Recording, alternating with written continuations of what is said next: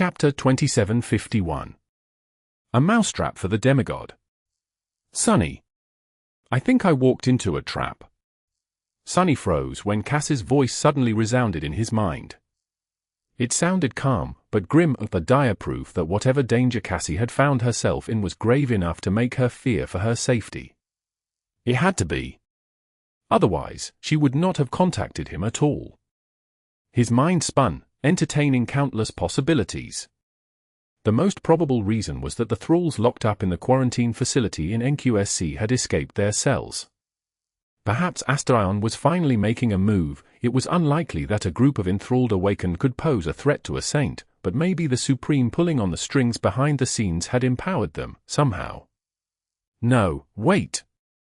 Was Cassie even in the abandoned factory at the moment? She had been spending most of her time there, but today, she was supposed to meet with Wake of Ruin. Sonny thought that it was today, at least. His mind settled as he prepared to take action. Where are you? The answer came a split second later. NQS? But she never finished the sentence. Her voice disappeared abruptly, a dead silence filling his mind in its place. Sonny remained still for a moment. Cassie. There was no response.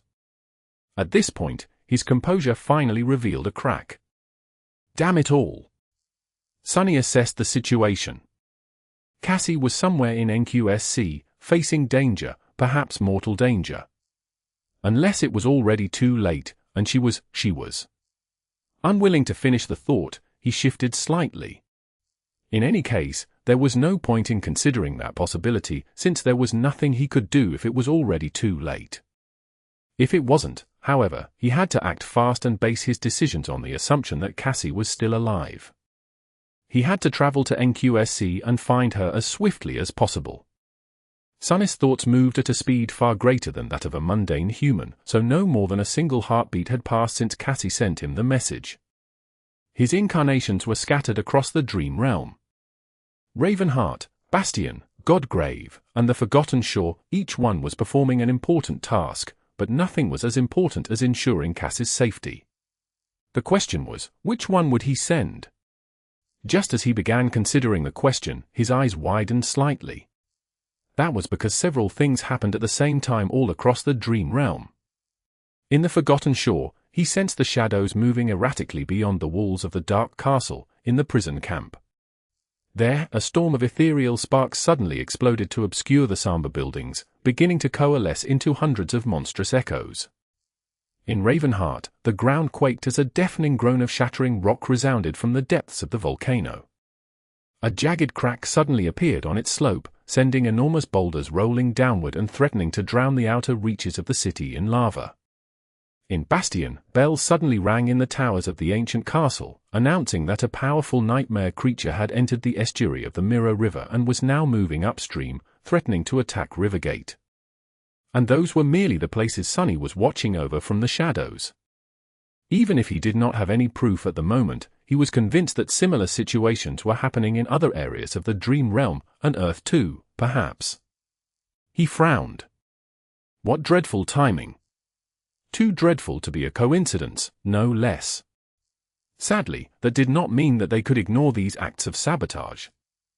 Eradicating the echoes summoned by the thralls among the captives was easy enough. Revel could handle them herself, but if he wanted to avoid any casualties, he would have to lend her his help and guidance.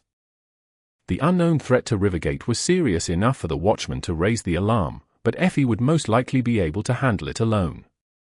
Still, considering that Astarion seemed to be behind the attack, there was a real possibility that it was a trap, so Sonny would have to go take a look personally to ensure a good outcome. A trap? The situation in Ravenheart was similar. Kai had long been prepared to deal with anything the volcano could throw at him, and he had plenty of helpers on top of that. Morgan alone could probably stop the lava from reaching the city. However, Sonny was still going to watch over them, in case there was more to the sudden earthquake than it seemed. All of these emergencies were quite easy to handle. Which meant that it's a trap. What other reason would Astarion have to deliver such trifling attacks to the human domain? Either he was trying to distract them from something, or it was a carefully set trap. Cassie needs my help. A good trap was incomplete without a perfect lure, though. Sunny and Nephis were not going to let their cities suffer. But nothing would lure them out better than a threat to their closest friend and confidant's life, out there in the waking world, no less, where their powers would be suppressed. Sunny was suddenly sure of it. The Dreamspawn had prepared a trap for them, and Cassie was the law. It seems he has a very low opinion of our intelligence. Naturally, Sunny had to rescue Cassie. But he was not going to walk into a trap unprepared. At the very least, he had to inform Nephis of the danger and take her with him. Effie and Kai would be tied up dealing with the emergencies, Jet as well, most likely, but there were still a few powerful transcendent allies he could call upon to act in the waking world without being suppressed by its laws. So, Sunny would have to collect them before venturing across the realm boundary. A simple plan swiftly formed in his mind, and he nodded resolutely. His incarnations were already preparing to depart in order to enact the plan when Sunny stopped himself and frowned. Something was bothering him. Something. It felt like he was overlooking some small detail. A small detail, but important nonetheless. But what was it?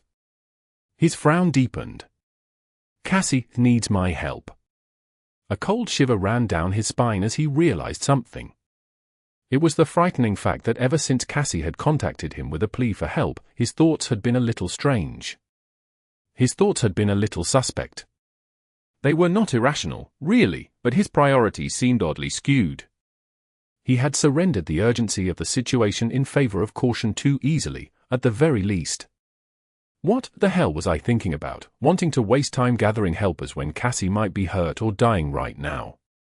Sunny's eyes widened, and he inspected himself carefully. It was only then that he realized that his thoughts and emotions were being manipulated by someone. The realization hit him like a bucket of cold water. Sunny possessed very formidable mental defenses, and it was only because of that powerful resistance that he had been able to notice the unnatural course of his thoughts. If he hadn't, he would have continued to act on the circumspect plan, oblivious to the insidious mental assault. Which of his other thoughts and emotions were not his own, then? A piercing, unpleasant feeling grasped his heart. There was no time to examine his every thought and feeling, though. He had already wasted too much of it. Muttering a quiet curse, Sunny rose from his throne and pulled on his tether. The realm boundary offered too much resistance to his vast existence, though, so he gritted his teeth and roughly forced his way into the waking world. Appearing on the deserted streets of the outskirts in a violent whirlwind, he inhaled deeply, and then extended his shadow sense to cover all of NQSC. Immediately, billions of shadows flooded his mind, hundreds of millions of them belonging to living beings. A vast expanse of tangled streets, countless buildings extending both high into the sky and deep into the ground, a myriad of moving humans, the gaping holes in the fabric of the world where the active nightmare gate stood, surrounded by alloy fences and contamination domes. He had to find a single individual among them. Even with Sunny's capabilities, it took him a little time to locate Cassie. And when he did, his blood ran cold. Letting out a growl, Sunny stepped into the shadows and emerged from them on a quiet, peaceful street, or at least it had been peaceful, once. Now, one of the homes here seemed to be on the verge of collapsing, and blood was smeared on the smooth surface of the concrete pavement. Cassie was here, maimed and bleeding, but still alive. And behind her. Just as Sunny focused his attention there, a gargantuan dream gate suddenly tore the fabric of reality apart in the middle of NQSC. Chapter 2752. Echoing Absence. It only took Sunny a split second to register every minute detail of his surroundings. The world was drowning in the soft embrace of the night, shrouded by encroaching darkness. The warmth of the dying summer had already surrendered to the cool indifference of the fall. The stars were nearly invisible, having retreated from the stark radiance of electric lights. A silver moon was climbing the velvet expanse of the dark sky. The lamps that were supposed to illuminate the desolate street had all been extinguished, but it was bathed in moonlight. The residences here were small and clinging to each other with no space between, a far cry from the spacious homes in more affluent districts, but still a step above standard family units in residential towers. They were the kind of homes that families of modest standing could sometimes afford if they lived diligently and budgeted their incomes wisely. One of these cozy homes was a ruin now, revealing its decimated interior through a shattered wall. A red trail led from it to the middle of the road, where Cassie was laying motionlessly, awash in blood. She was still breathing, and her shadow was still that of a living being, but, for some reason, her wounds were not healing, as if Nephis could not reach her with the soothing blessing of her flames. A middle-aged woman with blonde hair and a lovely kind of beauty that felt familiar enough to draw a connection was kneeling in the puddle of blood near her, a strangely blissful smile playing on her lips. And behind them, Sunny let out a quiet hiss. A towering dream gate had just sliced the fabric of the black sky like a razor-sharp blade, biting into the surface of the road and hungrily drinking in the moonlight. Inside it, a darkness far more terrifying than the night hid like a predator. That hungry abyss felt both boundless and insatiable, enough so that, for a moment, Sunny could not tell if he was looking at a nightmare gate instead. A tall man with tan skin and black hair was standing in front of the gate. For a moment, he cast a gaze of his glistening golden eyes at Sunny and smiled slightly. Then, with a small bow, he took a step back and disappeared into the gate. It happened so fast that Sunny could not do anything, leaving him to seethe with a dark, murderous fury. His killing intent was so overwhelming that the grass around him withered, and the trees lost their yellowing leaves. At that moment, he knew that the man with golden eyes was none other than Astarion, the dream spawn, in the flesh. That bastard had escaped the moon, after all. Sunny stared at the abyssal dream gate for a moment, then slowly tore his gaze away and looked at Cassie. So many things were happening at the same time, but this one was the most important. Taking one step, he appeared near her unconscious form and kneeled. Reaching forward, Sunny carefully turned her over and assessed her wounds. His breath caught for a moment. Cassie's body was bloodied and battered, littered with cuts and lacerations. These wounds alone were not enough to kill a saint, but what shocked him was how terribly she was maimed, with one eye missing and the entire left side of her face covered in blood. A painful mix of fury and powerlessness grasped his heart. There's no time for that. There was no time for sentiment, indeed. Astarion had just revealed himself, and on top of that, he opened a dream gate in the middle of NQSC. That alone was enough to inform humanity that there was an unknown supreme out there somewhere, but Sunny already knew that it was only half of the problem. The dream spawn could have retreated to anywhere in the dream realm, making the task of finding him again all but impossible. And yet, Sunny already knew exactly where he had gone. This is not good at all. Just a minute before, his incarnation in Bastion was following Nephis as she commanded the fire keepers to take the chainbreaker to Rivergate. The flying ship rose from the placid lake of the Ivory Island and plummeted toward the castle, where Effie was already donning her armor and retrieving her spear. Should one of us go with her? Sunny sounded uncharacteristically unsure of himself. That was because even while one of his incarnations was searching NQSC for Cass's familiar shadow, he was questioning his every thought and decision. Who knew which ones had already been tampered with by Astarion? Nephis gave him a short look. Effie is more than capable enough to handle that threat. Don't overthink it, the dream spawn did mess with our minds, but he is not powerful enough to enthrall a supreme titan. Now that we know what to look out for, further manipulation would be difficult. Sunny grimaced. Difficult did not mean impossible. The madness of Canict had failed to consume Neph's mind, and Astarion was probably not going to succeed either. Granted, his power seemed to be subtler and more insidious, more akin to Nightmare's dream curse than anything, accumulating slowly as it poisoned its victims. Sunny and Nephis both knew his name, which meant that they were already carriers of the idea of Astarion. However, that did not mean that he could control them. At best, he could attempt a subtle manipulation or compel them to say his name aloud without noticing it. Astarion had already tried to launch a full-scale mental assault on both Nephis and Sunny, and all that bought him was a few dozen seconds of disorientation. The nature of his powers also meant that such an attack would be less effective the second time around, hopefully, so there was no reason to worry too much. About this facet of the threat posed by the dream spawn, at least. What is the situation?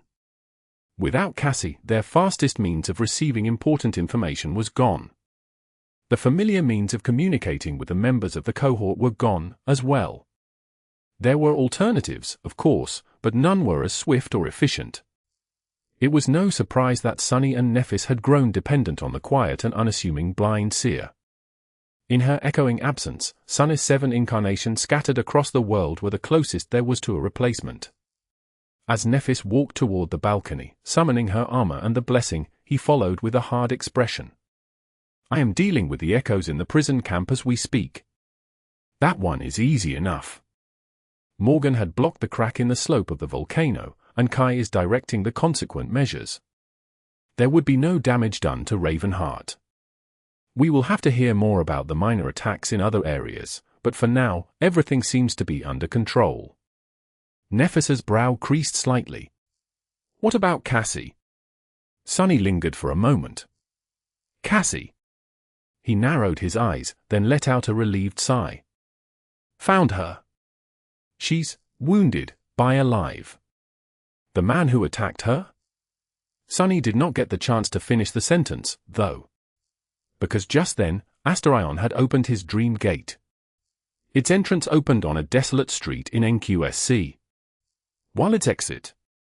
As Nephis stepped out onto the balcony of the ivory tower, she could see the exit perfectly well. Asterion's dream gate was there, below them, towering above the mirror lake in the heart of Bastion. Chapter 2753. The Road to Hell. Unlike NQSC, which was already in the embrace of a dark night, Bastion was still basking in sunlight. The surface of the lake glistened placidly, reflecting the blue sky, the walls of the castle, and the beautiful silhouette of the ivory island drifting between the clouds above it. All of them paused in the middle of what they were doing when a cold breeze blew from the water.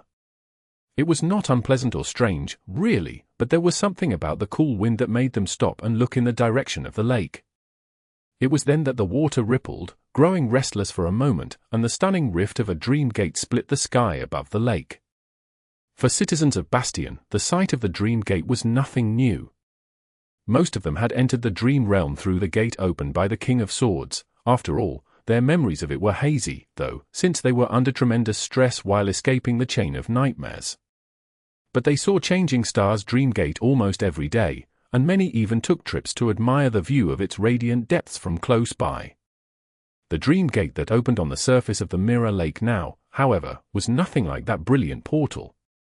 It was dark and eerie instead, and those who looked into its depths shivered because it felt like the gate was looking back. A moment later, though, that eerie feeling was gone. The dream gate disappeared, as well, and all that remained of it was the figure of a tall, handsome man standing on the surface of the water. Inhaling the fresh air of Bastion with a full chest, he smiled softly, clasped his hands behind his back, and walked across the water with easy steps. The man was walking toward the castle. The clouds reflected on the water he treaded upon.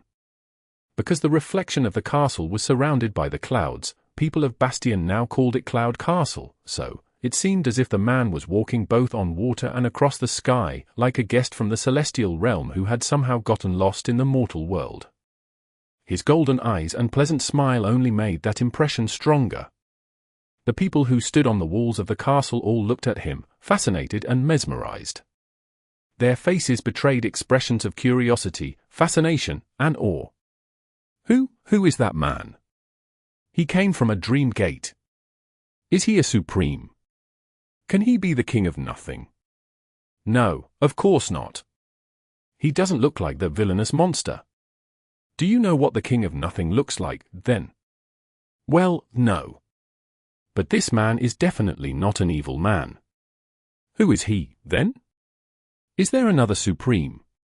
While the citizens watched Asterion cross the lake with wonder in their eyes, Sunny and Nephis were having an entirely different reaction.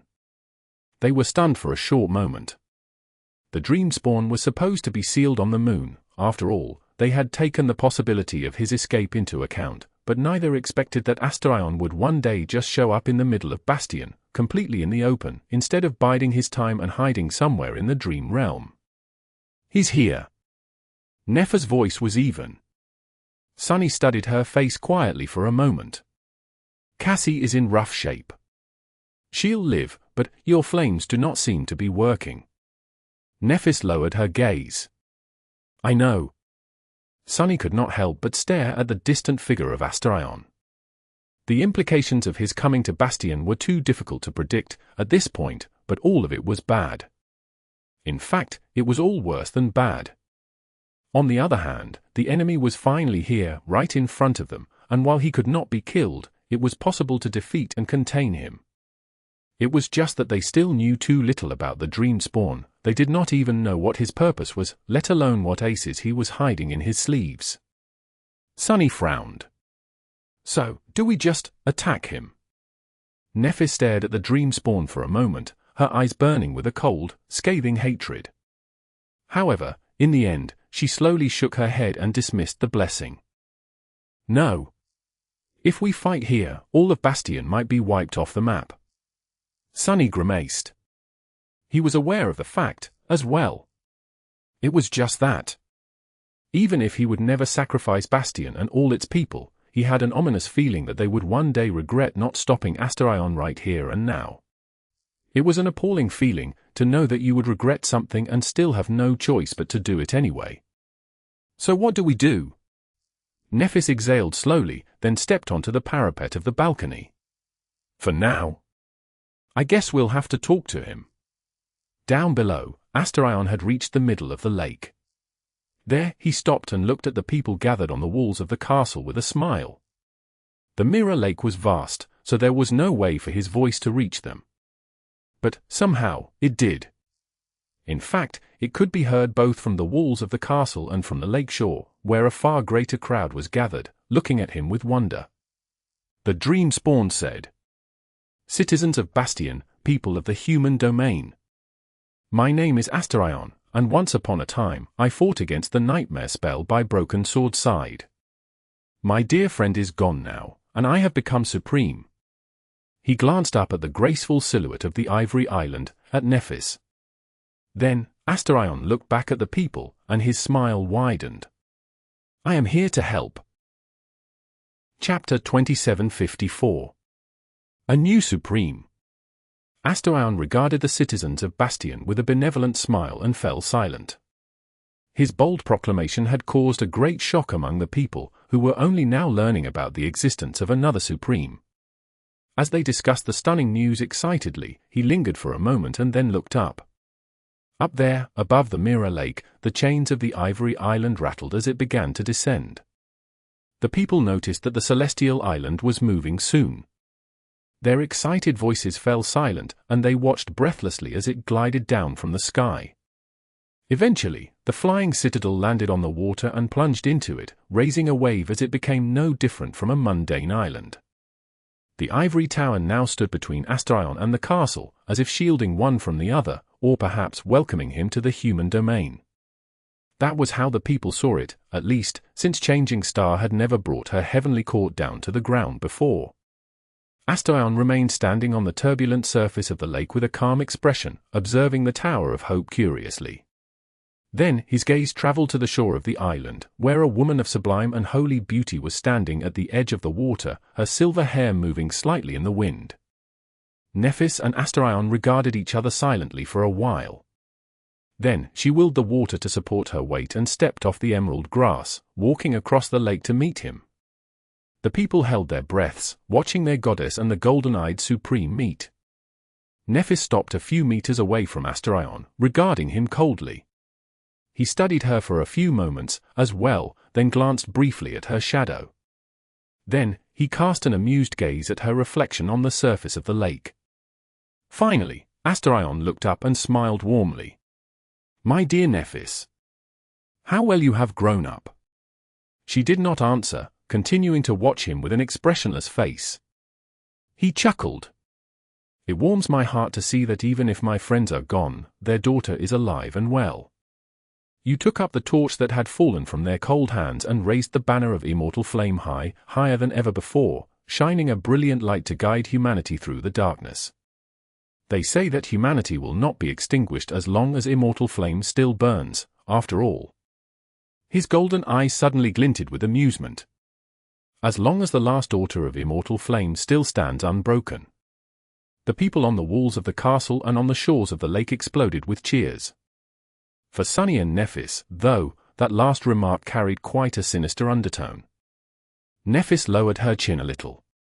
She was most likely searching for a way out of the appalling situation they had found themselves in, and discovering none. Sunny knew because he could not find a solution, either. Astarion had them exactly where he wanted them.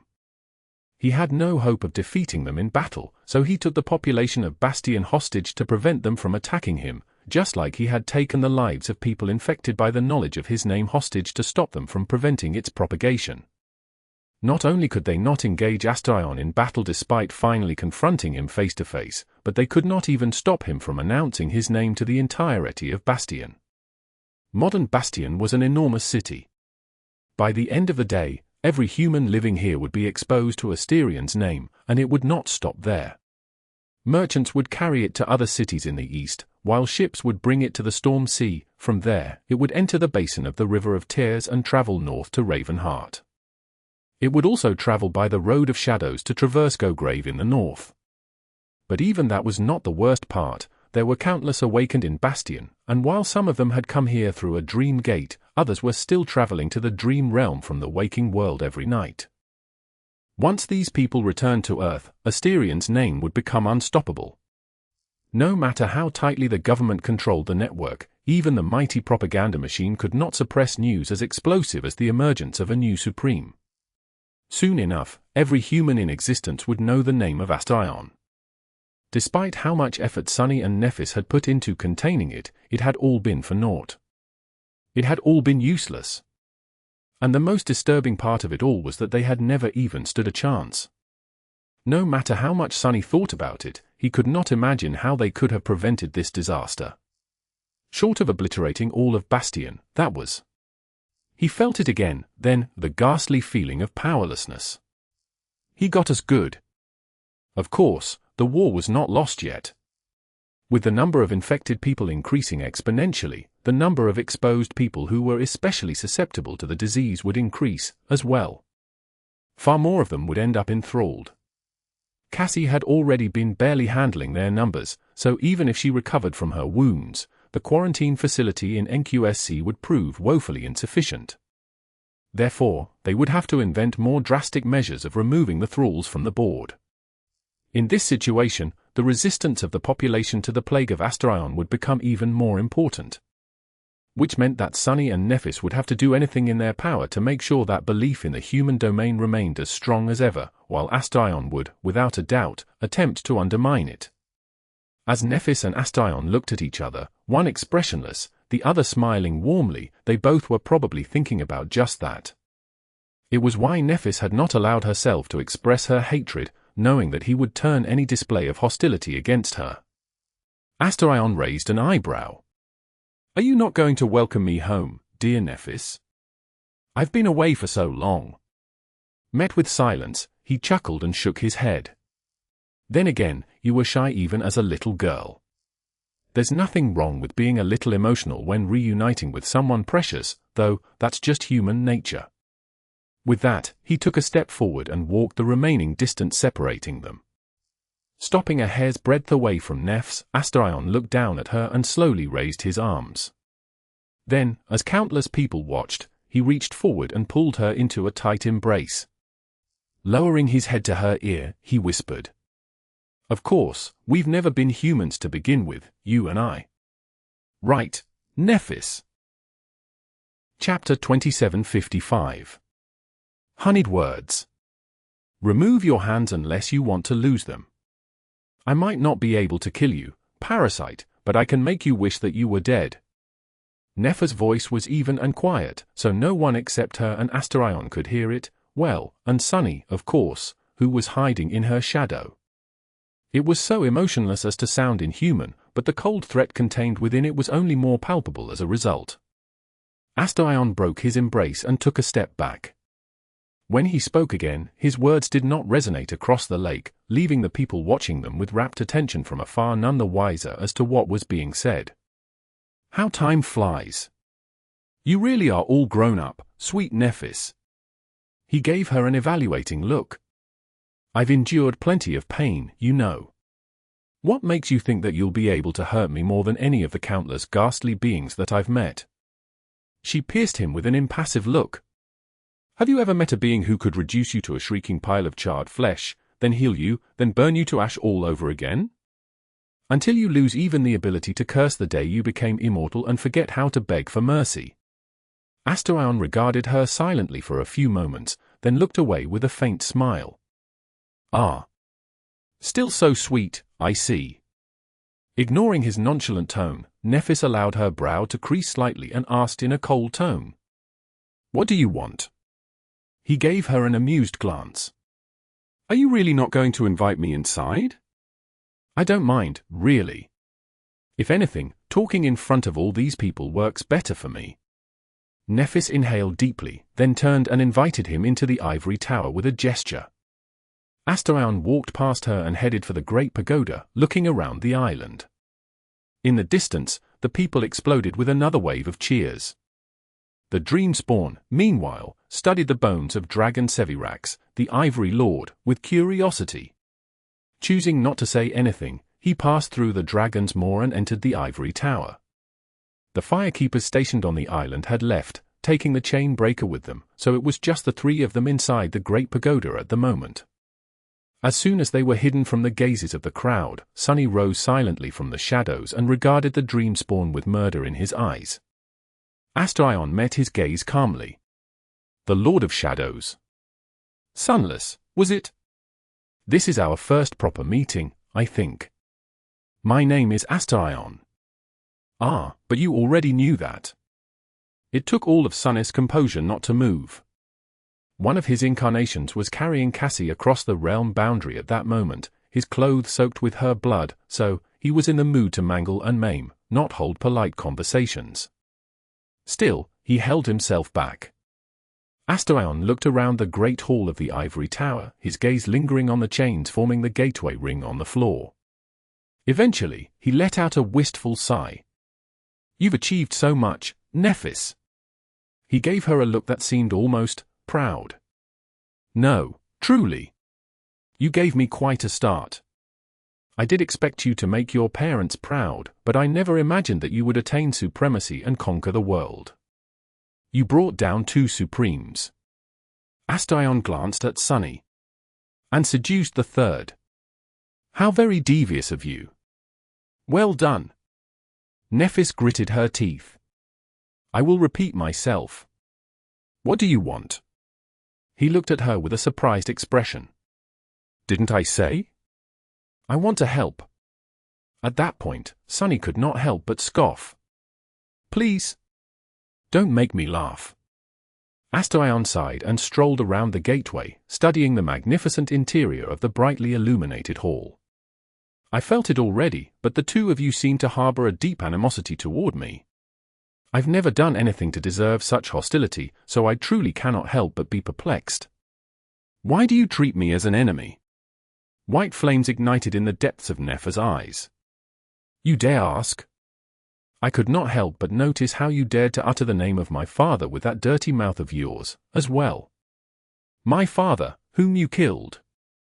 Astarion stopped and turned to face her, a somber expression settling on his handsome face. He let out a sigh. Indeed, I did. However, you should know by now why Broken Sword had to be killed. Do you think that I felt joy while watching my closest friend die? On the contrary, it felt as if my own heart was being pierced. But it had to be done, and so, we did it. To prevent the forgotten god from awakening. Nephis looked at him with scathing hatred. Sunny smiled darkly. Oh. I see. You were the good guy all along. Why were Anvil and Kisong terrified of you, then? Why did they trap you on the moon? Astarion gave him a confused glance. Eventually, he said as if explaining something self-evident. Isn't it only natural for villains to fear a good man? I don't see a reason why I, the victim of their treachery, should be condemned for it. Not to mention that Nephis is only alive because I prevented them from coming after her in full force. Who knows? That might have been why they turned against me in the end. Nephis chuckled. How admirable. A good man, though? How shameless are you? Would a good man put a mind hex on countless people, turning them into obedient thralls? Asterion smiled wryly. And after turning them into obedient thralls, I commanded them to do, what, exactly? Continue with their lives as if nothing was the matter, doing their best to contribute to society. How dreadful. I must truly be a monster. He shook his head. Let us be honest, Nephis. Those people might have fallen under my power, but I've never done anything to abuse that power or harm them. If anything, you two are the ones doing them harm. And besides, he looked at her with a faint smile. Haven't you done exactly the same? Haven't you lied, manipulated people, and twisted the truth to win their loyalty? From the Forgotten Shore to Godgrave, you did everything you could to enthrall and subjugate those around you. That was how you conquered humanity. Ah, but don't get me wrong. I am not judging you. If anything, I am impressed. It was beautifully done, really. And from such a weak position, no less. Asterion raised his hands and clapped a few times, seemingly enjoying himself. Can you rightfully admonish me, though?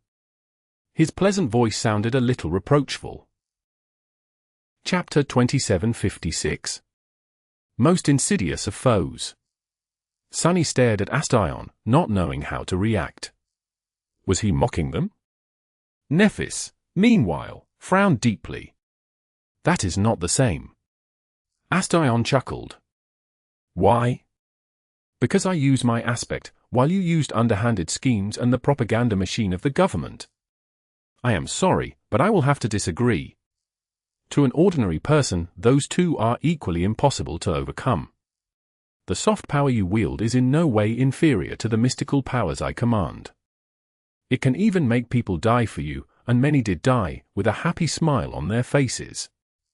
Ah, how eerie. Sunny had had enough of this unabashed nonsense. Taking a step forward, he spat through gritted teeth. What kind of crap are you trying to pull? Do you think that spouting lies in a confident tone magically makes them true? You've never done anything to abuse your power or cause your thralls harm. Please? Your thralls are staging a suicidal attempt to escape their prison. At the same time, Ravenheart is at risk of being drowned in lava. At the same time, nightmare creatures are storming Rivergate. All of it is your doing. Asterion blinked a few times, looking at him with a confused expression. You kidnapped all those people and put them into a terrifying prison. Of course, they would want to escape. They don't need me to manipulate them into trying to regain their freedom. People value freedom above all else, after all. As for erupting volcanoes and attacking nightmare creatures, it feels like you're just looking for random things to blame on me now. What do I have to do with these unfortunate events? Sunny felt like he was going insane. Asterion was clearly lying. They knew that he was lying, and he knew that they knew that he was lying, and yet, he continued to lie with a sincere expression and an utter lack of shame. You caused these unfortunate events, bastard. Asterion simply gave him a look of incomprehension. Nephis let out a heavy sigh. I guess you did not attack Cassie, either. He turned to her and studied her expression intently for a few moments. Then, Asterion shook his head. No. I did attack your friend, Song of the Fallen. I had to. His golden eyes seemed to lose their mesmerizing gleam, turning a shade darker. I had to take her power away, in order to protect you. After all, I am here to help. Sunny suddenly felt tired. What the hell are you talking about, you lunatic? Asterion remained silent for a while, studying them quietly. In the end, he inhaled deeply and sighed. The two of you seem awfully wary of my aspect. Well, it's only fair, commendable, even. Those who are capable of manipulating the mind are the most insidious of foes, after all. I have faced persecution because of the nature of my powers my entire life. He turned away with a somber expression and looked at the chains that had once bound Hope. And yet, you are strangely trusting of your supposed friend, Song of the Fallen, who possesses the power to manipulate and alter memories. You do not seem to ever ask yourselves if that power had been turned against you, which is a bit strange, don't you think? For two people as cautious as you. Taking a step forward, he shook his head again. It is not just strange, it is outright startling, if we consider the fact that Nephis and all those who entered the third nightmare with Song of the Fallen are suffering from unexplainable gaps in their memories, with entire swathes of their lives missing, as if intentionally erased. He turned and looked at Nephis. Those gaps in your memory, they start from your days on the Forgotten Shore, don't they? From the time you met the woman named Cassia for the first time. As Nephis stared at him with a grim expression, he sighed. So how is that you never questioned a woman who can erase and alter memories despite missing many memories of your own? How is it that you allowed her to become your closest aide and confidant without ever questioning her loyalty? Is it because you trust her implicitly, or is it because your real memories of her were replaced with memories of her earning your implicit trust? Astarion smiled wistfully. How many of your memories do you think might have been falsified by her? Song of the Fallen's power is too insidious. It's too dangerous. That is why I had to take that power away. Sunny stared at him with wide eyes. Hell! The bastard was the one who was too dangerous and insidious. The lies he wove were a little too convincing. If Sunny was not the cause of Neph's missing memories while retaining the knowledge of what had happened himself, even he would have been tempted to believe what Astarion was saying, and grow suspicious of Cassie, even if only for a moment. Nephis, however, did not remember the truth. So, she had no weapon to cut the net of lies. She stared at Astarion expressionlessly for a while. Eventually, though, she asked in a low tone, "Is this fun for you?" As the air in the great hall suddenly grew hot, the promise of an incinerating white abyss ignited in her eyes. Was I supposed to believe these pathetic lies? Astarion looked at her with an expression of sincere surprise, as if stumped by her unjust accusation. Then, however, his expression cracked, revealing a delighted grin. He laughed quietly. Maybe? I thought they were quite entertaining. Admit it, you almost believed me, for a second. His expression turned cold. That little oracle of yours was proving to be troublesome, so I had to take her eyes. But I only managed to take one. What a pity, but do not worry. He flashed her a smile.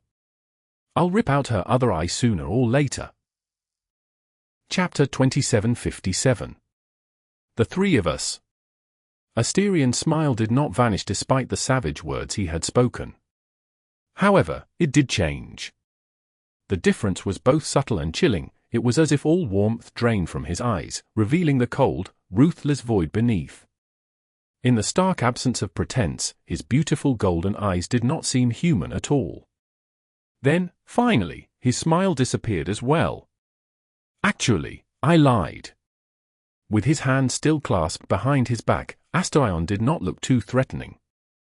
His stance was wide open, and he neither wore armor nor wielded a weapon, and yet, the sound of his voice forced Sunny to move slightly, shifting his weight to his dominant leg. Astarion walked toward Nephis slowly. Earlier, when I said that you grew up well, Nephis, that was a lie. In truth, you are a disappointment.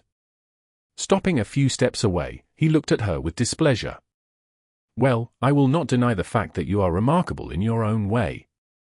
In truth, I never expected you to take out Anvil and Kisong, natural supremacy, huh? How ambitious. You gave me quite a start. To be honest, it forced me to alter some of my plans. Sunny had been meaning to explain which parts of Asterian's body he was going to slowly saw off with a dull blade if the bastard dared to touch Cassie again, but held himself back. After all, if his enemy was in the mood to ramble about his past plans, Sunny would be a fool to interrupt him. Astarion, meanwhile, sighed. Initially, I meant to begin slowly preparing for my eventual return sometime after the chain of nightmares. But your antics in Godgrave made me change the timetable. You have a habit of ruining things, don't you, Nephis?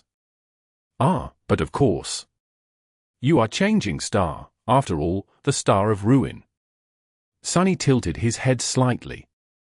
Interesting. If he were to believe Asterian's words, it seemed like the dream spawn had been planning to escape the moon for a long time.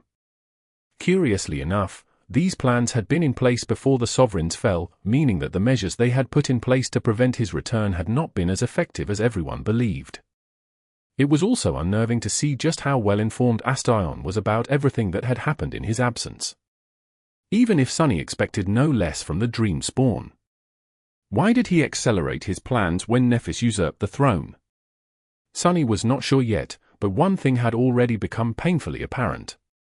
Astarion was somewhat fixated on Nephis, perhaps because of their old connection. He did not pay the same amount of attention to the role Sunny had played in the fall of the original domains at all.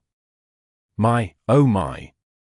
Sunny felt something that he used to experience often, but had not had the pleasure of enjoying for quite some time, to the point that it was difficult to remember the feeling. It was the wonderful feeling of being underestimated. Astarion gave Nephis a look that was full of contempt. Still, despite your many achievements, everything about you is distasteful. Aren't you tired of maintaining the charade, pretending to be human? Or have you actually deluded yourself into believing that you are one of them? He shook his head. What a shame. Turning away, Astarion regarded the chains of hope once more.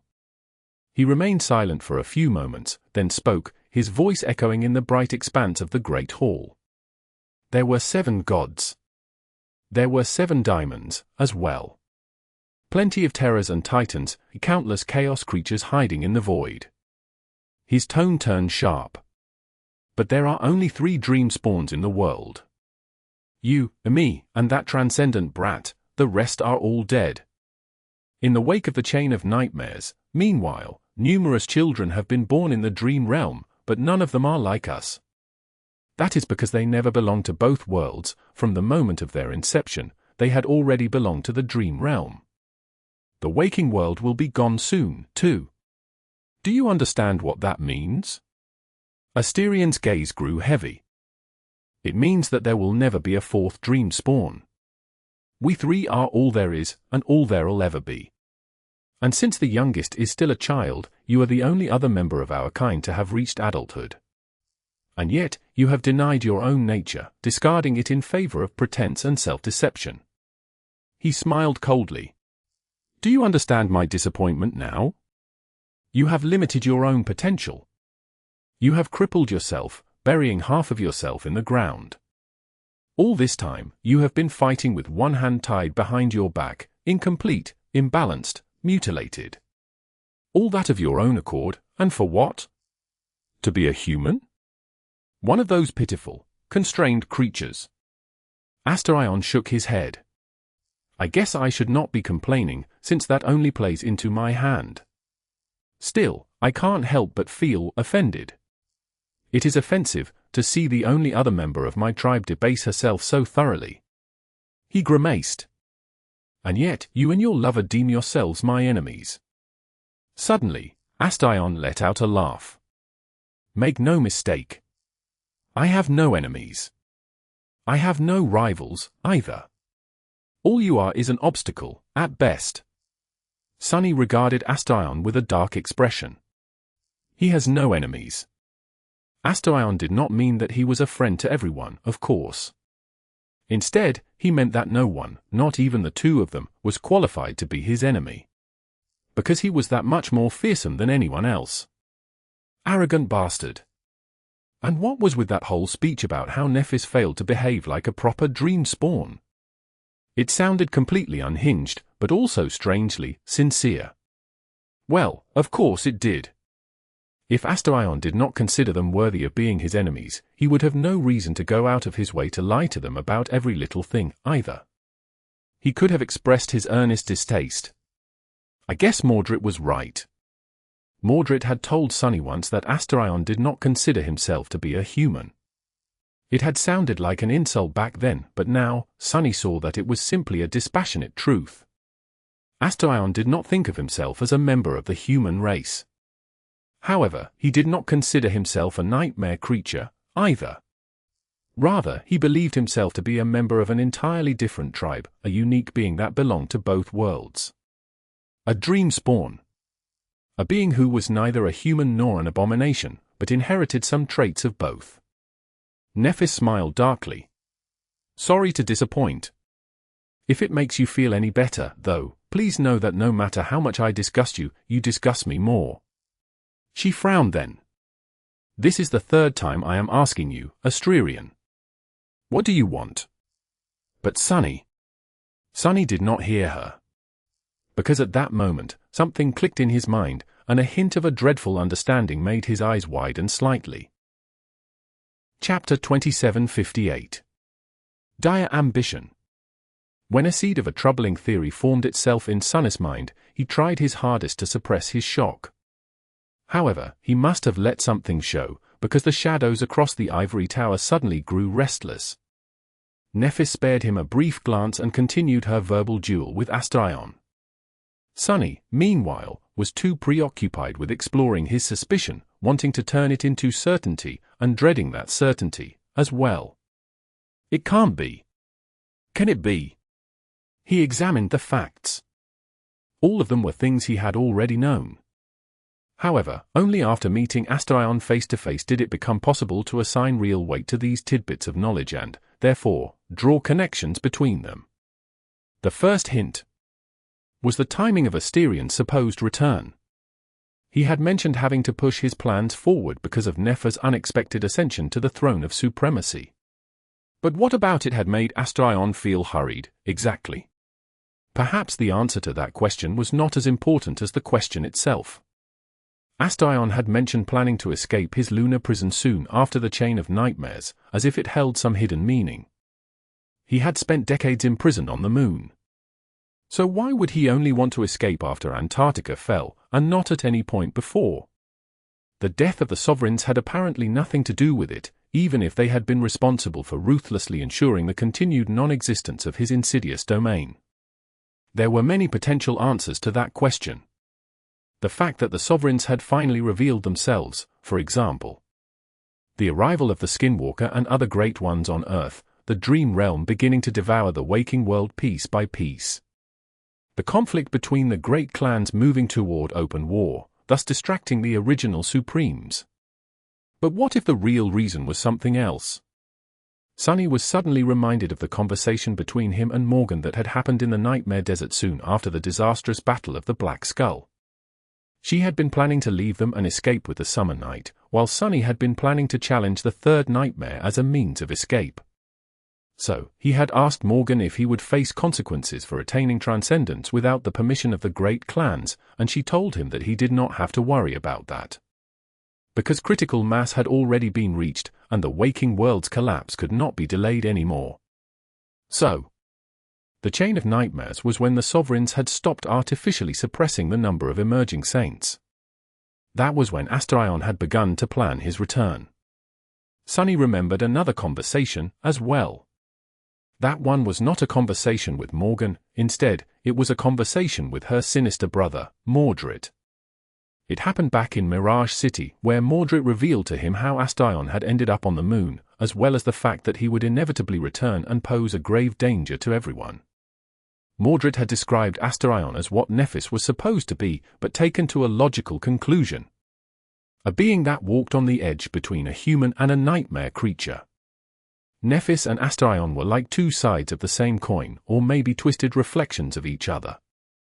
Nephis had denied the nightmare creature part of herself, so much so that she became the epitome of humanity, as well as its ruler. Astrion, meanwhile, embraced the creature part of himself fully, to the point that he did not even consider himself to be human. Now that Sunny had heard Astrion personally confirm Mordred's description, he was struck by a sudden revelation. In hindsight, it felt almost obvious, like most things were. And the key to that revelation was a third conversation Sunny remembered. That last conversation had nothing to do with the Vela siblings. Instead, it was a conversation with Nightwalker, who had been betrayed and abandoned by Astrion in the Eternal City. It was not about the Dreamspawn himself, though.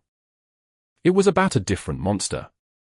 The primordial human who had been cursed by Shadow God at the dawn of time, Canict. Canict had become the ruler of the first human kingdom, in the end.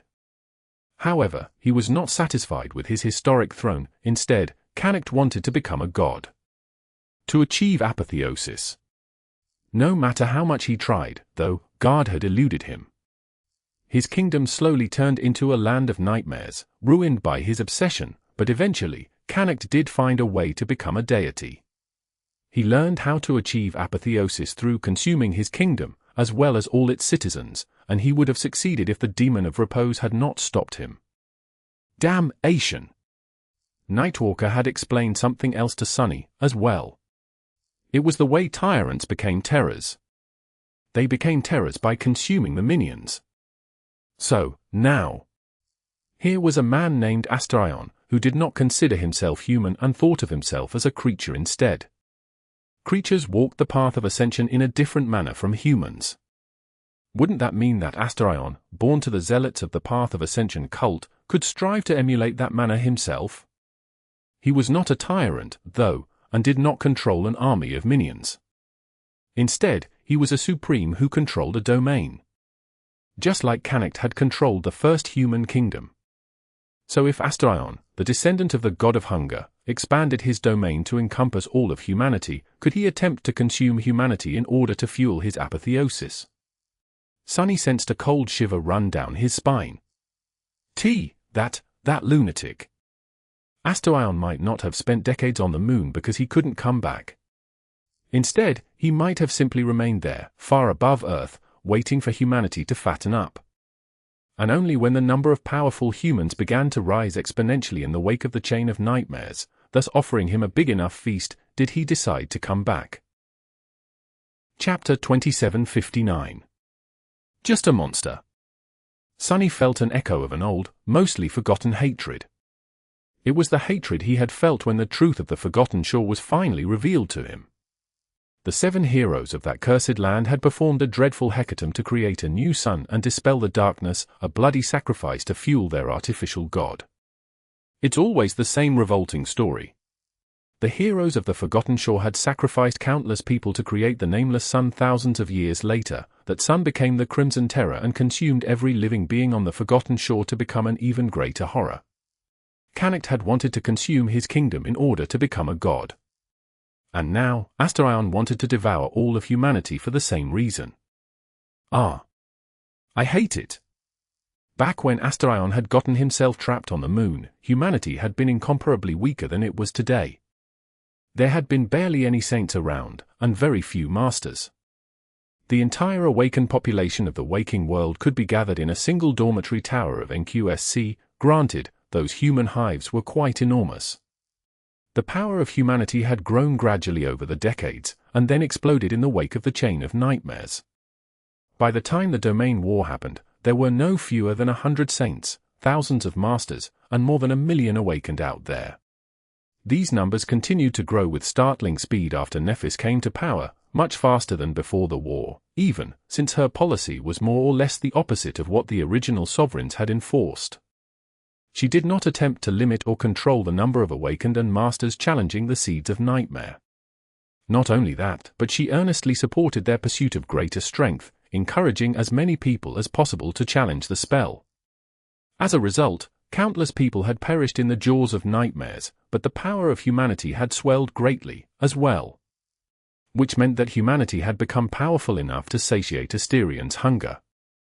In fact, it was developing so swiftly that he had deemed it necessary to push forward the day of his return.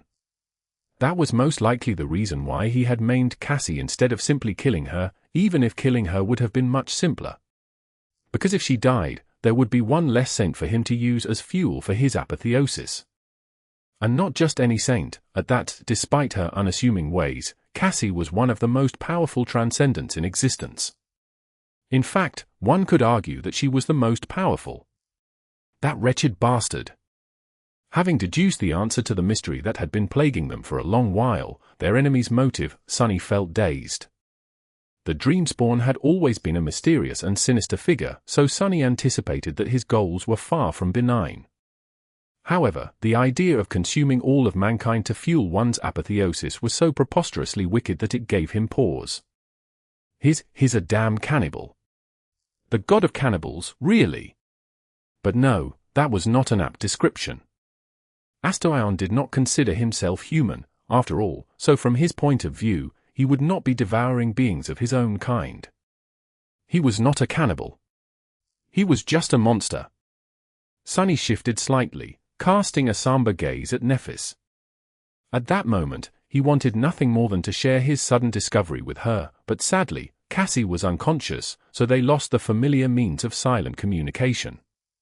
Is there even a point of keeping quiet, though? Sunny had already been feeling apprehensive, but at that moment, he could not help but sense a cold shiver run down his spine. Damnation! He knew that Astaion could read people's thoughts. There had to be some limit to that ability, but they did not know what that limit was. So, their minds could very well be like an open book to Astaion, even if Sunny doubted it. The Dreamspawn could definitely glean at least some of their thoughts, but overcoming the mental defenses of two supreme titans had to be a challenge even for him. Cursing quietly, Sunny divided his countless streams of consciousness into two. Then, he divided the multitude of these mental partitions by two several more times, until keeping them isolated from each other became a strain even for his deific mind. Finally, he hid his current train of thought in only one of these thousands of partitions, making it close to impossible to find. Astaion spared him a curious glance, then turned back to Nephis. You asked what I want. He raised an eyebrow. Isn't it obvious? Astaion looked around the ivory tower, then cast the gaze of his golden eyes at the two of them and grinned. Everything. I want everything. He spread his arms, as if wanting to embrace the world. I want your citadels. I want your soldiers. I want your people, too. Astarion's grin widened a little. The dying world you call home, and the dead world you are trying to conquer. NQSC, Bastion, Ravenheart, and every other city you rule. Your friends, your comrades, and your vassals. I want all of them and more. I want all of humanity and everything that surrounds it. Oh. His eyes gleamed with a strange, malevolent hunger. I want the lineage of the Lord of Light and of the God of Shadows, too. Astaion chuckled. So, how about the three of us make a deal? He lowered his hands and clasped them behind his back, hiding the eerie depths of his hunger behind a pleasant mask once again. The change was so abrupt and seamless that Sunny could not help but frown. Surrender the human domain to me. Abandon your citadels and offer me the crown. Share your divine blood, granting me the legacy of shadow and sun, then I will allow you to live out the rest of your lives in peace. Nephis regarded him silently for a while. Eventually, she asked in a flat tone. Is there anything else you want? Astaion chuckled. Oh, indeed. Thank you for reminding me. I also want you to deliver Song of the Fallen to me, if you would be so kind. Nephis stared at him impassively for a few moments. Then, a cold smile slowly bloomed on her face. You should be able to discern some of my emotions, yes. As the incandescent abyss hiding in her eyes blazed with a chilling white radiance, she added, I can sense some of your true desires, as well. So, no. There will be no deal. Chapter 2760. Soul Devourers. Neph studied Astaion for a few moments, then continued in an even tone. In truth, you do not really want our citadels. You do not want to rule humanity or conquer both worlds, either.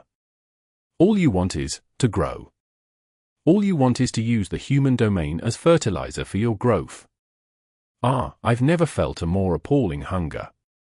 Astaion met her gaze with a nonchalant smile. So you knew what I wanted all along, but still went to the trouble of asking 3 times? All that just to refuse me? He sighed. This is the problem with those who were nurtured by the nightmare spell. Your power is exceptional, but you are too militant. You are too used to solving problems with a sharp sword, so no one knows the value of good negotiations. Smiling faintly, he shook his head. Still, you are only reluctant to strike a deal with me because you are under the illusion that there is a different choice. Your mind will change once you taste true despair, of course. By then, I won't be offering such reasonable terms. Sunny scoffed. I was right. You really do like the sound of your own voice, well, no surprise. You are quite eloquent, after all. However, I could not help but notice your peculiar choice of words earlier. What was it?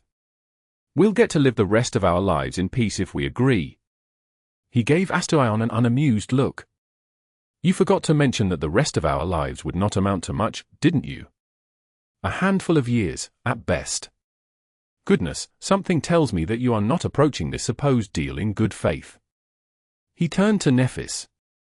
Actually, I figured out what this lunatic wants already.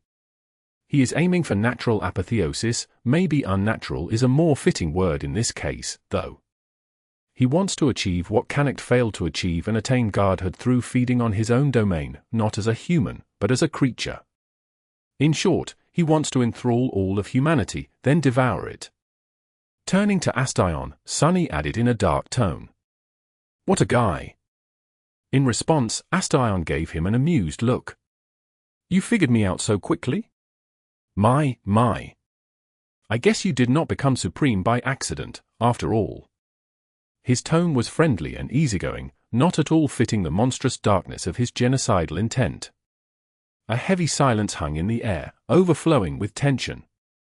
An unexpected sound then suddenly broke the silence, surprising both Sunny and Astaion. It was the sound of laughter. Nephis was laughing, her laugh was dry and joyless, but she was laughing nonetheless. So, that's it. She looked at Astaion, her eyes full of contempt. That is all the great and terrible Astaion amounts to. All these years of waiting, the ominous mystery surrounding you, the fear of you everyone seems to share, and in the end, you are no different from the other two. His smile dimmed a little. Ouch. That was uncalled for. Nephis, meanwhile, gritted her teeth. All of this because you're just another cowardly deserter who is afraid to challenge the fifth nightmare. Her eyes blazed with white flames. Anvil and Kisong convinced themselves that they could not abandon the waking world or risk leaving humanity without the guardianship of Supremes. But you don't care about the waking world or humanity. So, what is your excuse? Asterio met her fiery gaze with a relaxed smile. Why do I need an excuse? He looked at her, then shifted his gaze to Sunny in confusion. And why do I need to gamble my life away in the fifth nightmare when there is a safer, better way to become a deity? Sunny exhaled slowly. Why? Oh, I'm not sure. Has it ever occurred to you that consuming the souls of countless humans, of all humans, is the vilest, most appalling way of attaining godhood one can imagine, maybe? Astaion raised an eyebrow. Really? Remind me, please, how was it that you two became Supreme Titans? Was it through pacifism and natural enlightenment, perhaps? Or was it through murder, slaughter, and bloodshed? He shook his head.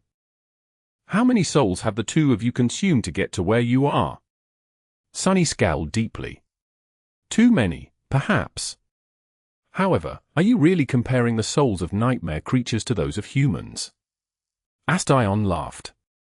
Oh, and you two have never killed humans? The piles of corpses left in Godgrave tend to disagree. And even then, is there really such a difference? You treat nightmare creature as if they do not count. But they are living creatures, too, most of them are beasts, but many are just as sentient as you and I. It's just that their sentience differs from your own, so you don't feel the need to extend them the courtesy of counting them as individuals. Sunny stared at the dream spawn, feeling dizzy. He really could not tell if Astaion was simply a pathological liar or actually insane. Perhaps it was both. The dream spawn was not mentally ill, but his worldview was so outside the norm that he could not be considered a sane person either. At the same time, he lied as easily as he breathed. However, his lies were always masterfully hidden between truths, cunning omissions, and baseless assumptions presented as facts, which made conversing with him a terrible headache. Asterion's deceit was so believable and spoken so confidently that even Sunny found himself involuntarily accepting it as truth sometimes. The worst part was that the bastard was not even seriously trying to deceive them, considering that all his lies crumbled easily as long as one examined them just a little. Take this last claim, for example. On the surface, it sounded like a bold, but oddly logical accusation. Of course, Astarion had failed to mention that all nightmare creatures shared an overwhelming compulsion to kill and devour humans. If there were peaceful abominations out there, Sunny and Nephis would have never attacked them of their own accord. There is indeed a difference. They are the aggressors, we are merely defending ourselves out of necessity. We are simply trying to survive. Astarion gave him a pitying look. Isn't that what I am doing, as well? Do you think humans were never the aggressors from whom I had to defend myself? To me, you humans are no different from nightmare creatures, strangers who stand in the way of my survival. Do not forget that I was born here, in the dream realm. This is my home. You, on the other hand, are the invaders. Sunny smiled darkly. I think you're lying through your teeth. Nephis stared at Astarion with scathing intensity. Her voice, however, remained even. There is a huge flaw in your reasoning, though. He raised an eyebrow. Oh? Is there? She nodded.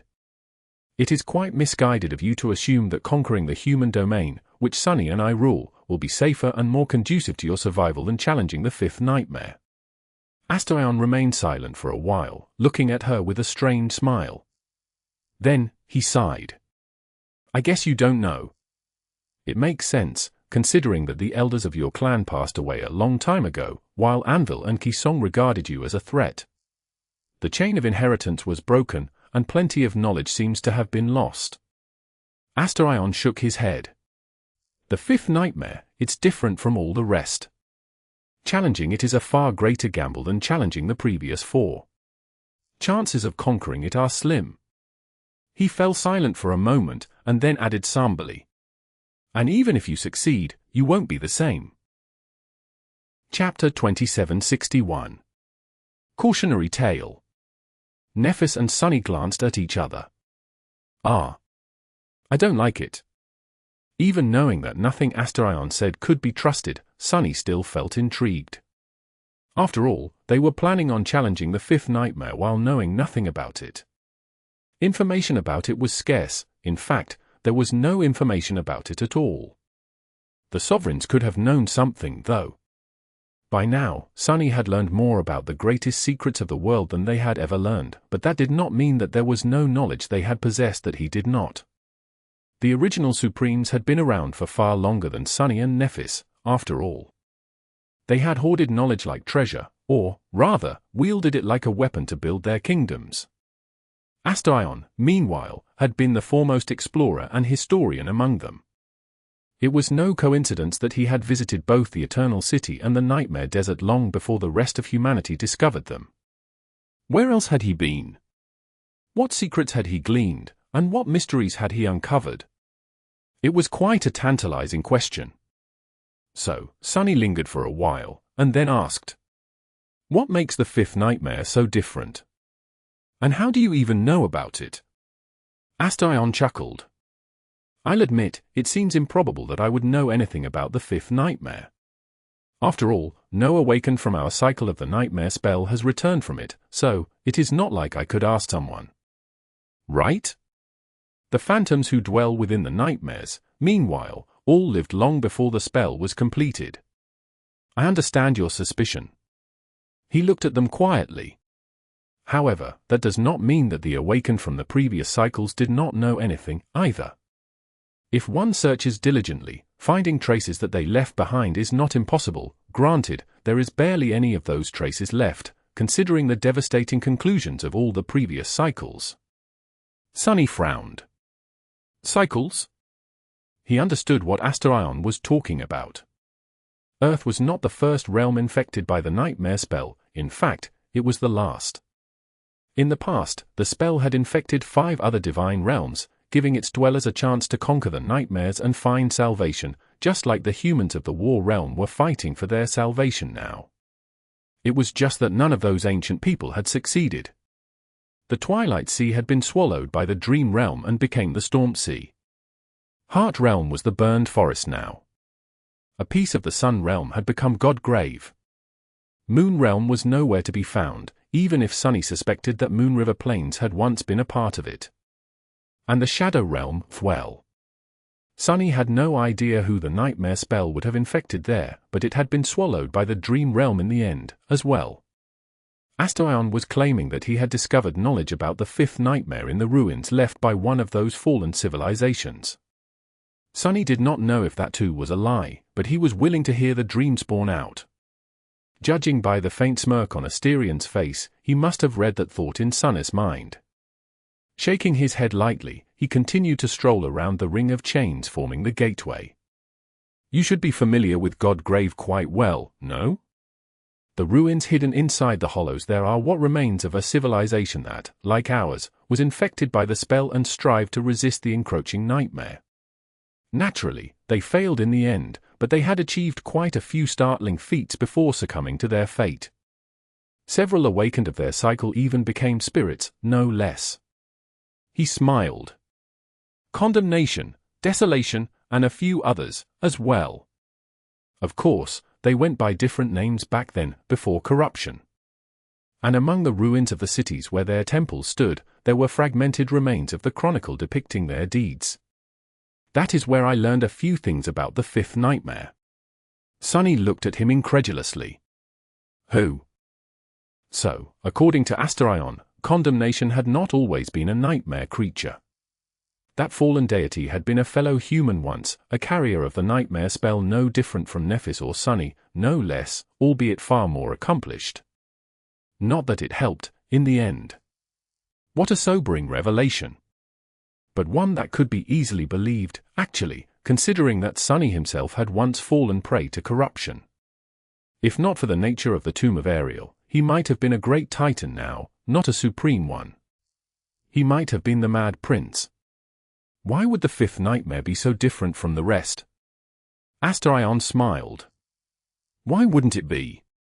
After all, among all the steps on the path of ascension, the fifth one is the most profound. It is the step of attaining godhood. There is a vast abyss between those supreme and those sacred. That abyss is far greater than the gap between supremacy and all the lesser ranks combined. In fact, it is far greater than the gap between being sacred and being divine, as well. The latter is mostly a question of scale, of quantity. The former, however, has to do with the inherent quality of one's being instead. He looked at Sunny and Nephis with a wry glint in his golden eyes. Look at you. You have only recently become supremace, and you are already barely holding on to your humanity. Can you even remember what it feels like to be mundane humans? And why would you? Your powers as supremes are already incompatible with consciousness that is mundane, and therefore human. Imagine what you must become to wield the power of a god. Astarion shrugged. How would the spell guide one to such a fundamental transformation? It is not a matter of gaining raw power or attaining a deeper mastery of your aspect. It is a matter of shedding the remains of your mortal self and being reborn as something greater. It is only natural that the fifth nightmare would be different from all the rest. Nephis frowned. So, what exactly is the difference? Astarion flashed her a smile. I am afraid I cannot answer that. Asking me to be exact is asking too much, even I am not omniscient, after all. All I know is that the fifth nightmare shares more in common with the first nightmare than it does with the rest. It involves not one, but two trials, one personal, tailored specifically to the challenger, and one collective, like they usually are. Both are unimaginably brutal, and failing either one means death. He looked up with a wistful expression. If you succeed, however, well, the spell will do its thing and help you achieve apotheosis in record-breaking time. Quite miraculous, really. His expression darkened. The problem is that there is risk involved in causing such a transformation with brute force. The changes your consciousness, your very sense of self, will undergo as a result of the fifth nightmare cannot be controlled. After all, the spell does not care if you are still yourself at the end of the nightmare. All it cares about is that you have attained a new rank. Astarion turned to Sunny and Nephis, looking at them with a dark expression. That was what destroyed the civilization of the Sun Realm, in the end. Their cycle did not end because of the nightmare creatures or because of the dream realm swallowing their world. Instead, it was the very thing that had been meant to save them that ended up becoming their doom. The Dreamspawn smiled. That's right. It was the spirits that the Sun Realm civilization had given birth to that devoured and destroyed it, in the end. Because they lost themselves to godhood. He fell silent for a moment and then asked in an amused tone. Now, do you still want to challenge the fifth nightmare? Chapter 2762. Demon of Hunger. Sunny hesitated. The tale Astarion had told sounded compelling. The knowledge of how the civilization of the Sun Realm had fallen was both poignant and darkly fascinating. The information about the uniqueness of the fifth nightmare was fascinating and believable. It conformed to what Sunny had learned from Uris, after all. He had already known that a profound transformation of one's consciousness was a necessary requirement of achieving apotheosis. It only made sense that Weaver would have designed a special trial to let the spell push its carriers to godhood. It also made sense that such a transformation would threaten the challenger's humanity and sense of self. Sunny himself had been wary of that aspect of becoming a deity, let alone of becoming one in a rushed and forceful way.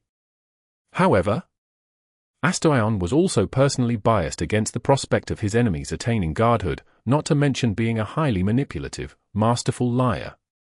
So, how much could his words be trusted? Trusting him implicitly would be impossibly foolish. At the same time, simply assuming that everything he said was a lie was a sure way to end up fooled, since accomplished liars always hid their deceit between truths. In fact, those who were truly good at deception could be completely honest at times, specifically because they expected their words to be seen as lies, thus blinding others to the truth. Sunny would know, since he had mastered that particular manner of deceit all the way back at the Awakened Academy. I don't know. Why couldn't people just be honest? There was no telling which parts of what Astarion had said about the fifth nightmare were true. If Sunny were to guess, though, he would assume that most of it was.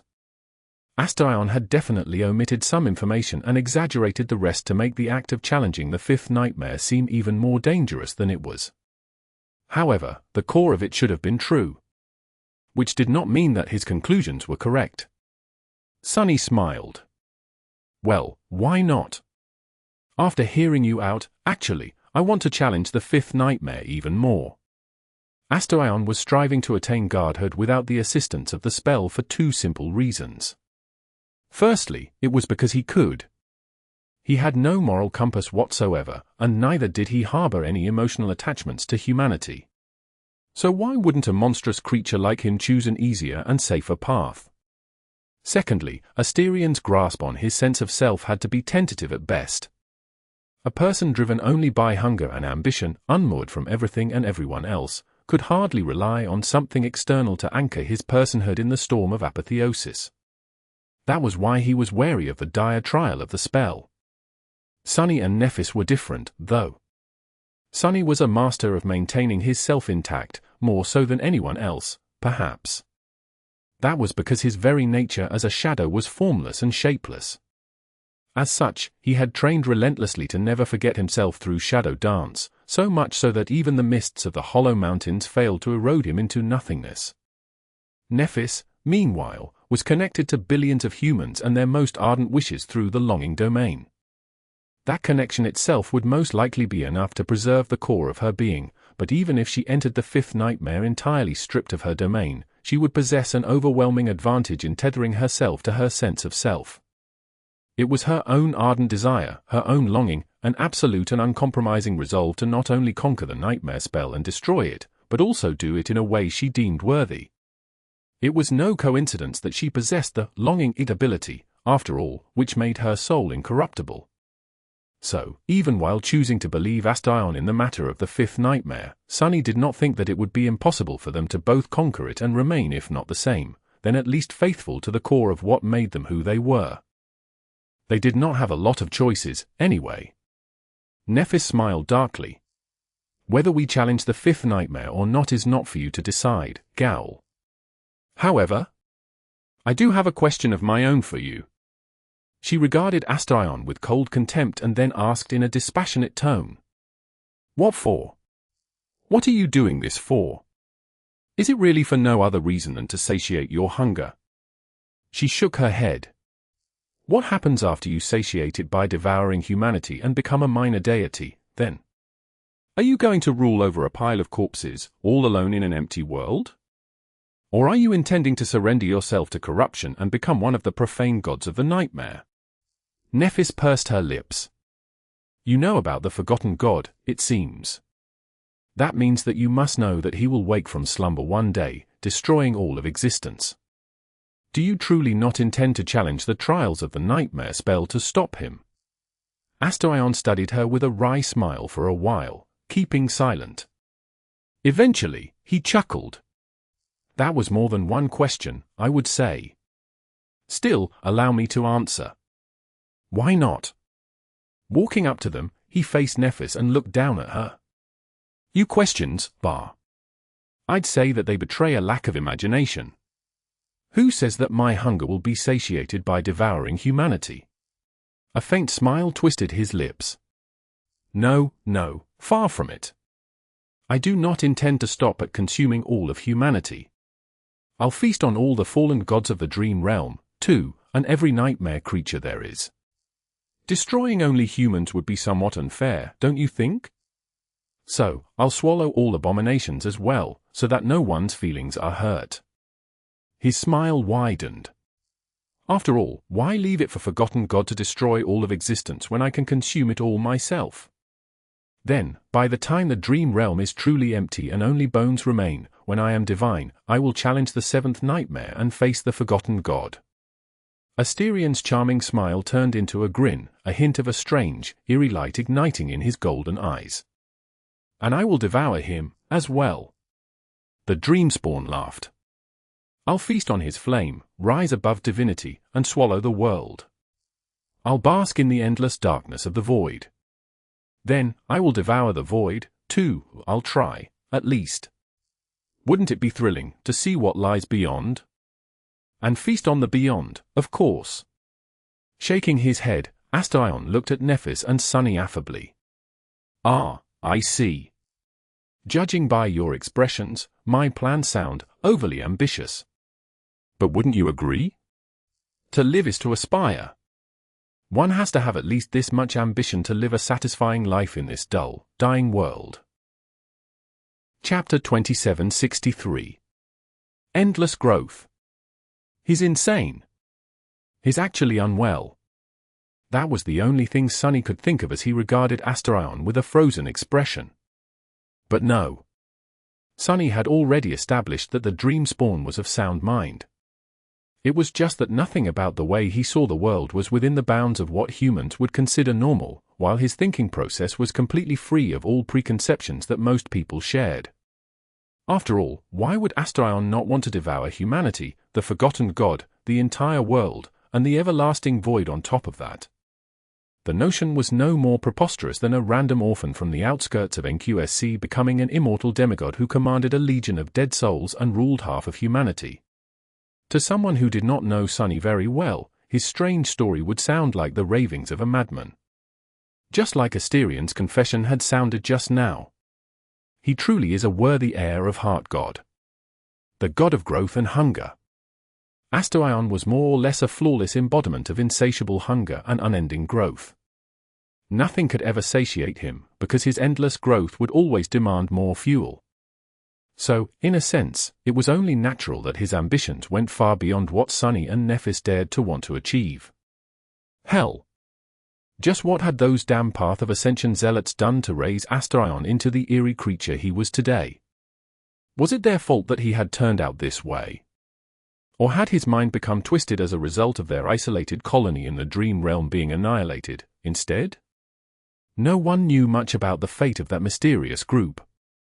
It had always been dismissively described as a fringe cult, but really, those supposed zealots were quite exceptional in their own way. They had been some of the first masters of humanity, just like Immortal Flame, Warden of Valor, and Nightwalker. One of them had claimed the lineage of Heart God, as well. It was just that their beliefs clashed with the emerging legacy hierarchy, so they decided to abandon the waking world entirely instead of being pushed out. That was how Astarion came to be born in the dream realm. Their citadel had fallen at some point, though, leaving him the only survivor.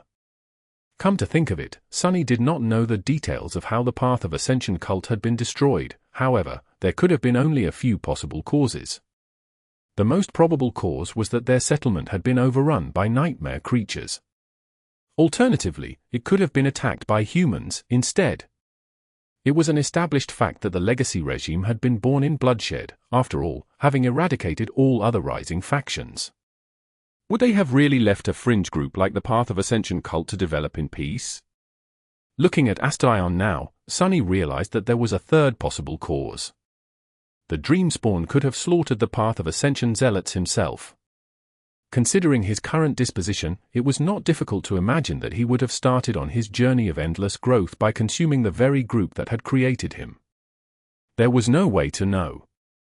Sunny exhaled slowly. He wants to devour the void, huh? In short, Astaion wanted to become equal to the 7 great gods and declare war on the void, as well as on the harrowing creatures that dwelled within it, just like the gods had done once. In a sense, that war had never ended, so he would resume where the gods had left off, after inheriting their legacy. No wonder he was hunting down all the divine lineages. No, wait. Sunny suddenly felt a little dazed. The gods had not been able to destroy the void, they had only been able to seal it. But Astaion was not planning to succeed where they had failed by relying on the same amount of power. He was planning to attain power greater even than what the gods had wielded. After all, if he really did manage to consume all humans, all nightmare creatures, the forgotten god, and existence itself, then he would not simply become equal to one of the great gods. No, he would unite that which had been scattered all along, he would contain within himself all of the flame of desire. So, he would become as powerful as the source that had given birth to the gods, not the gods themselves. Seen in that light, his ambition to devour the void suddenly did not seem quite as baseless. He's still crazy, though. Sunny sighed. Do you suppose that we will just let you gobble up humanity? Astaion turned and looked at Sunny silently for a few moments. Then, he asked in a pleasant tone. But what can you even do? Chuckling quietly, Astaion looked away. You can't kill me. You can't seal me, either, because to do so, you'll have to sacrifice the lives of the very same humans you want to protect from me. The sound of his voice was almost compassionate. Ah, but of course, by sparing them, you are only ensuring that I will get them all, eventually. Goodness gracious, I really do not envy you. You really are in a tight spot, it's almost like the whole situation has been designed by someone to trap you. He grinned. Looking at that grin, Nephis said in a calm tone. Do you really think that I will not burn all of Bastion down just to end you? A cold smile twisted her lips, as well. Do you think that there is anywhere in this world, in all worlds, that you can escape to if I decide to find you? She looked at him evenly. Go on, provoke me more. Let's see which one of us is ready to make sacrifices. Astaion remained silent, and Sunny did as well. At that moment, even he did not really know if she was bluffing. Eventually, Nephis shook her head. Your arrogance is impressive, but your bluff is too easy to call. You try to pretend that neither of us poses any danger to you, and yet you spent years doing nothing but hiding. You even felt so threatened by a mere saint as to ambush her. Most pitifully of all, your ambush failed. She frowned. Countless humans have been infected by the idea of you already, but how many have you been able to make your thralls? The human domain stands strong, and all your efforts to shake its foundations have amounted to nothing.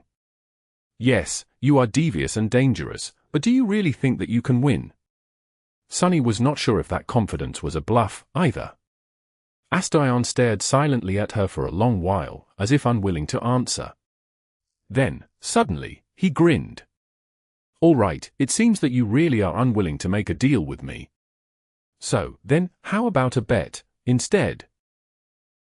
Chapter 2764. Bet against the devil. Sunny raised an eyebrow. A bet? Astaion shrugged. Well, I do hate to admit it, but the young lady is somewhat correct. Indoctrinating subjects of her domain has indeed proven to be more difficult than I anticipated. You really did a number on them, didn't you, Nephis? He shook his head. I don't even think that I could have done better myself.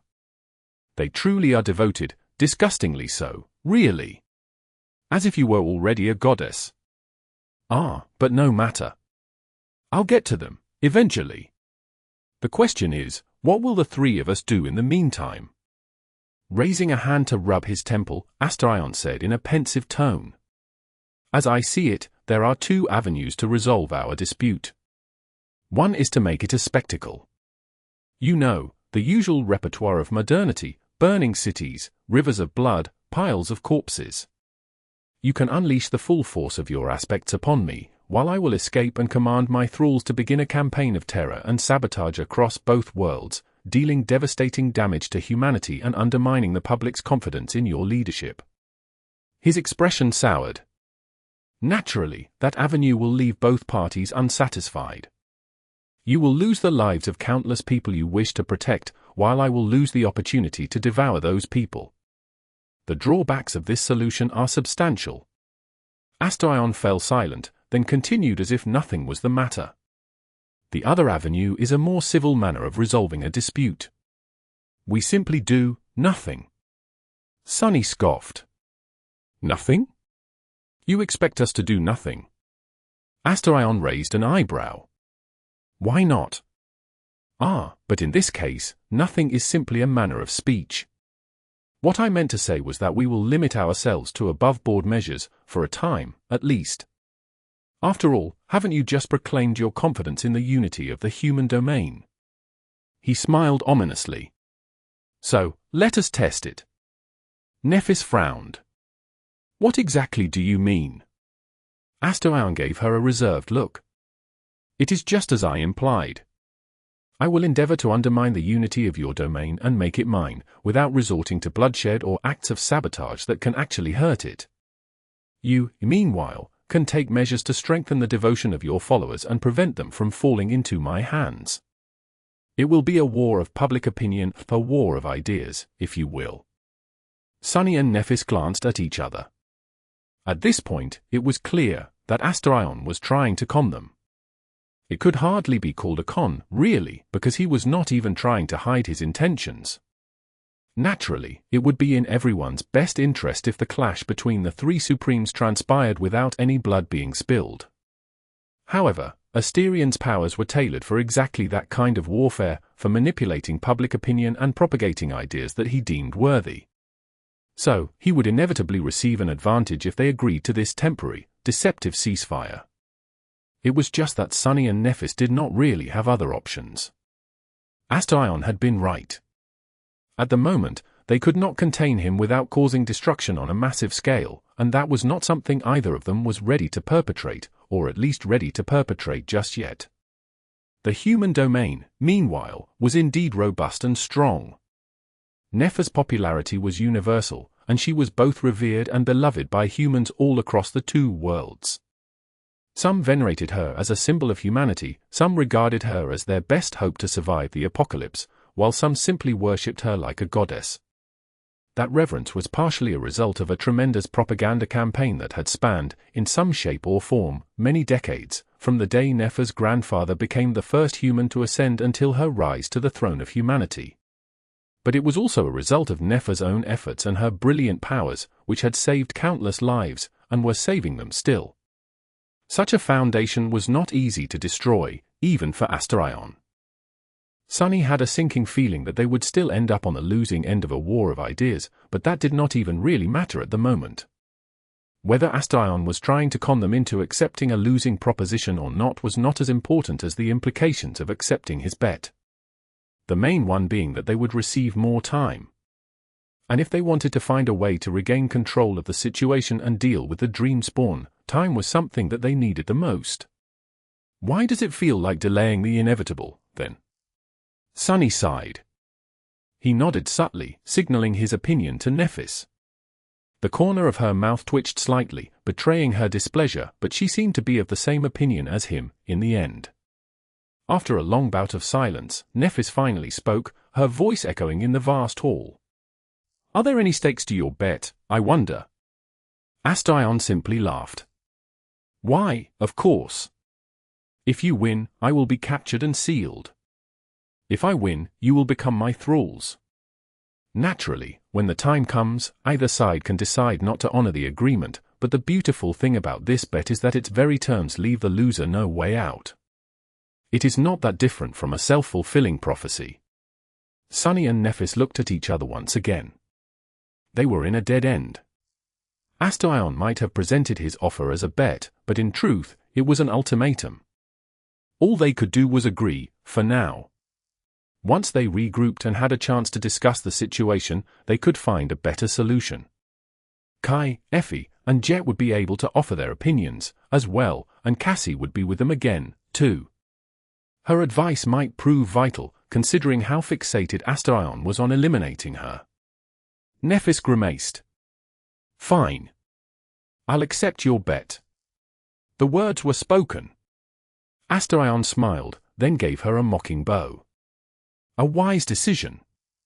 In the silence that followed, Sunny asked in a disgruntled tone, "Are you just going to stand there, then?" The Dreamspawn chuckled. "No, it's time for me to go, I think." Nephis raised an eyebrow. "And where exactly will you go?" Turning away, Astaion headed toward the exit with the same light steps. "Well, now that I have revealed myself, I'll need a residence. I can't very well ask you to provide me with accommodations, can I? Luckily, I happen to own a wonderful property right here in Bastion." He looked over his shoulder and smiled. "It's a scenic church on the edges of the city. Granted, all its worshippers have mysteriously vanished one night, but it's not a problem." Just as he was passing through the gate, he added in a pleasant tone, "Something tells me that it will have a great number of new visitors soon." Chapter 2765. No one to trust. Astaion had left. However, even if he was gone, his presence stayed in the ivory tower, not the metaphysical kind of presence powerful awakened possessed, but simply the impression the weight of his existence left on the world. Sunny looked at Nephis and remained silent for a few moments. "Neph!" She inhaled deeply. "I know." Letting out a sigh, Nephis gave him a composed look. "At the moment, all we can do is deal with the pressing issues. One step at a time, Sunny, in order of priority. We must resolve the crises the Dreamspawn orchestrated first.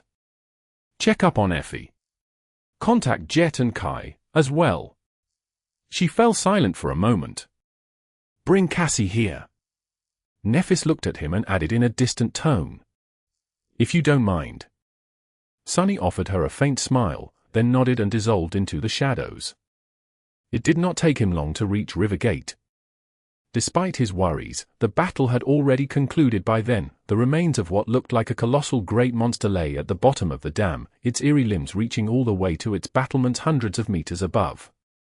Judging by how savagely the gargantuan body was mangled, Effie must have torn it apart with bare hands. Hiding in the shadows, Sunny pursed his lips. "Really, now? What did I give her that spear for?" The chain breaker was looming in the sky above the dam, while Effie herself seemed to have disembarked. He cast his shadow sense outward, searching for her. As it turned out, she was close by, standing near the person in charge of the Rivergate hydroelectric plant with her arms crossed. Beth was busy shouting out orders. "Check the turbines. Make sure that the water doesn't flood the generator chamber. And by the dead gods, somebody, get Quentin. He has to repair the cracks before the entire dam collapses." Letting out an infuriated huff, she looked up at Effie and added in an exasperated tone, "Saint Athena, thank you for your prompt assistance, really, but you are not going to leave that thing lying there, are you? It's blocking the outflow channel. So, can you transform again and drag the carcass away? Just a few hundred meters will do. No, better yet, chop it into little pieces so that my awakened could transport them with their own strength." Processing the carcass of a great one was a logistical nightmare unless a saint or two were at hand, so Sunny could understand the urgency in her voice. However, Beth was going to be disappointed. Effie was needed elsewhere, so he could not allow her to waste time here. Becoming a shadow, Sunny made himself into a human once more, this time simply by using shadow manifestation instead of manifesting a true incarnation. He changed his facial features and appearance in the process, as well as contained his presence within himself, so that none of it could leak. Getting the skin tone to look natural was a bit difficult, but he managed just fine. In the end, a man who looked nothing like Sunny emerged from the shadows and walked up to Effie, giving her a polite bow. "Saint Athena, I bring a message from the immortal flame. Your presence is urgently needed in Bastion." She looked at him with a confused frown. "Who?" Then, her eyes widened a little. She remained silent for a few moments, then asked in a wary tone. "Did you say urgently?"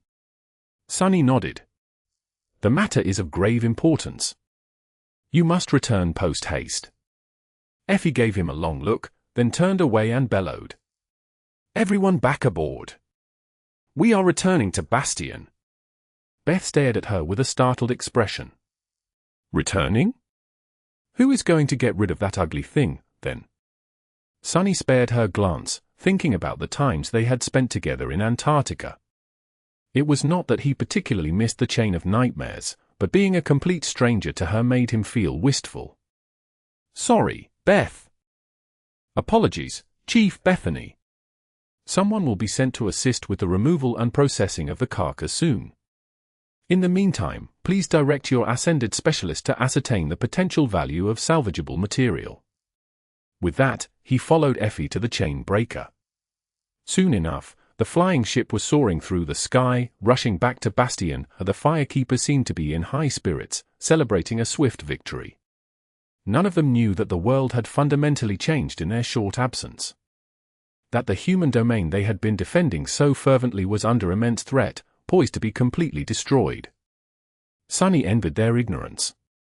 At the same time, he was studying their faces quietly. He had known these people since the Forgotten Shore, and there was no one in the world more devoted to Nephis than they. But, still, how many of them would fall victim to Asterian's powers one day soon? It was difficult to imagine, but he was slowly coming to terms with the fact that nobody could be trusted in this stark new reality. The Dreamspawn was simply too powerful, and his powers were too insidious.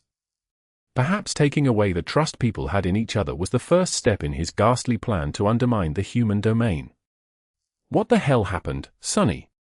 Effie's voice sounded even, but she was visibly anxious.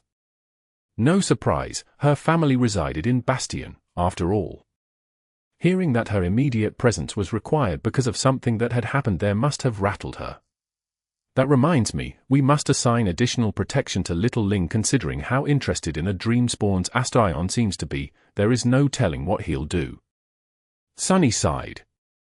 "What happened?" "Well, we had a guest at the Ivory Tower." The more he spoke, the more Effie's expression seemed to dim. Soon enough, the shining surface of the mirror lake appeared on the horizon. Almost at the same time, a different incarnation of Sunny arrived at Bastion through a radiant dream gate. That one was carrying the unconscious, bloodied figure of Cassie in his arms. Chapter 2766. A bitter reversal. By the time Effie and Sunny reached the Ivory Tower, the rest were already there. They had seen the unusually lively streets of Bastion on the way. The growing crowd of prominent champions of the human domain gathered on the pier of the castle, waiting for a ferry to come and take them to the Ivory Island, where, without a doubt, representatives of the Immortal Flame clan would shine a light on the preposterous rumors swiftly spreading across the world. The rumors that Astarion, the Dreamspawn, was back from the dead and claiming his place as the third sovereign of humanity. Damn it all! Things had gone much more smoothly when Mordred suddenly attained supremacy. Now, everything was in chaos. The firekeepers were supposed to deal with the turmoil, but with one of their leaders gravely wounded and the other busy treating her wounds, they fell into inaction. None of them knew who Astarion was, anyway. Because simply knowing about his existence had seemed dangerous once. And it was Everyone either already knew or would soon know about him, though, and therefore everyone was already in danger. How is she? Cassie was laying on the bed in Nephis' personal quarters on the highest floor of the ivory tower, while Nephis herself was kneeling beside her, soft light slowly disappearing from under her skin. She gave Sunny a somber look. He could see the answer himself. Some of Cassie's wound seemed to have closed, but the gaping hole where her left eye had been remained exactly the same. The bleeding had stopped, at least. Her blooded face looked incredibly pale in the bright sunlight pouring into the windows. As she lay there, vulnerable and unconscious, Cassie seemed younger than usual. No, actually, she finally looked her age. Not that age still held the same meaning for beings like Sunny, Nephis, and her. Both physically and mentally, they were more or less ageless. I managed to heal most of her wounds. But her eye simply refuses to recover. It is as if it was never there. As if missing an eye is the natural state of her body, so restoring it goes beyond the concept of healing. Casting a gaze at her friend, Nephis gritted her teeth and said, her voice shaking with fury, "I have no idea how he did that. I do not know how he prevented me from healing her remotely, either. He really prepared that ambush well." Sunny frowned. But not well enough. Otherwise, Cassie would be missing both eyes right now. Nephis looked at him with a hint of misery in her eyes, which made his heart ache a little, then nodded somberly. Yes. She remained silent for a moment, then sighed and looked to Kai. Kai, can you ask one of the firekeepers to bring us water? She turned back to Cassie and brushed a few stray strands of bloodied hair away from her face. She shouldn't have to stay that way. Kai and Jet were there with them, as well. They had arrived with the second incarnation of Sunny from Ravenheart via the Dream Gate, and were now standing behind Nephis in somber silence. When Kai left, she turned to Jet. What is the situation? Jet lingered for a moment. The news has already reached the waking world. We are suppressing the spread on the network, but we can't stop people from talking. The gin is out of the bottle, Nephis. Well, you must already know that. By tomorrow, 2 days at best, all of humanity will know that the Dreamspawn has returned. So, we can't cover it up. The best we can do is frame the story in a way that benefits us. Nephis looked at her with a dark expression. Only we can't. Because he won't be sitting idly, either. He'll make sure to spread his own version of the story to cement his starting position. Then, he will start an information campaign to discredit us. Jet pursed her lips. He might be a supreme, but we still control the infrastructure. All the means of directing the flow of information are in our hands. Sunny shook his head. No. The Dreamspawn himself is a means of controlling the flow of information, the most powerful one there is. He is a supreme whose aspect is all about controlling thoughts and emotions. We cannot prevent him from poisoning our people with his ideas. He paused somberly. All we can do is inoculate them against the poison with ideas of our own. Maybe. Effie, who had been silent the entire time, finally spoke. This is not our area of expertise, though. Isn't it too arrogant to think that we can beat that monster at his own game? Sunny and Nephis both looked at her. Eventually, it was Nephis who spoke, her voice low. Arrogance has nothing to do with it. It's just that we have no other choice, we have been left with no other choice. So what's the point of cowering in fear? Effie grimaced. Can't we just lure him somewhere and turn him into a puddle of blood? Oh, and then feed that puddle to some unholy horror. Even if he is immortal, that should keep him occupied for a while. Sunny sighed. We can't. He is too cunning to walk into a trap. He is a human, after all, despite all his proclamations. And fighting humans is so much more difficult than fighting nightmare creatures. Even if we do manage to lure him away from human cities, though, it's unclear whether we can defeat him in battle. Or rather, defeat him before he can escape. Effie frowned. You killed Anvil and Kisong all right. Sunny shook his head. We had been preparing for that battle for years. We had usurped their citadels, stolen the loyalty of their people, and attacked them unexpectedly when the power of their domains was lower than ever. He paused for a moment, thinking how eerily that described what Astarion must have been planning. Swallowing his unease, Sunny continued. While they were already exhausted from fighting each other, no less. They had not even entertained the thought that we might attain natural supremacy, either. But we did. By then, the outcome of the battle was already a moot point. Kai had returned with a basin of water and a clean cloth. Nephis wetted the cloth and washed the blood off Cass's face, speaking quietly. We are strong, much stronger than Astarion, most likely. But strength alone does not decide the outcome of battles. Do not make the mistake of underestimating him. He has been supreme decades longer than we have, after all. He wields for divine lineages, as well, Heart God, War God, Storm God, and Beast God. He inherited the power of all four, no less. Perhaps that could explain some of his unexplainable powers. Nephis sighed. It would have been good if we could join forces with the King of Nothing. But he made his unwillingness to ally with us clear. In fact, he completely isolated himself in the Hollow Mountains, avoiding all contact with humans. A crooked grin twisted her lips. He must have known that humans would become a liability once the Dreamspawn returns. At best, they are hostages that he uses to manipulate his enemies. At worst, they are his willing thralls, infecting everyone who comes in contact with them with his disease. Mordred had hidden himself in the mist of the Hollow Mountains, eventually cutting all contact with humanity.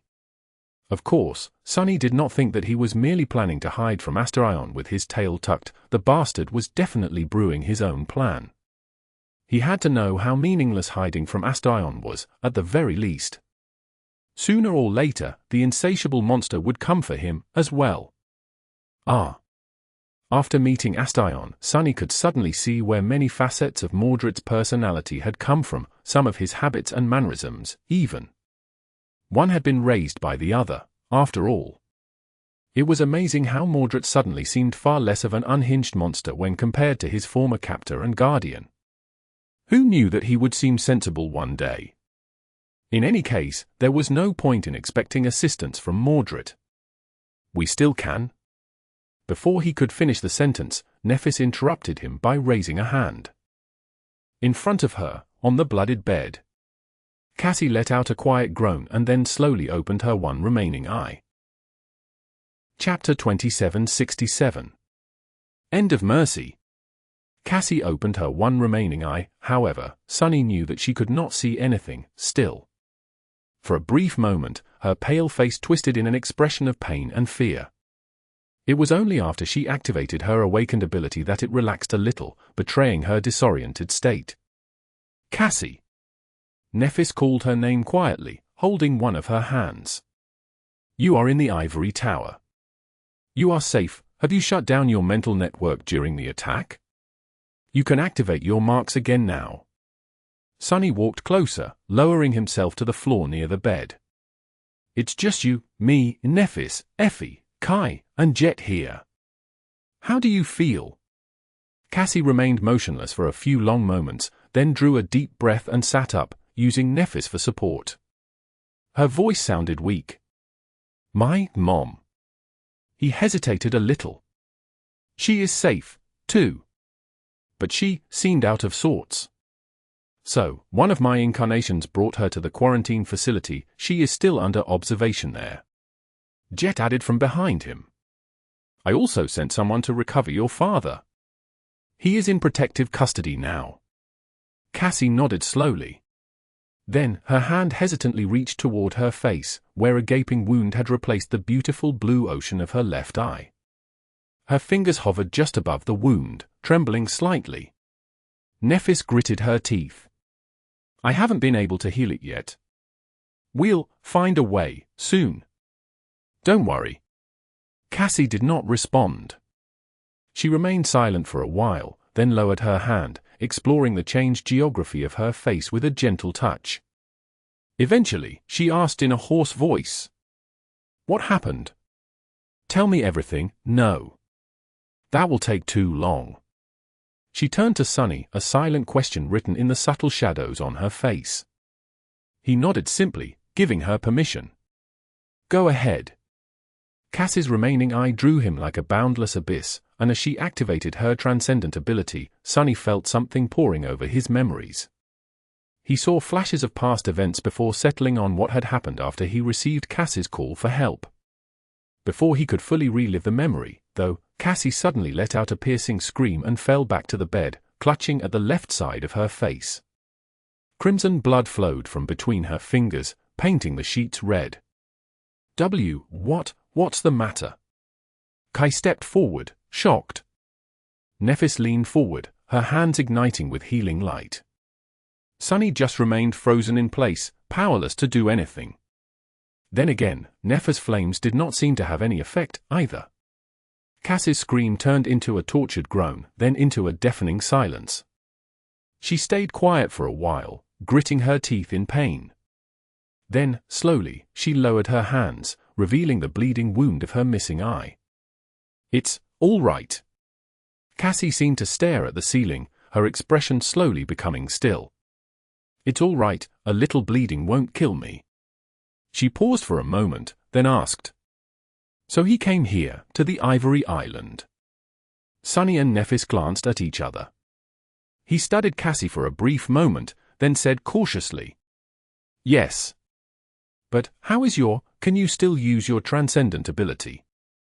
A pale smile twisted Cassie's lips. Somewhat. She remained silent for a while, then added quietly. Barely. It's difficult, with only one eye. The strain is too severe for me to handle, at least without causing myself harm. A somber silence hung in the brightly lit hall. It was good that Cassie had not lost her transcendent ability completely. However, if she had to harm herself so severely every time she used it, it was as good as gone. Which meant that their only way of curing Asterian's thralls was effectively gone, too. Perhaps Cassie would be willing to sacrifice herself in order to cleanse the minds of especially vital people, should they fall victim to the dream spawn, but Sunny was not sure that he would be willing to let her, especially not for such marginal gains. He suppressed the desire to curse and stood up with a sigh. It's all right. We will simply find another way. Now that everyone in the world knew Asterian's name, the number of thralls was bound to explode. The quarantine facility and Cassie would not have been able to handle the flood of infected, anyway, so Sunny and Nephis would have had to resort to more radical means of containing them regardless. Cassie exhaled slowly. The thrall who attacked me in the lounge bar, he was a master. There were others, as well. Her expression remained still.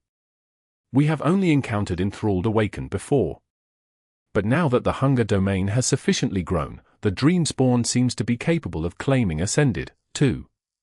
She remained silent for a few moments, then added in an even tone. The ambush could only have been prepared in advance. I was supposed to meet Wake of Ruin, he was the one who had chosen the location, as well. There might be thralls embedded into his immediate circle of subordinates, but we can't exclude the possibility that saints are becoming susceptible to the dream spawn's influence either. Jet looked at her with a dark expression, lingered for a while, and then said somberly, I will investigate core. Cassie nodded slowly. In any case, it is more important than ever to keep our strongest vassals confident in the authority of the immortal flame throne. Seishan and her sisters, Morgan, the White Feather Clan, the Saints of Night, and others. They must be waiting for an explanation. Time is of the essence, so we must reassure them first. She turned her head, facing the members of the cohort.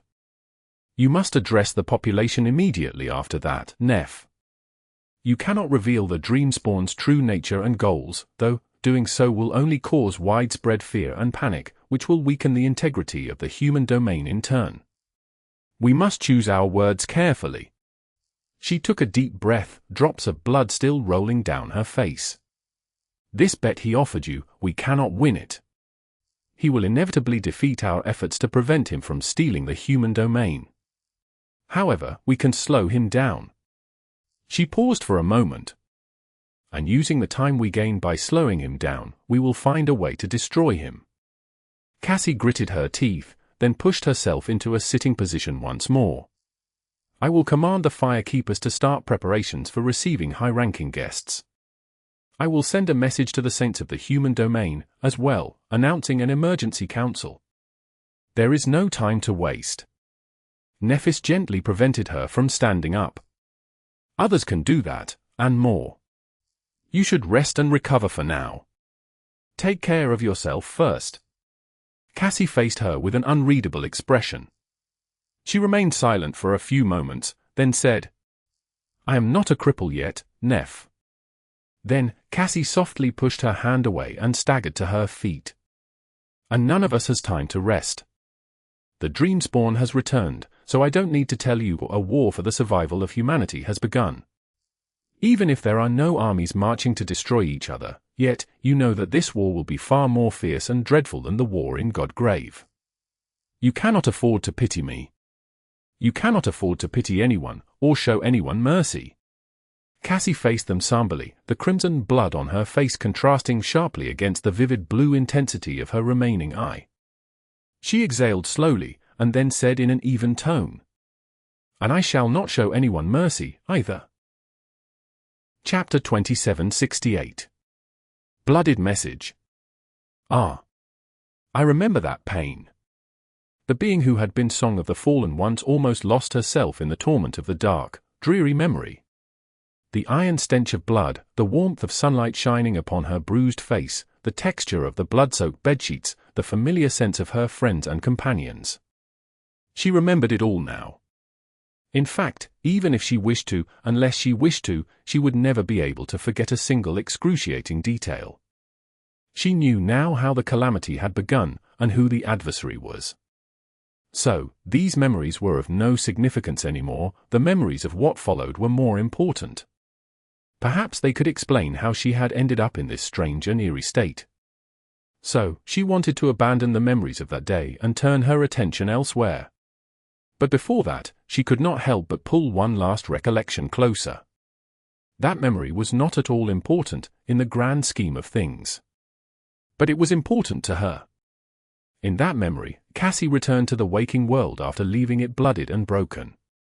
She had left in the evening and returned on the cusp of dawn. The streets of NQSC were still dark, and the desolate expanse of the abandoned outskirts was utterly lightless. Not that it made any difference to her, who spent most of her life in the darkness. Cassie exited the PTV with a tentative step. She had washed away the blood and donned a new attire, appearing no different from her usual self. The empty socket where her left eye had been was pulsing with a dull pain, but its gaping hole was hidden behind a blindfold. Nobody would know that she had been maimed unless she took the blindfold off. Cassie was blind and had not perceived the world with her own eyes for more than a decade. Her eyes were useless to her, so losing one should not have affected her much. And yet, she felt its absence. Without her left eye, she felt strangely unbalanced. Cassie was hurting, but far worse than the pain was the cold recognition that she had been maimed. How will I show my face to people? The question startled her. Without the protection of the blindfold, everyone would see how gruesomely she had been brutalized. There was no shame in that, but... Cassie almost smiled. I guess I have some vanity left, after all. She knew, of course, that she was beautiful, had been beautiful, at least. She had assumed that it was of little importance to her, and she had definitely never put any meaning into her looks. But now, Cassie realized that they mattered to her far more than she had thought. Perhaps it was because she could not see, but she cared about how people saw her deeply. Schooling her expression, Cassie entered the abandoned factory. She did not want to appear rattled to the staff of the quarantine facility. To them, she was like a messenger of their goddess. A saintess in the true meaning of the word, not the rank designation brought upon by the spell. If a messenger of heaven appeared bloodied and afraid, how would simple mortals feel? Passing the security checks and entering the quarantine facility, Cassie soon stumbled upon a familiar face. Despite the early hour, awakened Utra was dragging an alloy crate somewhere. Naturally, it was a crate of synthetic beer, and he was dragging it to the generator room, where he always hid it. Cassie stopped, listening to the sounds Utra made quietly. He had managed to replace the beer every time she wiped his memories, never breaking the cycle. Cassie had even joined the Tenacious Awakened and his drinking buddies in the generator room once to sample the cheap beer, not that any of them would remember it. And despite that, she still had no idea where he procured the synthetic swill, let alone how he managed to procure it without fault each time. It was actually quite astonishing. Utra, meanwhile, finally noticed her presence. St. Cassia Emmem. He stood straight, looking at her with admiration and awe, as if he met a living deity. That expression of his never changed.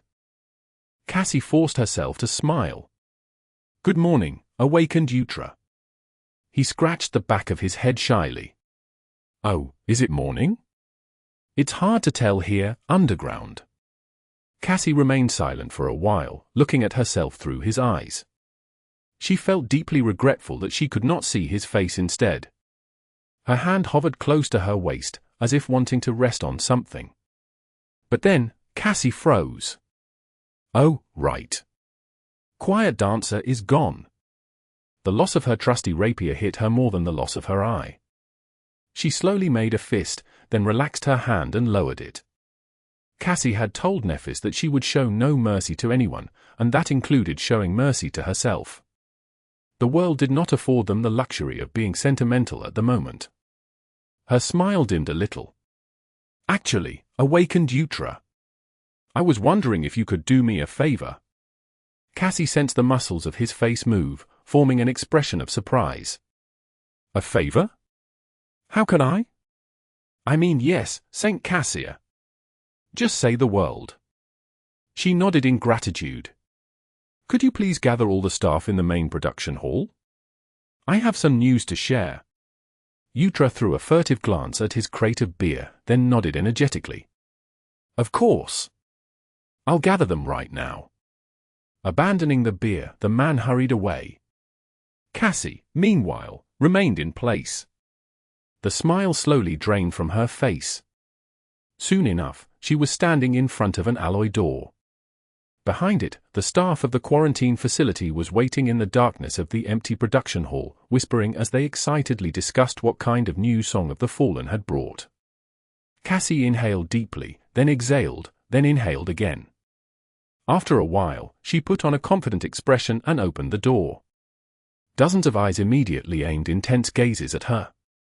All of these people had been thralls once, and all of them were freed from the jaws of the Dreamspawn by her. Then, they volunteered to stay and help her treat other patients. After all the time they had spent together, she knew them all well. Utra, Tagrite, Rit, and all the rest. Cassie faced them with a smile. "Greetings, everyone. Today, I have an announcement to make." She fell silent, the benevolent smile glued to her face. Then, it widened a little.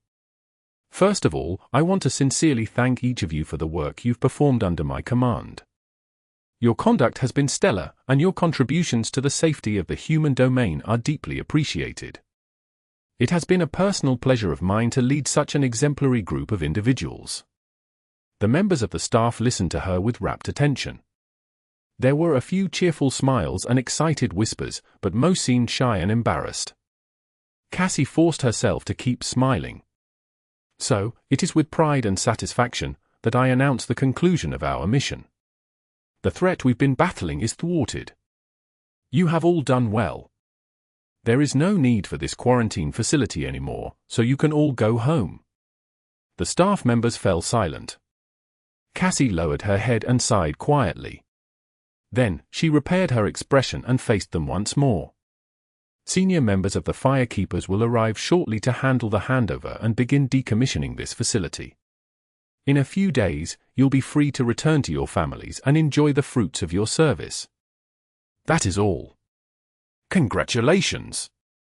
She could not treat the enthralled anymore. So, there was no point in maintaining the quarantine facility anymore. She could not treat the staff members either, so they had to be separated from the thralls. So, she was going to set them free. That was the least she could do, after all they had sacrificed for the human domain. Cassie cast one last gaze at the production hall, through the eyes of the awakened gathered there, of course. Utra was confused and baffled. Standing by his side, Taygrout seemed excited.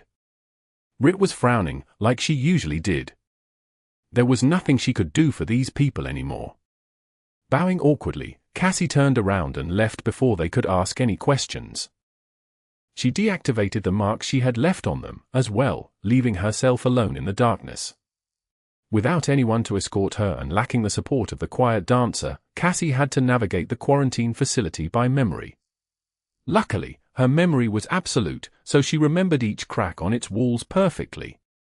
Things always changed in a place where so many people worked and lived, though, so she bumped into a few things on the way, regardless, or rather, she would have if not for her awakened ability, which allowed her to experience these stumbles before they actually happened. Tracing a cement wall with her fingers, Cassie walked down a dark corridor and stopped in front of a thick door of a patient cell. She remained standing in front of that door for a while, as well, gathering her courage. Finally, she unlocked the door and walked inside. A familiar voice came from the darkness. "Cassie! Thank the gods! I was so worried." A weak smile appeared on her face. "I'm all right, Mom. You don't have to worry anymore." For the first time in a long while, Cassie felt happy to be blind. She did not think she could have endured the sigh of her mother locked in a barren patient cell. She hesitated for a few moments, then said in a bright tone, "Dad is also fine. Oh, our home might need extensive repairs, though." Her mother suppressed a gasp. "Home? Who cares about our home right now, Cassie?" Cassie walked slowly to the cot and sat near her mother, sensing a familiar, calming scent. "Right. Who cares? I am wealthy enough to buy us a new home. In fact, why don't we all settle in Bastion? What do you think, Mom?" Her mother did not respond, though. Instead, what met her was an unsettling silence. Then, a shaking hand reached and pulled down her blindfold. Cassie heard a sob. "Oh, baby." She caught her mom's hand, squeezing it in hopes of sharing warmth. She did not know which one of them needed warmth, though. How could this have happened? Her mom's voice was brimming with pain and anguish. "It's terrible." Cassie smiled weakly. Her mother, meanwhile, continued in the same pained, loving tone. "It's terrible that you still have your second eye, Cassie. Didn't Lord Astrion want to take it? Oh, baby, you should have let him rip it out." Cassie's lips trembled. She remained silent for a while, holding her mother's hand. Eventually, she asked, "Should I have?" Her mother answered in a stern voice, "Of course. Lord Astrion only wants the best of you. For all of us." Cassie smiled. "All right." She inhaled deeply and then turned a little, casting the unseeing gaze of her one remaining eye at her mother. "Don't worry anymore, Mom. It's all going to be all right." As the light in the cell seemed to dim, the beautiful blue depths of her eye changed. And as her mother froze, falling into a trance, red drops rolled down Cassie's cheek. They fell to the floor and scattered in the dust, disappearing. But more drops fell soon. Chapter 2769. Good Omen. Cassie tore herself away from the memory, gasping for breath even if she did not seem to possess lungs. A piercing pain was tearing her mind apart, radiating from her empty eye socket, even if she did not seem to possess eyes. Ah! She writhed in the dark ocean of memories, pushing them away with the tendrils of her will. However, in doing so, she touched far more of them than she had intended. Instantly, a chaotic mess of memories was absorbed into her being, overwhelming her. She saw an abominable mass of flesh overgrowing a defiled city under the golden light of 7 suns. The ground opening up to unleash torrents of fire upon a crumbling world, an ocean of darkness flowing into the fractures from a vast, harrowing, broken silhouette that obscured the horizon in the distance. The roaring thunderclaps of railgun salvos shaking the great alloy wall of a polar city as a vast horde of abominations threatened to drown it, melting under the hail of turret fire. A radiant being with 3 eyes falling in an unfathomable battle that tore apart the sky, its body piercing realm boundaries as it plummeted down to the ground like a shooting star. A young man piercing another youth's heart with an iron knife, then violently throwing him to the floor of a pitiful wooden hut. A horrid creature screaming as it dropped a beautiful eye from its beak, its colossal wings beating in frenzy. Ah! And then, Cassie lost herself in an old memory that had a familiar scent. The sweltering, humid scent of the jungle. In the memory, Cassie was gazing down upon her city from the sacrificial platform of her great temple. She was Quetzalcoatl, the winged serpent, the god-king of Mictlan.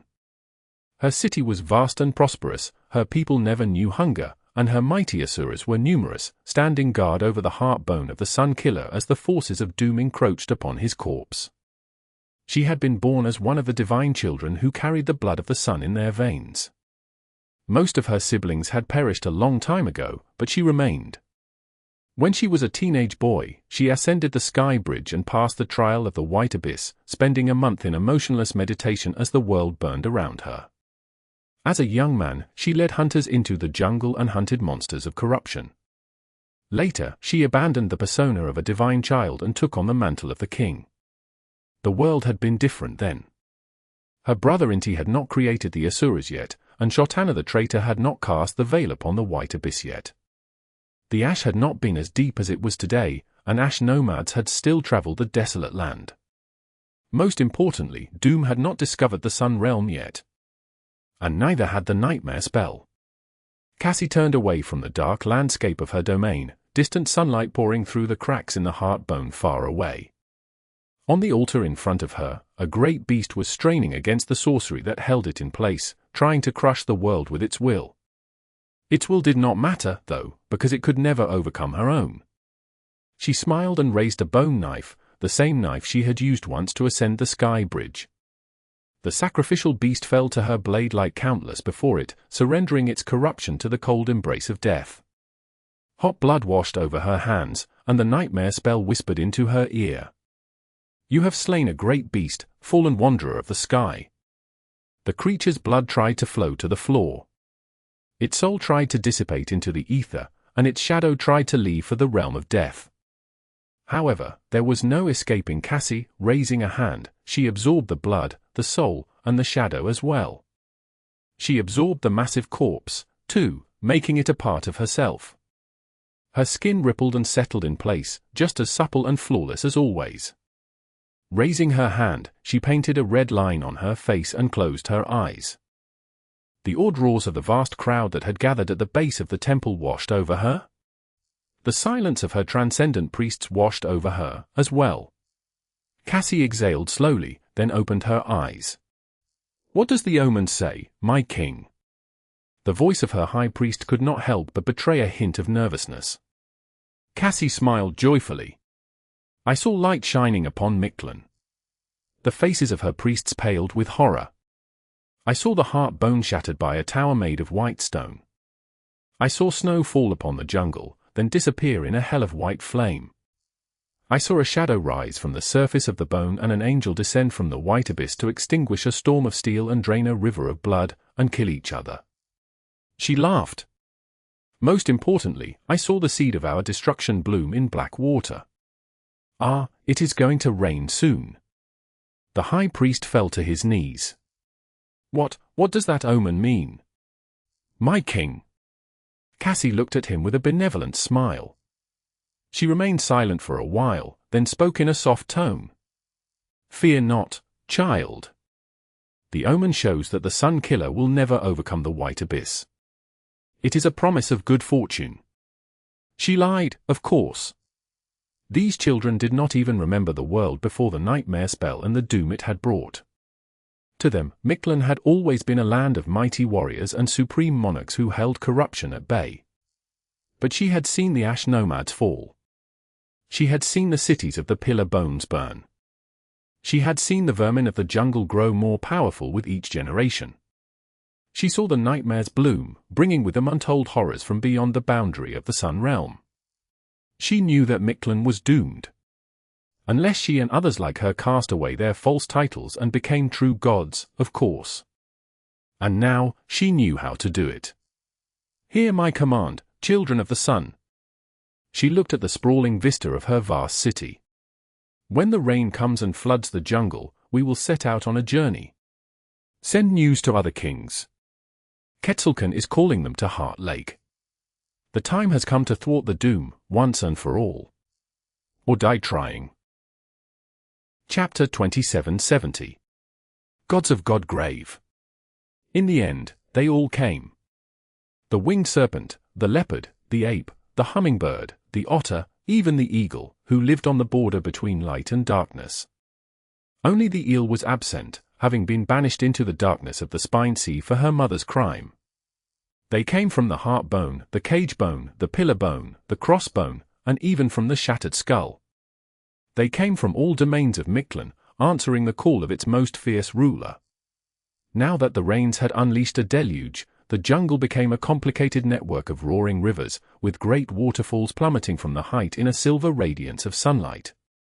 Because of that, traveling across the jungle had become easier. Quetzalcoatl arrived at the head of a great army of asuras. The jungle trembled under their steps, and the corrupted monsters that dwelled under its scarlet canopy were slaughtered as they passed.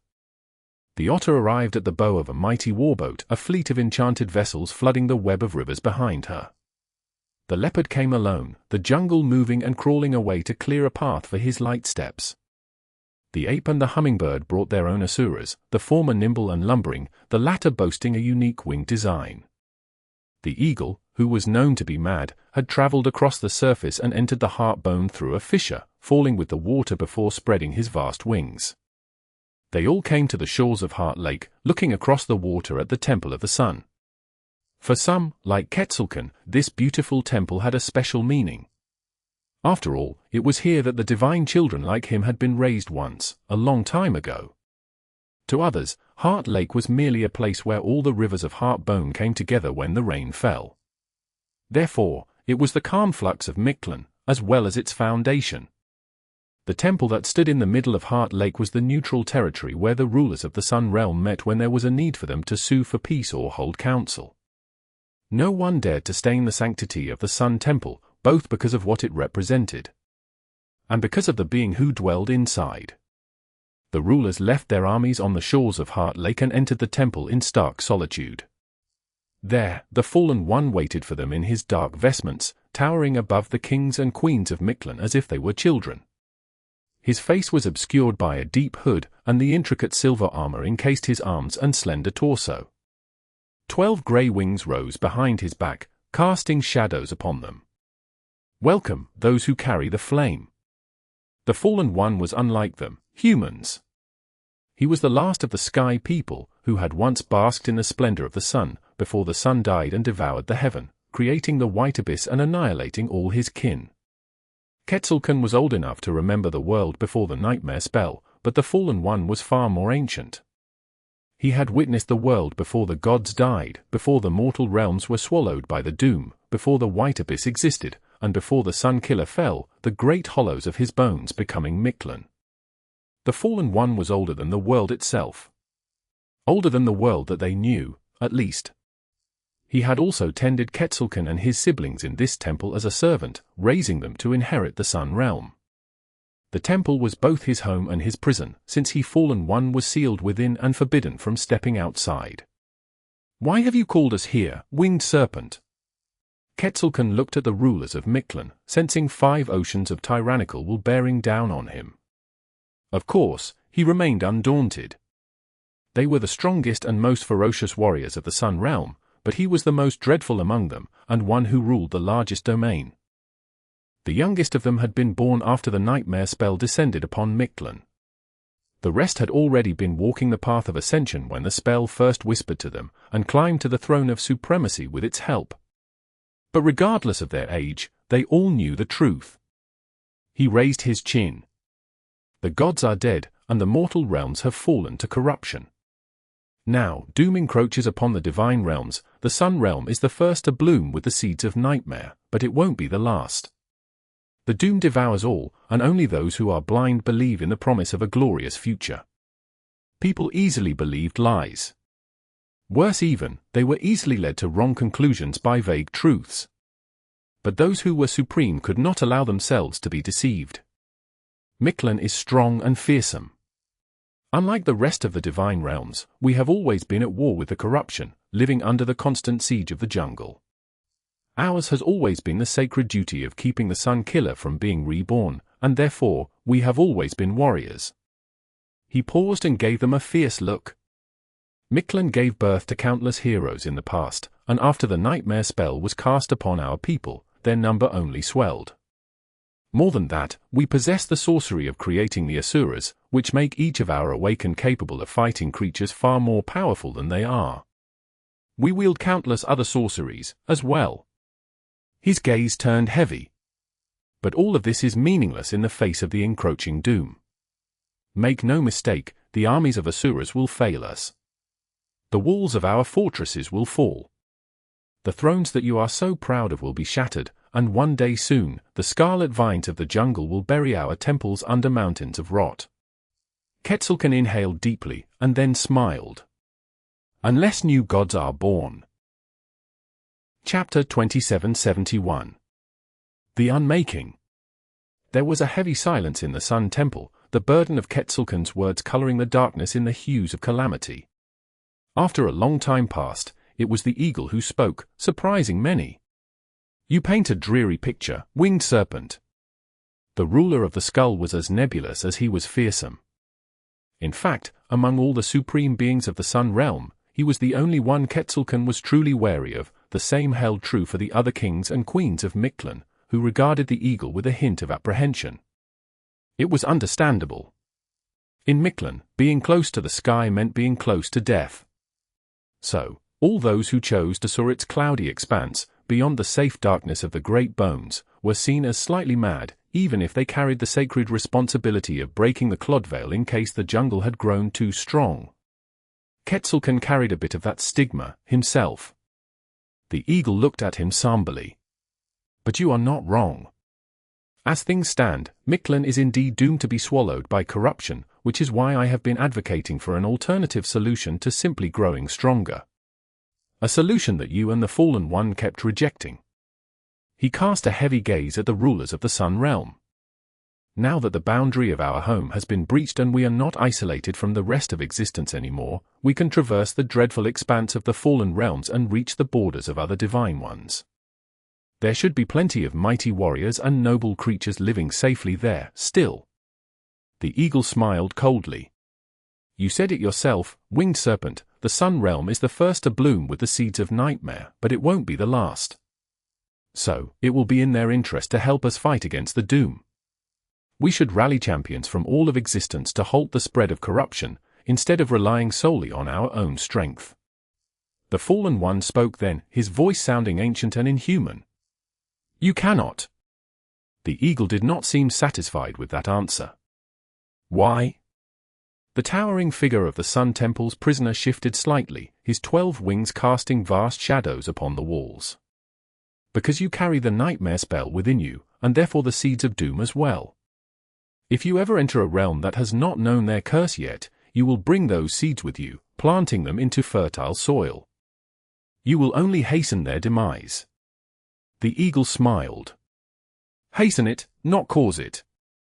Why postpone the inevitable? Wouldn't it be better if all of us united against the great threat, even if it meant that many would die earlier than their time? Quetzalcoatl shook his head. You are growing madder with each decade, eagle. What use will the children of other gods be? Even if they are numerous, none of them is more powerful than we are. And if even our power is not enough to prevent the doom from swallowing everything, what could they do? He crossed his arms. No, there is only one answer to our plight, it is for us to grow even stronger. He looked at the rulers of the Sun Realm and bared his teeth in a ferocious grin. And luckily, I bring the news of a good omen. I have discovered a path for us to do just that. Finally, the rulers of the Sun Realm showed a strong reaction. Some were skeptical, others suddenly seemed full of focus, but none remained indifferent. In truth, Quetzalcoatl's powers of precognition were not that impressive. The omen of doom he described to his high priest was not his own, it was a prophecy that the Fallen One had shared with him once, a long time ago. The Fallen One saw too many things and knew too many truths, which was his burden. But Quetzalcoatl did sense a shift in the laws governing the Sun Realm recently, and confirmed his suspicion after sacrificing the great beast to himself. So, he was confident in the news he brought. "Rejoice, my brothers and sisters! A nightmare gate unlike any before has opened in the Spine Sea. The eel is most likely dead by now, and cursed ones have invaded Mictlan. They must have conquered the spine already. From there, they will enter the cage bone, the skull, and in time, the rest of our realm as well. The corruption they have brought upon is already poisoning the jungle, making it greater and stronger. Soon, calamity will descend upon your kingdoms, washing away our peace." His bright smile did not fit the horrid promise of destruction his words carried at all. The rulers of the Sun Realm stirred. "Have you lost your mind, winged serpent? Why would we feel joy at the news of such powerful enemies invading our realm?" The otter sounded disgruntled. "Is that why you called us? To launch a joint campaign against these horrors?" The ape was ready to wage war. "We've slain cursed ones before." The hummingbird was unimpressed. The leopard just smiled quietly. Quetzalcoatl shook his head. "The cursed ones do not matter. The nightmare gate does not matter. The only thing that matters is the seed that bloomed to manifest it, the seed of a fifth trial." Scaling the rulers of the Sun Realm with a smoldering look, he bared his fangs again and said in a damning tone, "I intend to challenge the fifth trial of the nightmare spell and conquer it. I intend to break through the wall of apotheosis and ascend to the sky of divinity. I will become the first god to be born after the great gods died, and I invite you to come with me." His voice echoed in between the ancient walls of the Sun Temple. "Together, we will sanctify Mictlan and make it a divine realm once more. Then, we will burn away corruption from the bones of the Sun Killer and bring upon a new golden age. What say you, children of the Sun?" The rulers of the Sun Realm looked at each other. Then, the leopard finally spoke. Turning to the Fallen One, he bowed slightly and asked in a calm tone, "You know more about the world than we do, Elder. Tell me, is what my brother says true? Can we really conquer the fifth trial, and if so, what should we do before answering its call?" The Fallen One remained silent for a long while. Eventually, his wings moved slightly, making the flame burning in the braziers dance. His voice resounded from under the hood, sounding hollow. "The fifth trial of Weaver's spell is a cruel one. It can make you into deities, but to do so, it must undo you as humans first. Not everyone can survive the unmaking, and not everyone can survive what comes next." He lingered for a moment, and then added in a solemn tone, "You must conquer the trial together, but you can only face the unmaking alone. Every weapon you wield, and every power you possess, will weigh you down. Worst of all, your very own domains will turn against you." The Fallen One shuddered, as if burdened by his own prophecy. "Out there in the nightmare, you will only be able to rely on yourself to survive. But maintaining the truth of yourself will be far more difficult than staying alive. That is the true peril of the fifth trial, and that is what you must overcome." Quetzalcoatl smiled, undaunted. "I have faced the white abyss alone. I have survived the jungle alone. I have built myself from the countless enemies I've slain. Do you think that the nightmare spell can unmake me?" He shook his head. "I will not be condemned by its trial. I will triumph over it and save Mictlan instead, becoming the god of salvation." Such were his prideful words. Quetzalcoatl, the winged serpent, the god-king of Mictlan, was not daunted by the Fallen One's words. After all, he was the heir of Sun God and the strongest supreme among the rulers of the Sun Realm. His will was absolute. If only he'd listened. Chapter 2772. Message in a Bottle. Cassie managed to free herself of the vivid memory, dazed by the alien strangeness of the world contained within it. Mictlan? Quetzalcoatl, the eel, the eagle. Was it Godgrave? Yes, she had witnessed the past of Godgrave of the Sun Realm. the first of the divine realms to be infected by the nightmare spell, and the first one to be consumed by the dream realm as well. Mictlan was what the civilization that had been born there in the wake of the Doom War called the Hollows. The Sun Temple was the vanishing lake citadel, which Nephis had mostly destroyed during her battle against Moonvale. The Doom was what they had called the Nightmare. Quetzalcoatl was a supreme who, like Nephis, had inherited the lineage of Sun God, who had possessed the fire. He was also most likely the cursed Tyrant, Condemnation, whom the King of Swords had slain during the war. The memory of the ancient monarch was so clear and vivid, as if Cassie had been there herself. But how did she come to possess that memory? Or any of the memories around her, for that matter, that did not belong to her, or to people and creatures whose memories she had witnessed? I don't know. Trying to collect herself, she extended the tendrils of her will in search of her own memories. There were a few small memories with sharp edges nearby. In one of them, Cassie was in Bastion long before it became a thriving metropolis.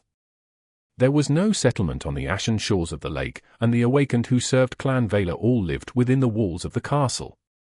She was a young woman who, nonetheless, had already become a master, walking across the battlements of the outer wall. The view of the radiant lake and the ashen wasteland beyond was both stunning and foreboding, but, of course, she could not appreciate its solemn beauty. That was because she was blind, and there was no one nearby whose senses she could share. Until there was. A knight in polished memory armor and a vermilion cloak was standing guard atop the wall, examining the distant shore somberly. He was not in the mood to appreciate the view, either. As a retainer of the great Clan Vaylor and one of its ascended knights, his duty was to monitor the lake for signs of danger. It must have happened shortly after Nephis was adopted by Clan Vaylor, before the chain of nightmares. In the memory, Cassie was walking past the knight. Hearing her steps, he turned and spared her an alert look. Then his eyes widened a little. Oh. Lady Cassia. She saw her own young face through his eyes. Stopping, Cassie faced him and bowed slightly. Good day. He hesitated for a moment, as if feeling shy, then asked, What brings you here? She smiled. I am just taking a stroll. A tentative smile appeared on his lips, as well. Oh, I see. Cassie remained silent for a few moments, then exhaled slowly and said in a clear voice, Actually, I've been thinking. He raised an eyebrow. Yes? She shrugged.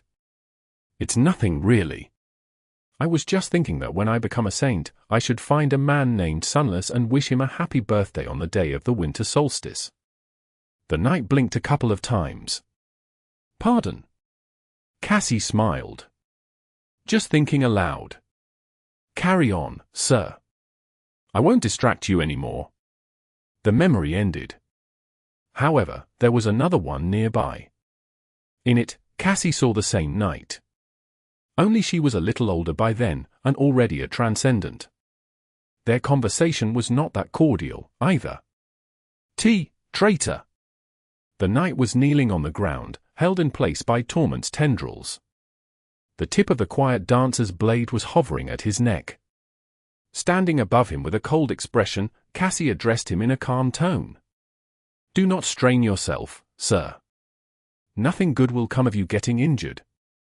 The knight only began to struggle more desperately, the plates of his enchanted armor bending and buckling under the pressure. You won't get away with this. Once I report your treachery to the king, your days will be numbered. An emotionless smile twisted Cass's lips. But you won't even remember that we had met. Now, sir, show me what I want to know.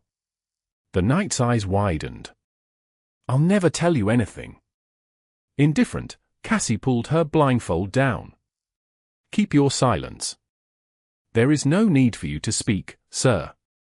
The man's struggle slowly ceased, an entranced expression appearing on his face. Cassie invaded his memories, searching for the secrets of the great Clan Vaylor. However, in the process, she found something strange. It was a memory of the meeting on the walls of Bastion before the chain of nightmares. There was nothing particularly odd about that memory, besides the fact that Cassie did not remember that conversation at all. Her memory was absolute, but at the same time, most of it was gone, at least most of her memories as an awakened. So, it was both odd and normal to discover a memory of herself that she did not remember in someone else's mind. The conversation itself, though, was a bit strange. A man named Sunless? Why would Cassie seek out a man with such a peculiar name, and on the day of the winter solstice no less? Was it some kind of wordplay? Or some kind of code? Before all that, why had she blurted that strange sentence out, unprompted, to a complete stranger? None of it made sense. Unless... Cassie's hands trembled. It has to be. Unless she had known that she would forget that conversation, that she would capture this night one day, and that she would see herself while reading his memories. Unless she had been sending her future self a message. The memory came to an end, leaving Cassie confused.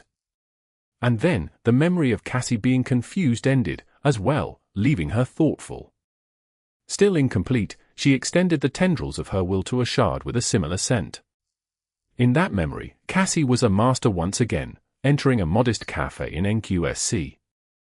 There was a line, so she stood at its tail, behind a tall man. Well, all men seemed tall to her, considering her own petite stature. As if sensing her presence, the man in question turned around and glanced at her. Then, he did a double take. There was a long bout of silence, and then he asked in a startled tone. "Excuse me, aren't you Lady Cassie? Song of the Fallen?" Cassie smiled. "Yes. Nice to meet you." The man's mouth hung open. A few moments later, he composed himself and bowed. "Wow. It's an honor to meet you, Master Cassie." She could not see, but she suspected that there was a silly kind of smile on his face. The man coughed.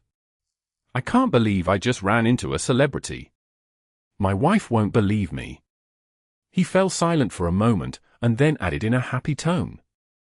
"Oh, my name is Utra. Awakened Utra. Actually, my wife and I went to see your movie on one of our first real dates." He was probably talking about that horrid propaganda piece about the events of the Forgotten Shore. Cassie chuckled. "Well, I'm glad to know that it worked out for you." She exhaled slowly, and then added in a clear voice. "Actually, I've been thinking." The memory ended there. Chapter 2773. Memories of the Plague. Cassie finally managed to compose herself. The tendrils of her will sprawled through the dark ocean of memories, twisting as they grasped those shards that had to do with her past. Her childhood, her youth, the years of darkness she had endured after becoming awakened. The core of her being was slowly taking shape. Even if there were still plenty of gaps in her understanding of herself, she at least knew enough to know how to fill them. The abyssal expanse of memories still felt daunting, but now, she faced it as an adversary instead of prey. The phantom pain of her missing eye was still shredding her consciousness apart. Which in and of itself told her something. I must be using my transcendent ability. Even in this liminal space, there was cause and effect. After losing an eye to the dream spawn, Cassie had to endure gruesome torment every time she wanted to use her transformation, so it was reasonable to assume that the agony she felt now was the result of using her transformation as well. If so, the dark ocean of memories surrounding her would betray a hint of meaning. But not an explanation. What happened to me? Enduring the pain, she reached for more recent memories. The memories that had to do with the dream spawn. Some of them belonged to her, and some of them belonged to others. But all of them had one thing in common, a heavy, suffocating feeling of a growing threat. They were the memories of a plague. Asterisk asterisk asterisk. Rain found herself in a familiar darkness once more. The sky above her was like a lightless abyss. The ground beneath her was a wide, nearly seamless expanse of grey plate stretching toward the horizon like a stone river. She gave the solid plate she was standing on a good stomp and smiled. "I built this road." A quiet chuckle resounded from the darkness. "An army of workers and engineers built this road." Rain turned up her nose. "I was one of them, though. And I even gave it a name. The two of them had only just reached the Road of Shadows. It crossed Godgrave from east to west, hidden from the merciless sky by the fragment of the Shadow Realm. Anywhere else on the surface of the titanic skeleton, one's life could be scattered by the wind like an evanescent cloud. But here, travelers could enjoy peace, safety, and the cool embrace of darkness. Well, safety from the incandescent skies of Godgrave, at least. Rain looked into the distance with a wistful smile. You know, the people who populated the Dream Realm are long gone. But many things they built still stand. Mirage Castle, the Jade Palace, Rivergate, the Dark City, and so much more. People still live among those ancient walls, walk along the trodden paths, and stop from time to time to admire the great monuments of old. She fell silent, studied the Road of Shadows for a while, and then gave it a softer stomp. So, I can't help but wonder if one day, long after I'm gone, people will travel across this road and think about its builders. That'd be nice, don't you think? Sunny answered in an agreeable tone. It will indeed be nice if there are still people to walk this road in the future. He sounded a little distracted, though. Rain studied the darkness with a thoughtful expression. So, what exactly happened? You have been out of sorts ever since the Hollows. He lingered for a while. Well, there's a bit of trouble. A new sovereign showed up, and he's difficult to deal with. Rain raised an eyebrow. Who, the King of Nothing? That's old news, though. A heavy sigh resounded from the darkness. No, not him. Rain opened her eyes wide. Wait, there's another new Supreme? Goodness. It hasn't even been a year since the last one popped up. Hey, tell me honestly, do you Supremes grow on a tree? The darkness answered with an unamused silence. Eventually, though, it did respond. No. Oh, but actually, this particular Supreme has a lot in common with a certain tree. Sunny paused for a moment and then mumbled. Gods, I hate trees. Rain smiled. Her smile did not last long, making way for a somber expression. She sighed. I am guessing that this Supreme is the enemy you mentioned. I really don't have any words. How come most human Supremes only bring trouble? If you think about it, no Supreme has fallen in a battle with a nightmare creature yet. Plenty were killed by other Supremes, though. You guys sure like slaughtering each other. Her brother answered in a gloomy tone. You don't even know half of it. He remained silent for a bit, then added. There are plenty of reasons, really. First of all, being willful is simply our nature. Secondly, we are children of war, after all. Besides that, the nightmare spell itself is designed in a way that pits Supremes against each other. But most importantly, the first cohort to have achieved supremacy was rotten. So, we're still dealing with the consequences of that one misfortune. He let out a heavy sigh. It all went wrong when Smile of Heaven died in America. Rain had not expected a detailed answer instead of one of his usual outrageous tirades, so she was taken aback a little. Eventually, she asked, How bad can this new jerk be, though? Sunny remained silent for a while. It's pretty bad. Worse than usual, I'd say. Rain let out a nervous chuckle. The usual was already pretty atrocious. Wait. There won't be another war, will there? He stayed quiet, making Rain anxious. Will there? Finally, Sunny answered in a dark tone. Who knows? Even if there is, it will be very different from the previous one. Wars aren't only fought with swords, you know. Rain cursed quietly. Well, that's just wonderful. Neither of them spoke for a minute or two. In the end, Sunny broke the silence with a light-hearted question. Anyway, where are you off to now? Rain sighed. She looked west. The Moon River Plains lay there, and beyond them, Ravenheart. She had not seen her family in a long time, so she missed them a lot. It would have been great to pay them a visit. Then, Rain looked east. There, the Road of Shadows led to a region of the dream realm known as the Glass Hell. Beyond it lay the Chained Isles, and from there, one could travel south from citadel to citadel until they eventually reached Bastion. A journey like that would take many months, though. Of course, Rain could use the waking world as a shortcut and get to Bastion through a dream gate instead.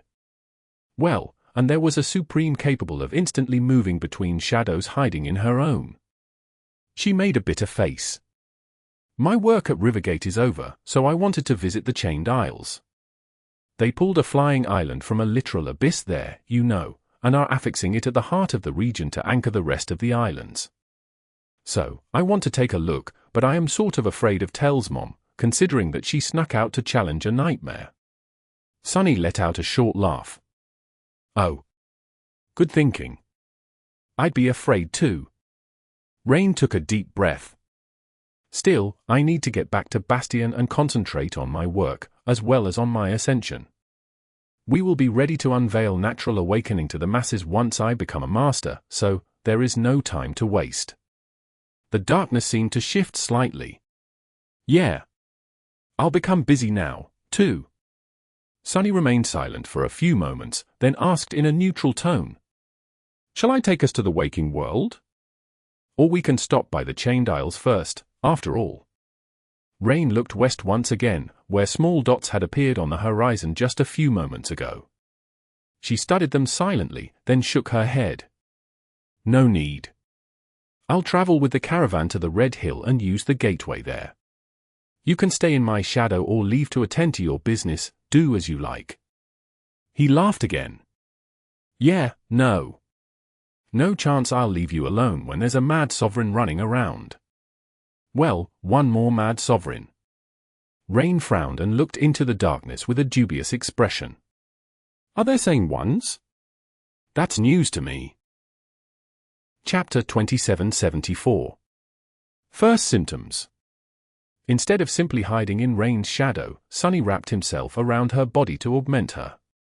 Godgrave might have been somewhat safer now, but it was still more or less a death zone, with other people around. He could not use his powers freely, which meant that his sister could use an additional layer of protection. Letting out a sigh, she summoned her bow and a quiver. Then, she started walking east. Before too long, the mighty merchant caravan had caught up with her. Enormous echoes were pulling rolling fortresses across the road of shadows, each of the scarred wagons protected by several cohorts of seasoned awakened warriors. The procession looked fearsome, and the head echo especially so. The master in charge of the caravan was riding on its head, and was now looking at Rain. She walked to the side of the road and waved at him. Greetings. The master gave her a suspicious look. Greetings. You startled me, girl. What is a young awakened like you doing in Godgrave alone? Walking through the darkness with no lantern to light the way, on top of that. Skinwalker was gone, but people were still wary of strangers met on the road. This master, too, was on edge. Rain simply grinned. My cohort decided to challenge a nightmare, but I chose to stay back. So, I am walking to Red Hill by my lonesome now. And I can see in the dark, so I don't need a lantern, plus, I can take care of myself. I know these parts well. He looked her up and down, his gaze lingering on her powerful memories. You're a veteran. Rain nodded. 7th Royal Legion, from start to finish. Oh, and then I stayed back to build this road. She gave the Road of Shadows another satisfied stomp. The caravan master whistled. A Royal Legionnaire, huh? He hesitated for a moment, then asked. Are you any good with that bow? Rain gave the beast of prey a little shake. Would I still be alive if I weren't? He laughed. True, true. Well, if you're not in the mood to walk all the way to Red Hill, hop aboard. I'd be crazy to refuse the company of one more experienced awakened. A caravan can never have enough defenders, you know. Rain gave him an exaggerated bow. Much obliged.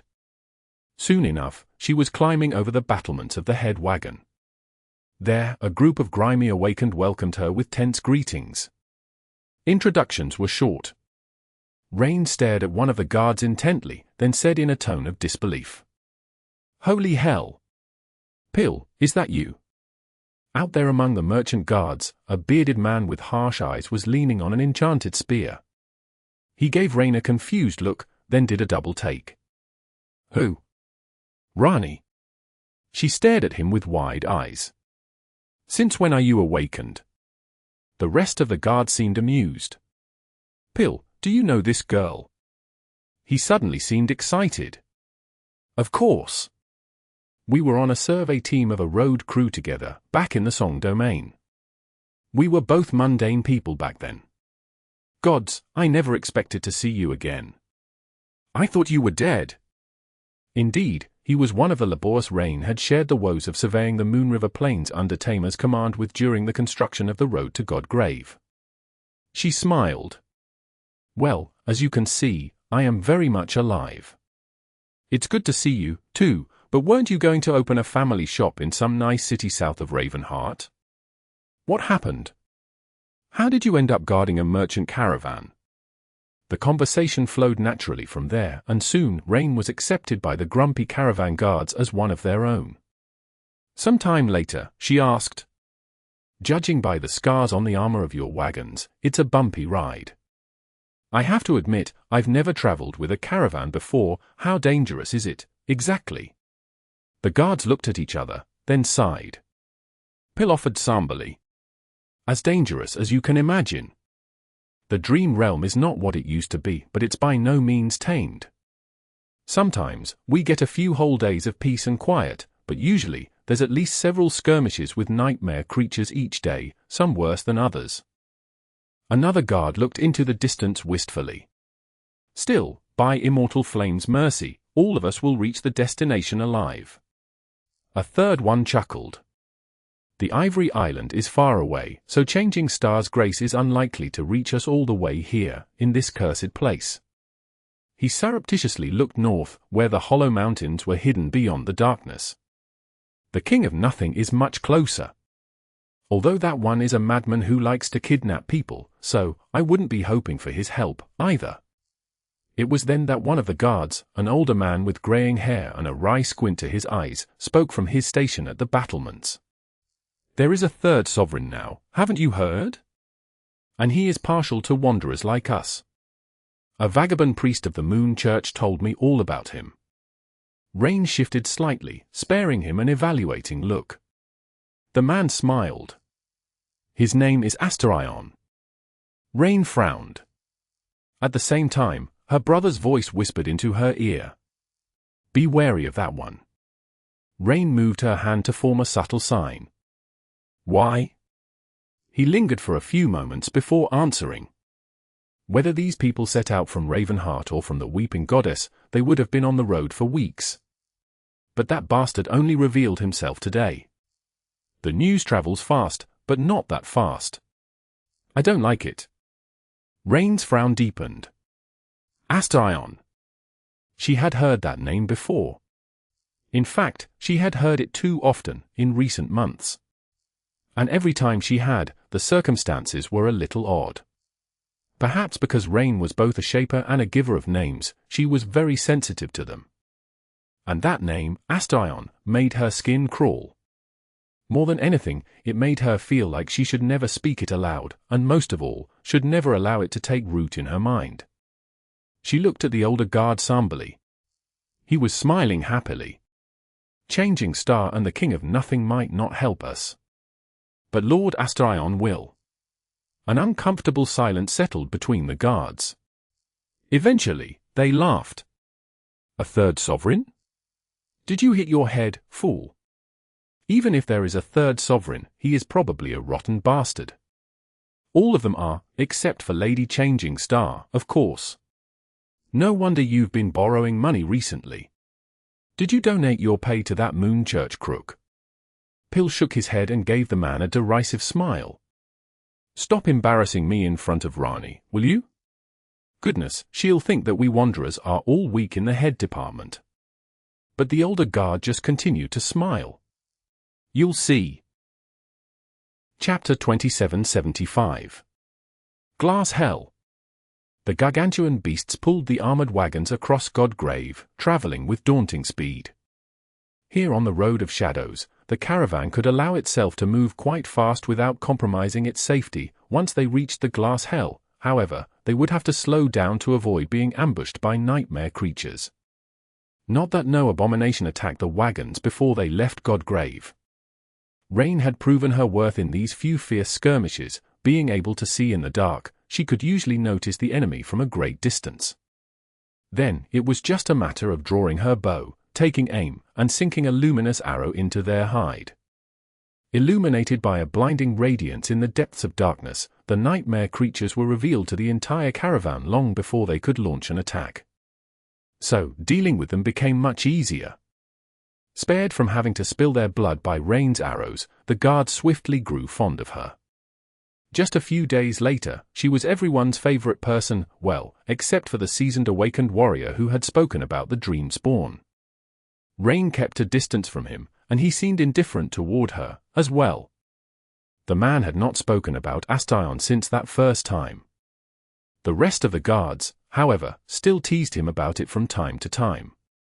They did not treat the name of the supposed supreme with any kind of reverence, and seemed amused by the idea instead. It was to the point that an imaginary sovereign by the name of Astyon became a running joke among the guards stationed on the head wagon, and as they were rotated to safer sections of the caravan, that joke spread to its very tail as well. Rain did not like hearing that joke at all. Soon enough, they reached the end of the road of shadows and crossed to the humerus of the Titanic skeleton. As they descended from the height of Godgrave and reached the bridge connecting the humerus to the radius, a beautiful vista of the glass hell revealed itself far below them. The glass hell looked quite like the name suggested. It was a vast plain made entirely out of glass. There were tall ridges and deep crevasses scattered across its polished surface here and there, but by and large, this region of the dream realm was flat and smooth, ignited by the sunlight that reflected from the surface of the glass like a river of molten gold. The transparent glass reminded one of ice and vast glacier, summoning memories of winter and refreshing cold. But actually, the glass hell was like a sweltering oven. That was because the glass absorbed the heat of the sun throughout the day, then radiated it outward during the night. Worse than that, there were countless focus points scattered across the plane, acting as lenses. If one was not careful, they could be burned to death by focused sunlight, blinded by its radiance, or simply suffocated by the heat. However, that was not why this region of the dream realm was called the glass hell. The real reason lay beneath the surface of the glass, in the transparent depths of the region. There, countless tunnels could be seen stretching far into the darkness.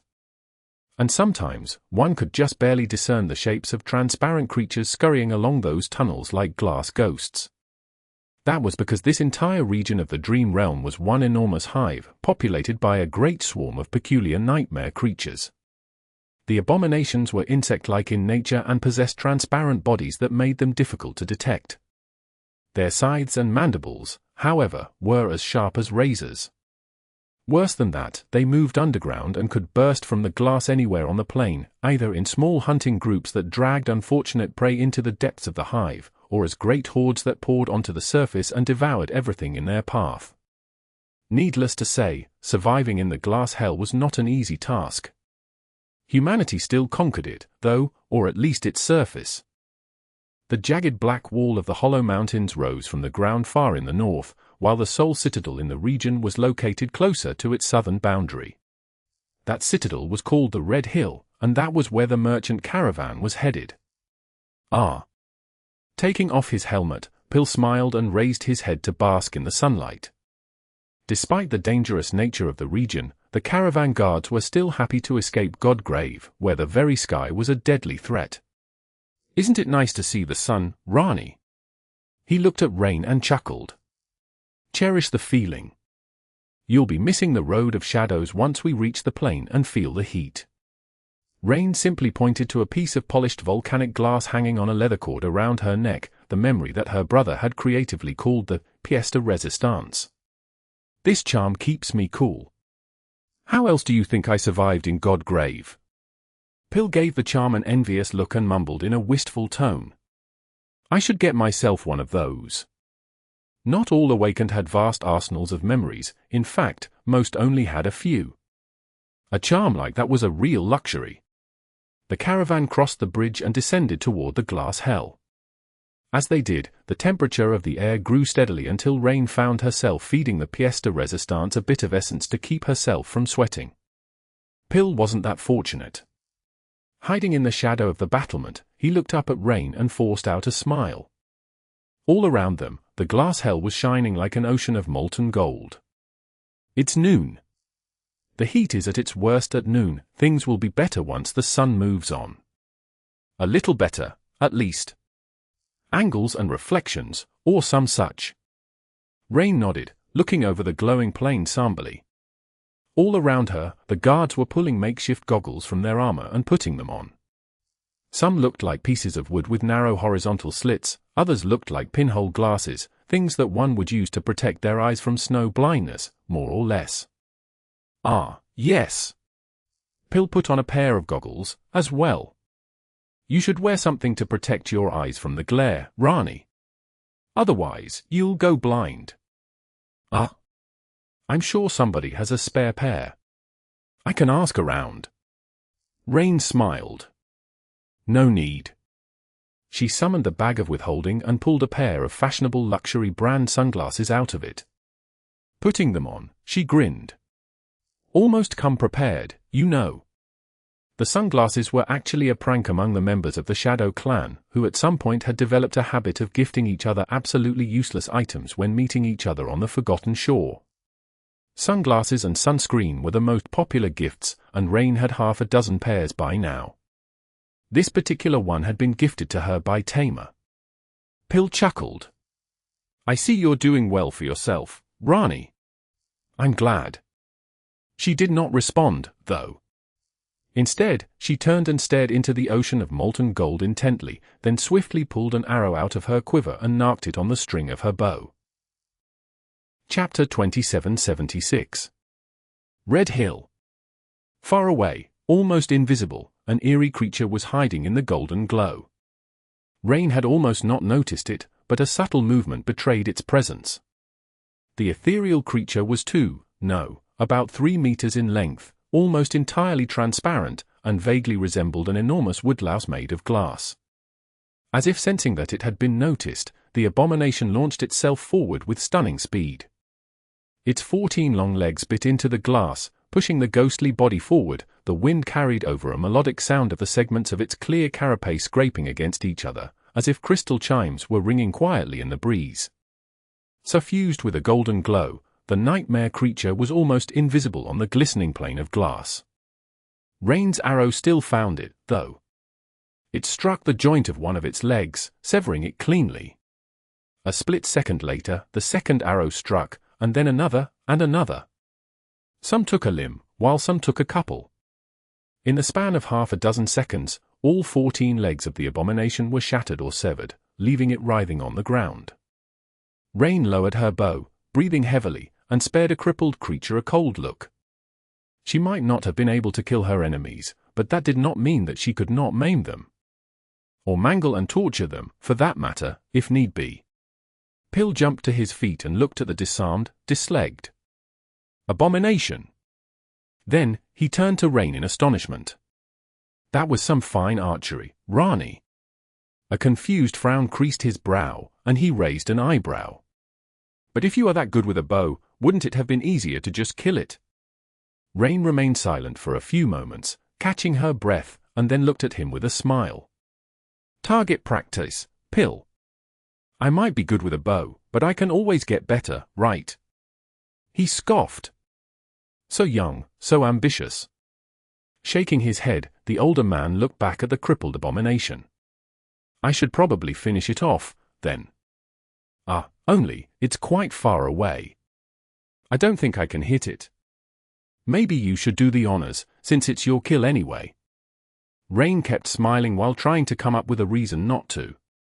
At that moment, a familiar voice sighed in her ear. There's no need.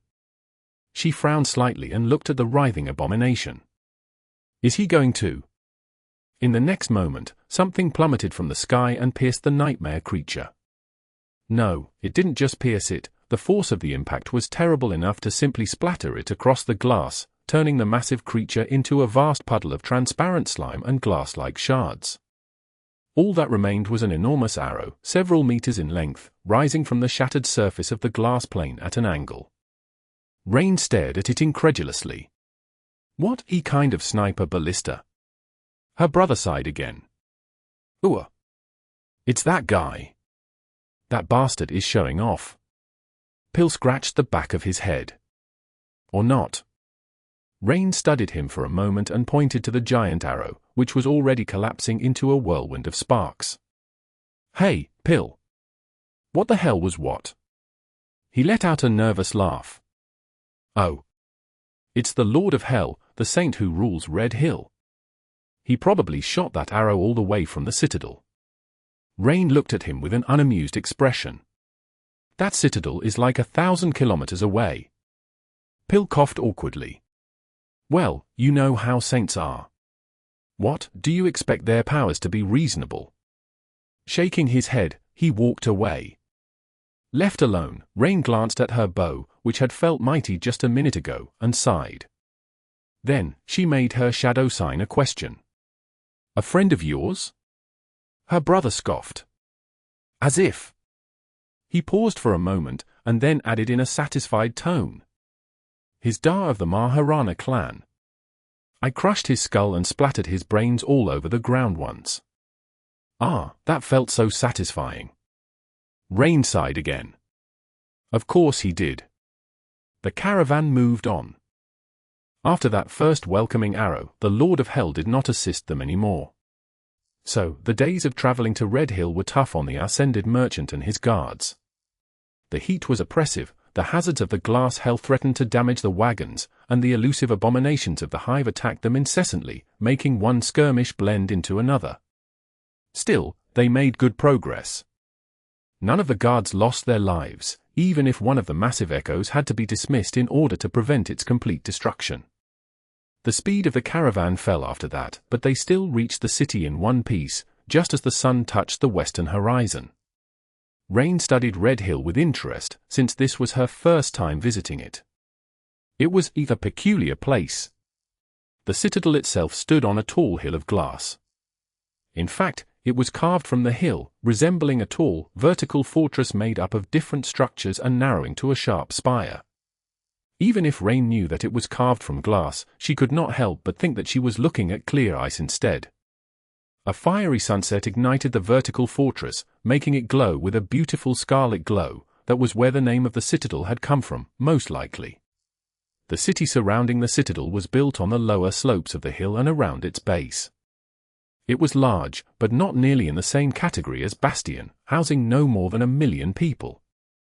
Curiously enough, the only building material readily available here was unnaturally clear glass, so the houses were mostly transparent. In fact, one could easily determine how wealthy a citizen was by how opaque their residence seemed. The rich people living on the slopes of the hill could afford to import materials and cover their houses, making them both private and less prone to turning into glass ovens. The poor folks could barely afford to board their bathrooms, though, and lived their entire lives in broad view of their neighbors. Rain felt that this nearly absolute lack of privacy was extremely bizarre, but the locals seemed to have grown used to it, going about their lives as if nothing was the matter. Humans were truly the most adaptable creatures. How would it feel like to live in a city almost entirely devoid of secrets? Perhaps it was the influence of her brother. But Rain thought that it would feel absolutely terrible. She smiled. Now I see why these huge wagons are loaded to the brim with nothing but stone from the Moon River Plains and lumber from Godgrave. Pill nodded. We'll sell it here, load up on glass, and then resell it at a profit further down the line. Hell glass is amazingly durable, crystal clear, and can even repair itself. It's dirt cheap here, but goes for a pretty penny in Bastion. Rain nodded. No wonder. The caravan rolled toward the city gate. The wall surrounding Red Hill was formidable, but just as transparent as everything else, so Rain could easily see the lively streets beyond. Actually, they were a bit too lively. There was a strange energy suffusing the population of Red Hill, as if something impactful had happened. The caravan master noticed it, as well.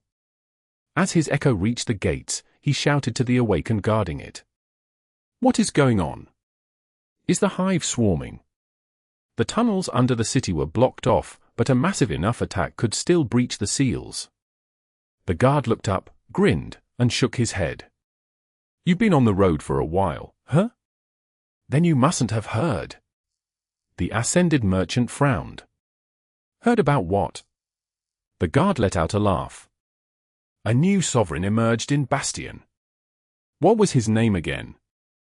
"Astaion?" "Right, Astaion. These days, the whole world is talking about him." Behind Rain, the older guard smiled quietly. And at the same time, she felt an ominous feeling squeeze her heart. Chapter 2777. Hopeful Benevolence. Wow! Rain was leaning on a glass wall, staring into the distance with an absent expression. She remained silent for a while, then let out a sigh and repeated herself. "Wow!" A moment later, a frustrated voice resounded in her ear. "What are you spacing out for, ho?" Rain looked side to side, then fanned herself with a hand. "No, but did you see him? The Lord of Hell." "Wow!" Sunny let out a stifled curse. They were currently on the outer edges of Red Hill, just behind the city wall. Night had already fallen, and a silver moon was climbing the starlit sky. Countless lanterns ignited all across the glass city, their light glistening as it reflected from countless transparent walls. It was truly a beautiful sight, but not the sight that had left Rain speechless. The enormous wagon stood in front of transparent warehouses at the moment, being unloaded of their cargo. The guards were preparing to go on leave, while the ascended merchant himself was at the head of the caravan, discussing something with the ruler of the city, Dar of the Maharana clan. The saint had descended from the height of the citadel personally to receive a shipment of building materials meant to reinforce the seals in the tunnels beneath the city. Rain had only glimpsed him from a distance, but was left impressed nonetheless. Her brother was full of indignation, though. "What is there to see?" Rain scoffed. "What do you mean, what is there to see?" "His arms. Gods, they're like tree trunks." Rain was shocked when the enormous arrow vaporized the glass abomination, but after seeing the archer, she could believe that it had traveled 1,000 kilometers across the sky. Saint Dar was imposingly tall, with shoulders so broad that they were like a mountain plateau. His skin was dark, while his luscious hair and thick beard were raven black. His face possessed a rugged kind of handsomeness to it, as if carved from stone by a sculptor, while his eyes were stern and fierce. His most striking feature, however, was his body. It seemed to have an entire geography to it, having been sculpted entirely out of flawlessly defined, adamantine muscle. Rain was pretty sure that each of his powerful arms was as thick as her waist. She clicked her tongue in admiration. "It's crazy!" By then, her brother was already seething with outrage. "Crazy? You know what's crazy? That this wannabe has the gall to call himself the Lord of Hell. What precisely has he done to deserve that title? A pathetic copycat is what he is." Rain finally couldn't hold it in anymore and laughed. "Well, he's the ruler of the glass hell. I doubt that he came up with that nickname himself. Saint Dar had been a soldier of the Song army during the war, but now ruled a citadel east of Godgrave. That went to show that there were no artificial divisions in the human domain anymore. In any case, Rain wasn't really that interested in the local ruler, even if he was truly an impressive specimen, but more so in teasing her brother while waiting for the caravan guards. Some of them had already gone to town to collect news, while the rest were planning to find a local tavern and relax after the long and deadly journey. "Rani!" Just then, Pill called out to her, signaling that they were ready to depart. Soon enough, Rain found herself in a cheap tavern, sampling local cuisine and cooling herself down with refreshingly cold ale. The fact that the floor of the tavern was transparent, revealing the web of tunnels stretching into the unfathomable darkness of the depths, was a little unnerving, but the food was delicious. "To Rani! Rani!" The guards were busy celebrating her contribution to their safe arrival at Red Hill. She smiled and raised her glass, giving them a little bow. "That's me. If you're so grateful, the bill is on you." They laughed. Just then, the scouts they had sent into the city returned. The guards pushed tankards of ale toward the newcomers and then stared at them expectantly. The scouts quenched their thirst. "It's true." One of them shook his head in bewilderment. "There is indeed a new supreme by the name of Astarion. Well, I am not sure if we can call him new. In fact, he was a member of Broken Sword's cohort and among the first saints of humanity. He opened a dream gate in NQSC and came to Bastion a few days back. Lady Changing Star even lowered the Ivory Island to the surface of the lake to welcome him. Now, he apparently resides in an abandoned church on the outskirts of the city, the one near the city gates." Pill raised his eyebrow with a dubious expression on his face. "So this imaginary sovereign is real, after all?" "Bah! So where was the bastard during the war? Hiding in the bushes? Or did he conquer the fourth nightmare just last week?" He laughed and shook his head with a derisive expression. The other guard shrugged. "That's the thing. According to rumors, he became supreme with Queen Song and the King of Swords when they challenged the fourth nightmare during the Chain of Nightmares. But those two turned on him as soon as the nightmare was conquered and imprisoned him in a magical array. The array slowly deteriorated after their deaths, and he finally broke free." Pill still seemed suspicious. There was a disdainful expression on his face, at least. He remained silent for a while, then asked somberly, "So what is that sovereign about, anyway? What does he want?" Rain was getting the feeling that her former colleague was not fond of any sovereigns who were not Nephis of the Immortal Flame clan. And who could blame him? Supremes did not have a particularly good track record with humanity. Two had started a bloody civil war, while the third was a sinister recluse who supposedly liked to kidnap people. The Lord of Shadows, meanwhile, was believed to have turned on Changing Star in an attempt to usurp all the power for himself and died by her blade. Power truly corrupts. Rain focused on her meal. The scout, meanwhile, finished his ale and shrugged. "He seems all right. Sane and reasonable, that is what people say. Apparently, he wants to help. He was like an uncle to Our Lady when she was a child, anyway." Pill scoffed. So was Anvil of Valor. His tone was dark. The lively atmosphere around the table suddenly turned somber. The guards remained silent for a long while, but eventually, one of them spoke in a hesitant tone. "Still, what if he really is like they say? Just imagine what having another righteous supreme would mean for us. For all humans." The other guards did not answer, but Rain could see that their eyes ignited with hope and wistfulness. The guard who had brought the news even allowed himself a hopeful smile. "We'll know for sure in a day or two.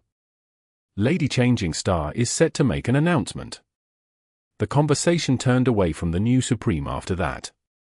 The wagons had to be repaired, and the damaged Echo needed time to restore itself, so the caravan ended up lingering in Red Hill for an additional day.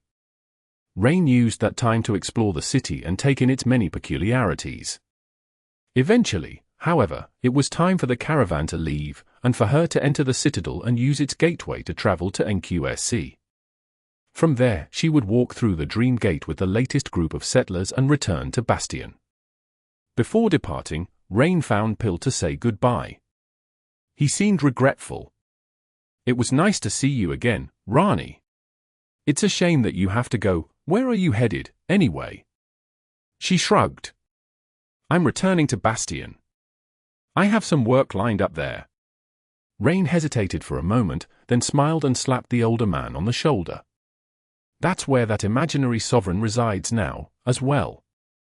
Who knows? I might even see the bastard with my own two eyes." She was joking, of course. She was planning to stay as far away from the man called Astarion as possible, and her brother seemed hell-bent on preventing the two of them from meeting at all costs.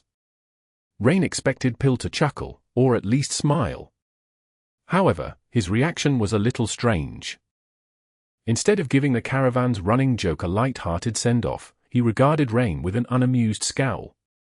In fact, his expression was downright disapproving. She raised an eyebrow. "What's wrong?"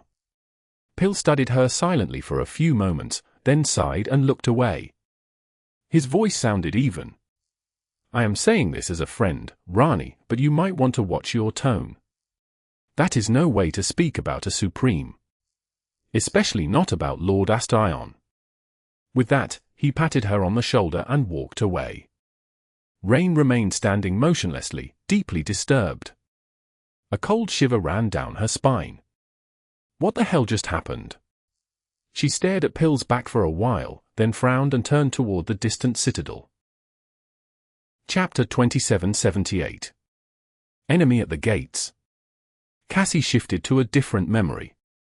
It took place far away in Bastion, where she was tall and overflowing with ferocious vitality, her every sense and impulse heightened to such a degree that the world felt 10 times sharper and more vivid than usual, both brilliant and overwhelming, full of overpowering scents, sights, sounds, and sensations. Her flawlessly sculpted body was finely tuned and indescribably powerful, making her feel like she could topple mountains with bare hands. In fact, she very well could. She had. She was Saint Athena, raised by wolves, the ruler of Bastion. Effie was walking toward the gates on the northern edge of the city, surrounded by an escort of awakened warriors. They were her wolves, the former soldiers of the wolf army who had been under her command since Antarctica. These days, the wolves had become an independent force and were in charge of maintaining peace in Bastion. They had accepted countless new recruits, undergone relentless training, and even wore enchanted uniforms now, complete with shared colors, gray and blue, and a stylized coat of arms. The Firekeepers might have been the highest-ranked force of humanity, but it was the wolves who dealt with everything that happened on the ground here in Bastion and around it. So, a squad of veterans was escorting Effie today, her old war buddies, with whom she had traveled to hell and back on numerous occasions. Not that she needed their protection, of course. It was just that Effie's public appearances often caused a commotion, so the wolves went around with her to gently push people aside and prevent her from getting stuck in a crowd. They were busy right now, as well.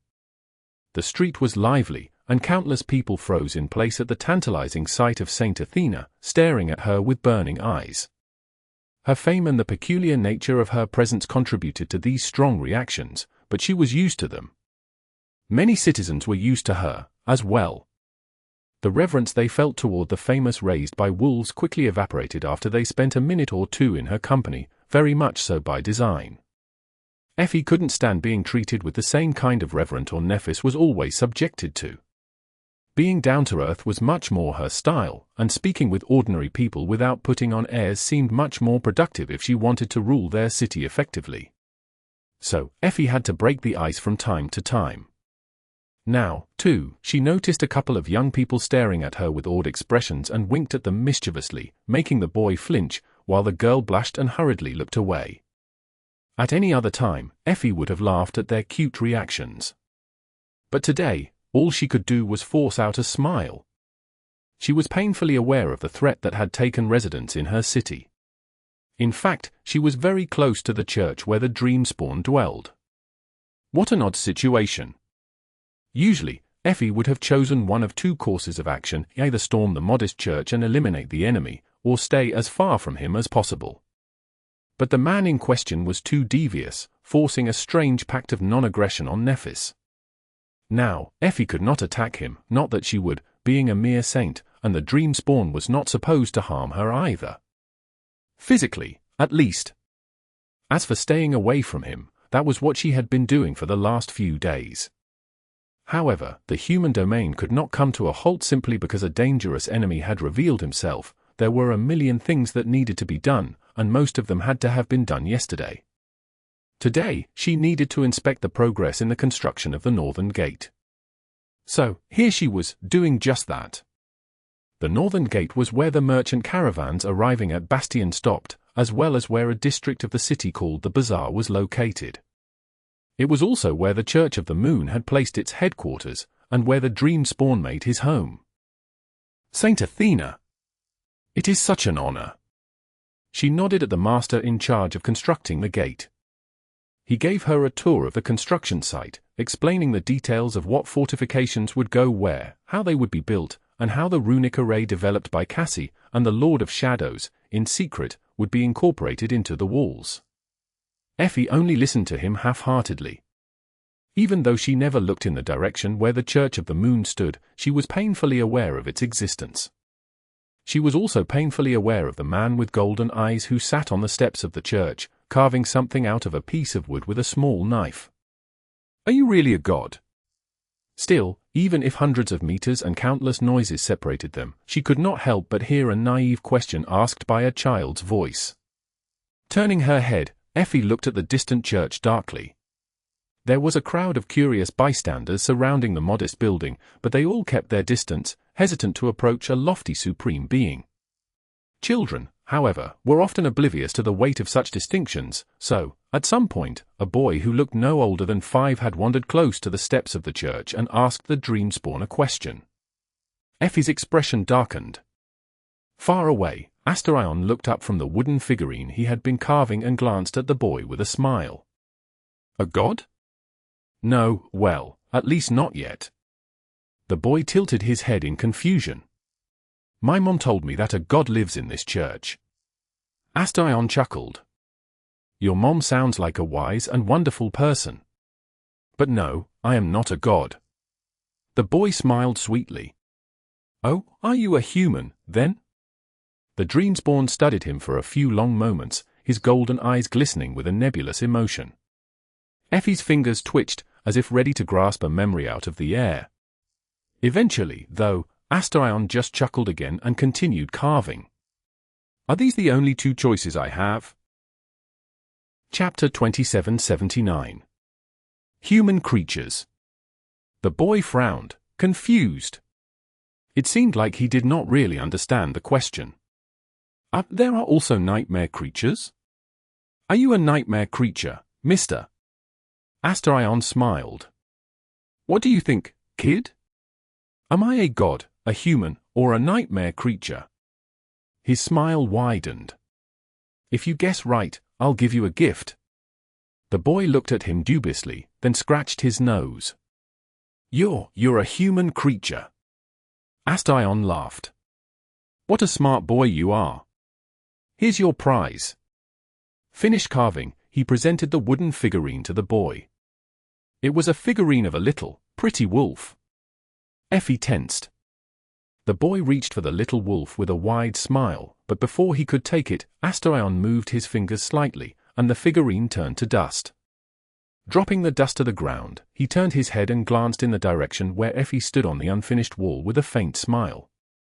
Ah, what a pity. The boy froze and bit his lip, his eyes becoming teary. Astarion sighed.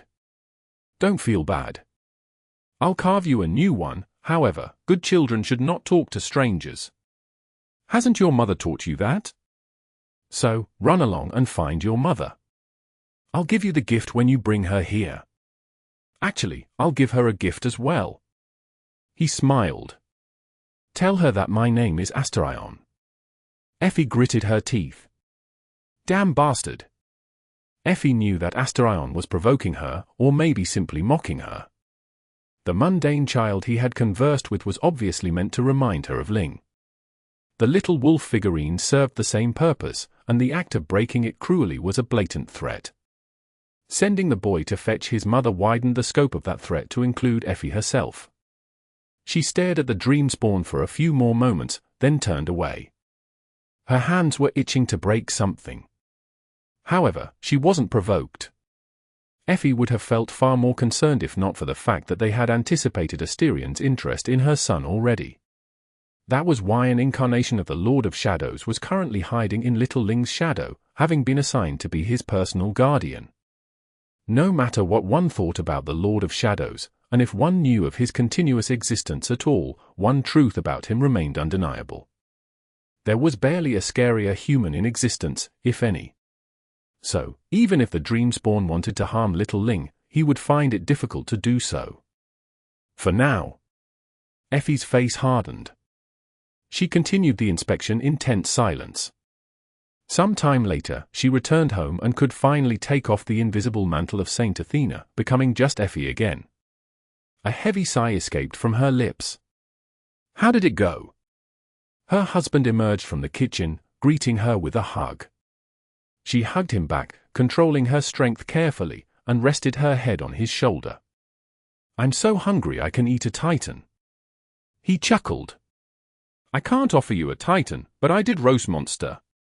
The table is set."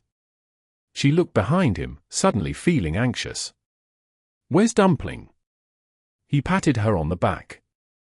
"He's having a lesson with teacher Julius. They lost track of time again, so I didn't want to interrupt." She nodded slowly, suppressing another sigh. Effie's life seemed idyllic and carefree from a distance, but she had her own share of problems. It wasn't easy to be a wife, a mother, a warrior, and a ruler of an enormous city all at the same time, but most of all, it wasn't easy to be the mother of a transcendent child. There had never been a boy like her Ling Ling before, so there was not exactly a manual on how to raise him well. Currently, little Ling was at the age when he wanted to socialize and make friends. Every time they passed a school, he looked at it with wistful eyes. However, Effie could not send him to a school that mundane children attended. No matter how good her son had become at controlling his strength, it was not to a degree that other kids could be allowed near him when he was excited. Even his startling aspect was not a guarantee that things would go well. Little Ling could save the children from being harmed by him, but he would not be able to save himself by being traumatized by having harmed them.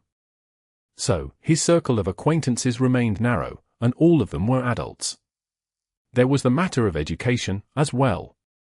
As a saint, he possessed an incredibly sharp mind, the kind of mind that would leave any mundane prodigy in the dust. That mind of his constantly needed fuel, so it was Effie's and his dad's responsibility to make sure that their son received enough mental nourishment to develop into a healthy adult and realize his extraordinary potential. They had homeschooled him themselves at first, then proceeded to invite a number of trustworthy and distinguished tutors. There had probably never been a child who received guidance from such a splendid group of esteemed individuals, teacher Julius being the foremost educator among them. Who knew that the Lord of Shadow was not only a maniac capable of unleashing a great flood of murderous dead upon his unfortunate enemies, but also a lunatic who was strangely reliable when it came to recommending amazing tutors? Effie really couldn't thank him enough. The dinner her husband prepared disappeared in the blink of an eye. She devoured the roasted monster, not leaving even the bones. Ling's dad watched her eat with a faint smile, then spoke softly when she was finished. "You didn't answer my question. How did it go?" He was only an awakened, so Effie could not tell him much about Asterion. She did explain the general lay of the situation after the Dreamspawn settled in Bastion, though, knowing that there was no point in keeping it a secret anymore. So, he knew what was at stake. He also knew that she had ventured to the northern gate today. She remained silent for a few moments, then shrugged. "Well, it was okay." His expression darkened. "That bad?" Effie blinked a couple of times. "What do you mean, that bad?"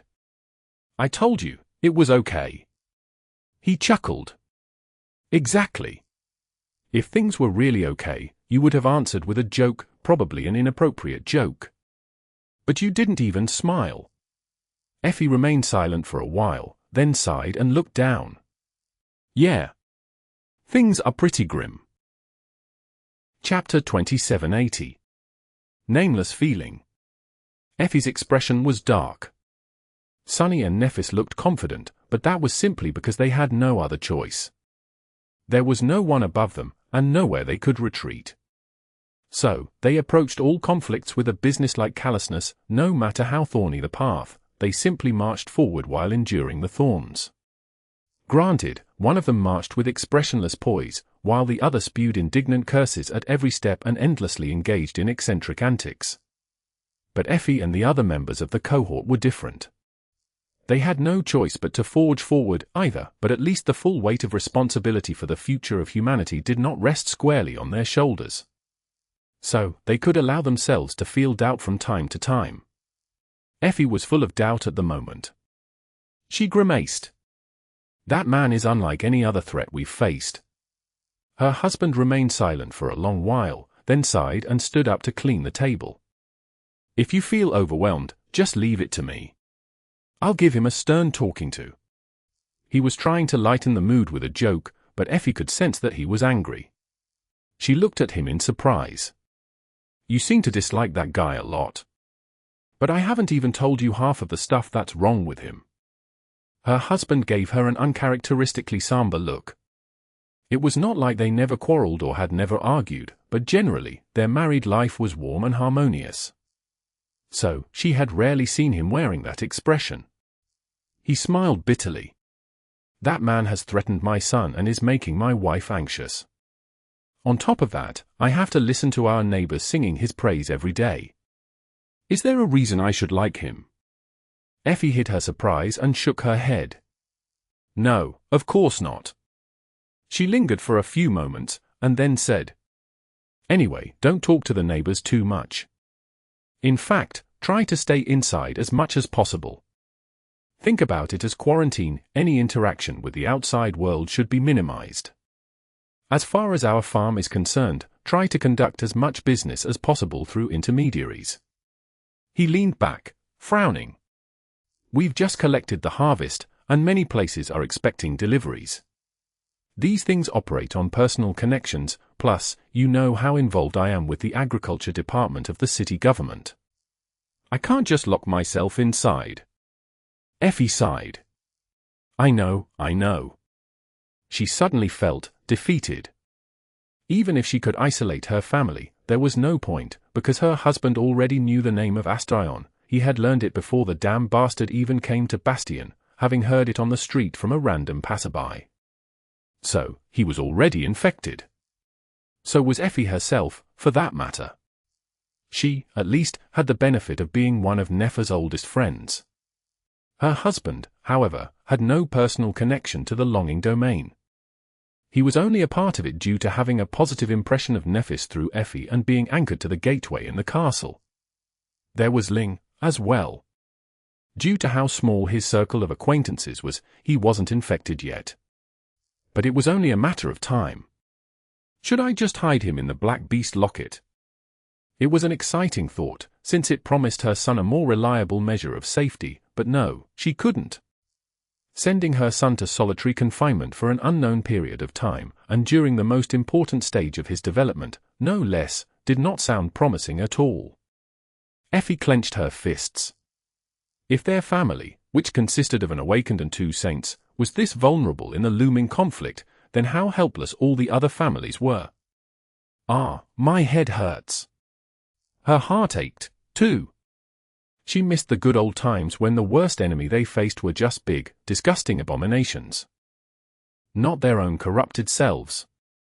Not callous humans who had lost themselves to the allure of power and the burden of their flaws. Not unhinged supremes who were ideas as opposed to beings of flesh and bone, and therefore could not be destroyed. What is going to happen to my family? What is going to happen to my city? Effie used to think that the dream realm was a dark kind of paradise, the only kind of paradise humanity deserved. After a while, it seemed like she had been right. But now, she was starting to suspect that humans did not deserve even this kind of dreadful heaven.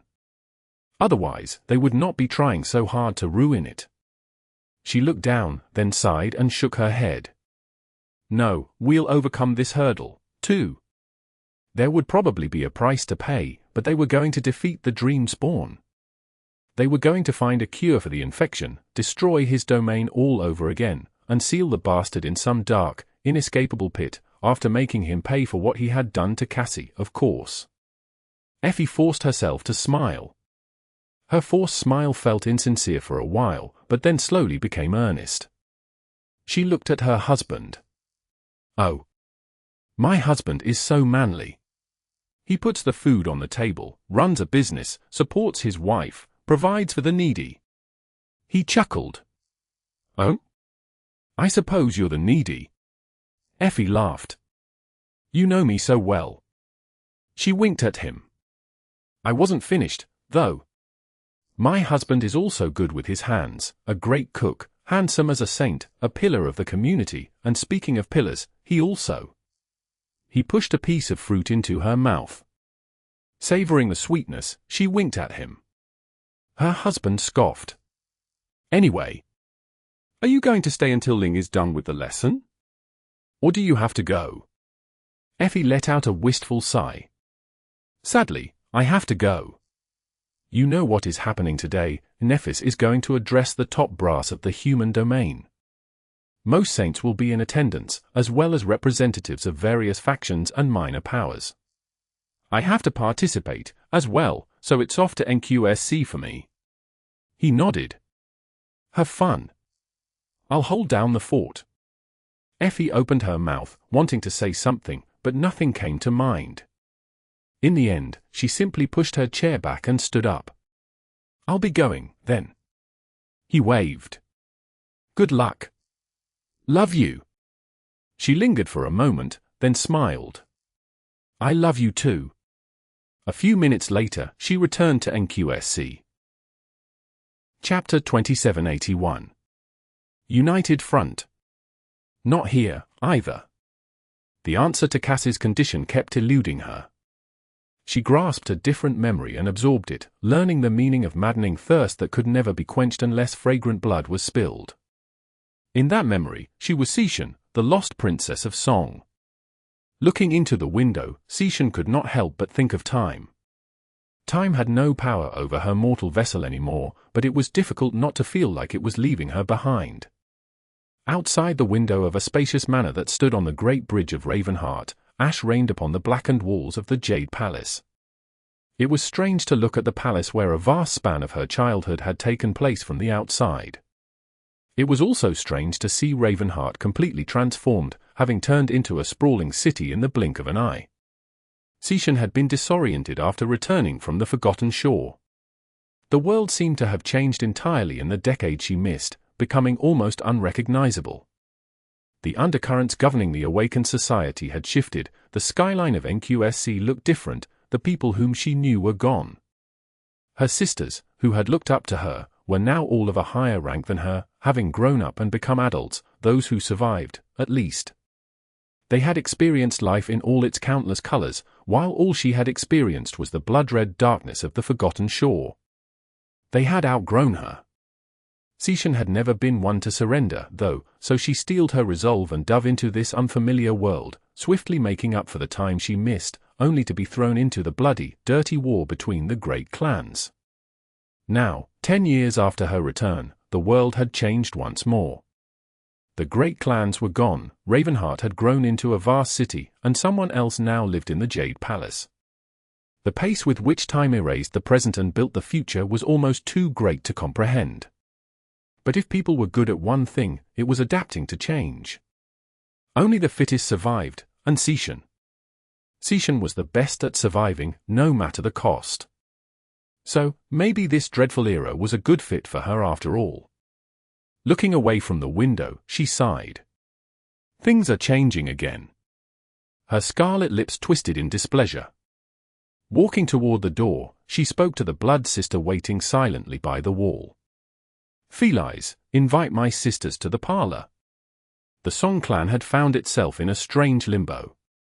Officially, it did not exist anymore, however, unlike Clan Vela, it had never been systematically dismantled by Mordred. So, its core forces simply split to follow the 7 transcendent princesses that Queen Song had left behind, spreading across the basin of the River of Tears. Each of the former princesses was now a ruler of her own clan, technically. However, they were still sisters, and therefore, the ghost of Clan Song wielded immense influence in the West. In fact, its power was second only to the immortal flame itself.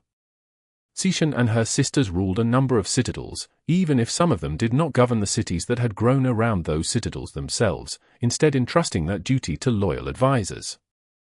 Beastmaster spent most of her time in Ravenheart. Lonesome Howl and Silent Stalker could usually be found on the front lines, leading the warriors of the human domain in their conquest of the Dream Realm. Moonveil controlled the estuary of the River of Tears, while Seishan herself controlled its source. Deathsinger wandered between the worlds, often crashing at their citadels. Revel. Well, Revel was a proponent of a strict separation between work and private life. So, she had refused the citadel offered to her by Nephis, preferring to stay in her den below the Jade Palace when she wasn't leading troops into battle. And now, in an ironic twist of fate, she was on the Forgotten Shore. Caution headed toward the parlor, full of heavy thoughts. She and her sisters were scattered across the dream realm, but today, they gathered in Ravenheart once more. Meeting in NQSC would have been far more convenient, but the situation was dire enough to demand a united front. "Hey there, Shan!" Beastmaster was already in the parlor, lounging in a chair with a glass of red wine in her hand. Her dress was flattering enough to be considered dangerous, and her languid smile was positively decadent. The scar that was supposed to mar the fatal beauty of her face was somehow only making it more alluring. She seemed the same, but Caution could tell that her sister felt more relaxed, somehow. The fall of the Song domain was treating her well, as she had been able to blossom as the logistical overlord of the western reach of the human domain instead of being a powerful, frightening witch who controlled an army of monsters. Despite her dark mood, Caution could not help but smile. "Hey, Bin." The door opened, and Lonesome Howl entered, immediately sprawling across a sofa with an exhausted sigh. "Do you have food in this manor?" "Gods, Stalker, and I had to rush back to Ravenheart across entire regions of the Dream Realm. Our essence is almost entirely gone." As soon as she said those words, Caution noticed that Silent Stalker was already leaning on the wall in the corner of the parlor. It was unclear when and how she had gotten there. Beastmaster scoffed. "So what? You don't hear Stalker complaining?" "Right, Stalker." Silent Stalker just stared at her without saying a word. Beastmaster grinned. "See?" At that moment, Moonveil entered the parlor as well, gifting them a soft smile. "You really should not complain, Howl. I had to rush here from the shores of the storm sea, so, if anyone is going to complain, it should be me." Finally, Deathsinger arrived, looking at them with a pale face and terrified eyes. Beastmaster winced. "Let me guess, hell. We're all going to die." Deathsinger gave her a look of incomprehension. "What? No. Of course not." A mournful expression appeared on her face. "Instead, we're all going to be brainwashed and turned into obedient slaves. Our free will be trampled upon by a wicked supreme. Our minds will be broken. Oh, the shame, the humiliation, the anguish." Caution sighed. Chapter 2782. Prudent question. By now, they knew that Astaion was back. Nephis was going to address the top brass of the human domain today, but actually, a different, far more secretive meeting had already happened on the day that the Dreamspawn revealed itself. There had been far fewer people attending that meeting, and they left it with an ominous feeling. Caution had been one of them. "So, it's really true? That man is back." Beastmaster's voice was laced with unease. Nephis had only been for when her father died, so she did not remember the Dreamspawn too well. The contact between the Immortal Flame clan and Broken Sword's companions had not lasted long after his death. However, the Song sisters were older and had a far clearer impression of the man who called himself Astaion. In fact, he had still been around when Caution ventured into the Dream Realm for the first time. It was only after returning from the Forgotten Shore that she learned about his disappearance. Honestly, it had been a relief. Astaion was charming and affable, treating Kisong's daughters well. However, there had always been something unnatural and creepy about him. The Song sisters grew up as princesses of the great clan Song, but they had been orphans before then, and orphan children had a special kind of intuition about adults. So, they never liked the third sovereign very much. Lonesome Howl sighed. "Does it even make sense?" She sat up and looked at her sisters with a disgruntled expression. "It is like your mom passed away, you were evicted from your childhood home, and if that wasn't bad enough, your creepy uncle suddenly returns from prison. Oh, and it had been your mom who sent him there, in the first place." She bit her lip. "Do you think he's going to seek revenge against us, since we're all that remains of Song?" Moonveil opened her mouth to answer, but at that moment, Deathsinger interrupted her with an innocent question. "By the way, where's Revel?" The others looked at her with inscrutable expressions. Eventually, Caution answered her in a calm tone. "She's with the Lord of Shadows on the Forgotten Shore." Death Singer blinked a couple of times. Who? Why? Seishan shrugged. He invited her to join the Shadow Domain. So, she lives there with the Lord of Shadows now. Due to? Death Singer jumped. She what? Silent Stalker shifted slightly and gave Seishan a questioning look, too. Seishan tilted her head a little. She has become a champion of the Shadow Domain. I know that this is sudden, and that our soldiers will suffer without her strength, but Revel and the Lord of Shadows are a good fit.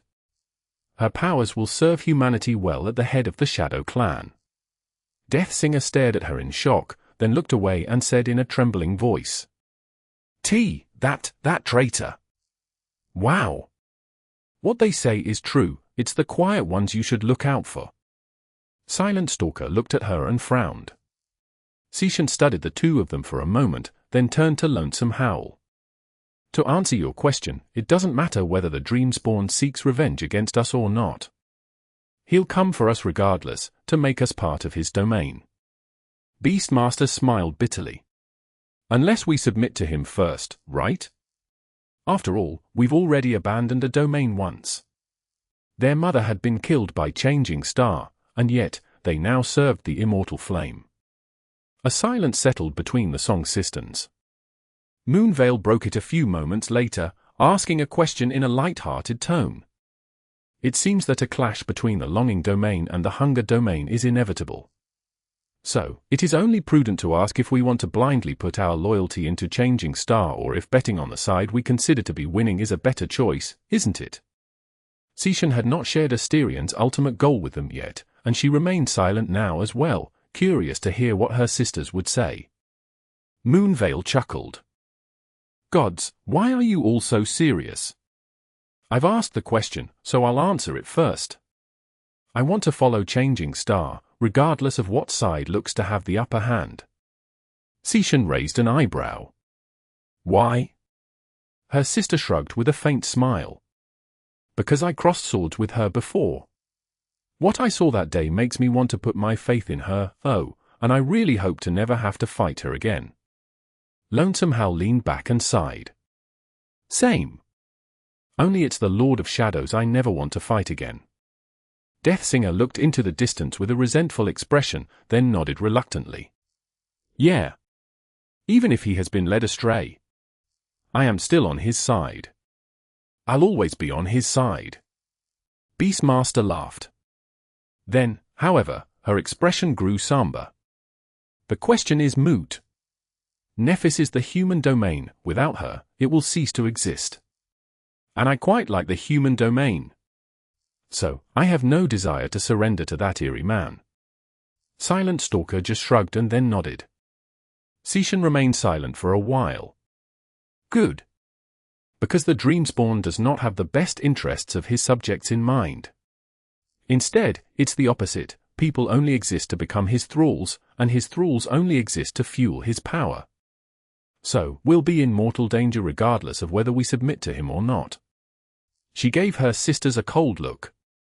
Which is why we will fight for the human domain until the last drop of blood. Do you understand? They hesitated for a few moments, then nodded. Seishan looked back to the window and fell quiet. Eventually, she said, It's time to go. Revel will meet us in NQSC, whatever happens from now on, take care of each other. We will see this storm through and emerge on the other side unscathed. Survival of the fittest. Her sisters would have to learn how to adapt, as well. Chapter 2783. Resplendent Gathering. On a hazy summer day, the air in NQSC seemed to tremble with a strange kind of tension. Somewhere in the city, the passerby stopped to look at a motorcade of heavily armored PTVs that rushed past them in a neat formation. Somewhere else, a row of luxurious vehicles emerged from the compound of a renowned legacy clan and rolled onto the streets. Far away, the engines roared as a group of government APCs surrounded a single-passenger sedan, seasoned soldiers manning the turrets. In a different place, an opulent carriage pulled by a monstrous echo rolled past the stunned citizens, its interior hidden behind plush velvet curtains. Scenes like these were happening all around the city. That was because today, all the champions of the human domain were invited to attend a council by Changing Star, Nephis of Immortal Flame, the shining goddess of humanity. The city was overflowing with power. In fact, most of the power humanity possessed was concentrated in NQSC today, all that might slowly converging on a single point. The secluded estate of the Immortal Flame clan, where the historic council was set to take place. That manor had a history of its own, too. Once, a long time ago, it was merely one of the minor properties owned by the Immortal Flame clan. When the storied clan fell into decline, though, most of its lands and possessions were slowly sold off, until only this remote, modest manor remained. The future ruler of mankind had grown up behind its tall walls. Now, decades later, the Immortal Flame clan had regained its former glory and even soared to far greater heights than ever before, standing alone on the brilliant, insurmountable peak of power. The modest manor, meanwhile, had become the seat of that sublime power in the waking world, as well as the headquarters of the Fire Keepers in NQSC. Today, the gates of the estate opened, welcoming an endless torrent of vehicles. A startling procession of the most renowned people in existence stepped out of them, looking at the elegant manor with complicated gazes. Among them were Nightingale, the steward of the West, and raised by wolves, Saint Athena, also known as the War Beast, steward of the East. Soul Reaper Jet attended as well, acting in her role as the steward of the South. Morgan of Valor was here, too. So was Song Sishan and her 6 transcendent sisters, and the legendary wanderer, Nightwalker, as well. He was accompanied by the 3 Saints of Night. Wake of Ruin and Saint Thane, the Dream Merchant, arrived in the company of the highest mundane hierarchs of the government. Besides them, most of the Saints of Humanity had also gathered in NQSC today, except for those who had been exiled to Godgrave, as well as a few who had to stay behind in the Dream Realm so that it would not be left entirely defenseless on this extraordinary day. Tiris of White Feather, Reva Len of Aegis Rose, Dar of Clan Maharana, Saint Bliss, Saint Hellai, Saint Ceres, Saint Seord, and many more. The representatives of influential legacy clans who were not ruled by transcendent champions were here, as well. So were distinguished ascended that represented various forces of the human domain, from frontier legions to city administrations and agricultural committees. There were plenty of mundane people, too, since they were the backbone of the last human civilization. All the people who made the world turn had gathered together in the manor of the Immortal Flame clan. The same had not happened when the King of Nothing rose to the throne of supremacy, so many of them were troubled. The rest were simply waiting to be informed of what was going on, full of confidence in the human domain despite the worrisome rumors. Even they became slightly uneasy when the Fire Keepers guarding the door subjected them to a strange ritual, though. All of them still remembered the threat posed by the Skinwalker and the various measures that had been put in place in order to prevent his vessels from getting into human cities. This ritual was different, but also too similar to those measures not to recognize its purpose. The expressions of many invited powerhouses darkened. Everyone only had one thought on their minds, considering that a new supreme had emerged. Is there going to be a new domain war? Sunny did not need the ability to read their minds to know what they were thinking about. He was hidden in the shadows, observing the arriving guests somberly. He paid special attention to Wake of Ruin as well, even if the investigation proved that it was one of the old Saint staff members who had lured Cassie into a trap. Sunny could not rid himself of suspicion. Senkor was still a part of the longing domain, but he could have been influenced or outright enthralled by Astarion. After all, nothing forced Astarion to brainwash his thralls into worshipping him. He could just as well brainwash them into worshipping Nephis, thus placing perfect spies inside her domain. They had not developed means of ruling out such manipulation yet, so there was simply no way to tell. No one could be trusted. This is not going to end well. The purpose of today's council was to dispel the rumors and inform the champions of humanity about the return of Astarion, as well as subtly prepare them for the inevitable clash between the longing domain and the hunger domain. Nephis was in a difficult situation. She had to inform her vassals about the danger Astarion posed, but at the same time, she could not tell them that he was dangerous, because simply knowing that the human domain could be threatened by the dream spawn would shake people's confidence in its ability to protect itself, thus making them more susceptible to Astarion's influence. In the end, all she could do was carefully tread the edge between the truth and a meticulously crafted lie. Nephis, of course, had wanted to simply tell her people the entire truth and let them deal with that knowledge themselves. Those who could endure it would become her allies in the struggle against Astarion, while those who could not, even if it was most of them, would become his pawns instead. She wanted to reject compromises and go for the enemy's throat without caring about her own. However, Sunny and Cassie had dissuaded her. Because that would only play into Astarion's hand. Attempting to maintain an illusion of civility helped him as well, of course, but to a far lesser degree. So, they had no better choice than to concoct a web of deception to trap humanity in, for now. But Sunny still felt that, from the very beginning, it was their enemy who always held the initiative. All they could do was react to his actions, and if ideological wars were anything like true combat, failing to grasp initiative was one of the surest ways to end up dead. Still, if there was someone who was better at deception than Sunny, it was Cassie.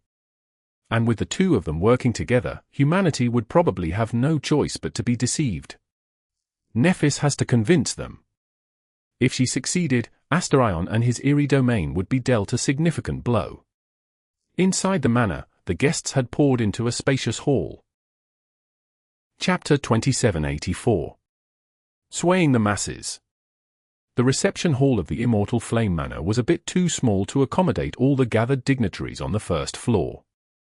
The most prominent figures were seated around a vast round table. Their trusted subordinates stood behind them, while the least esteemed of the exceedingly distinguished guests occupied the gallery, observing the gathering from above. There were too many people in the hall to keep what was going to be said here today a secret, of course.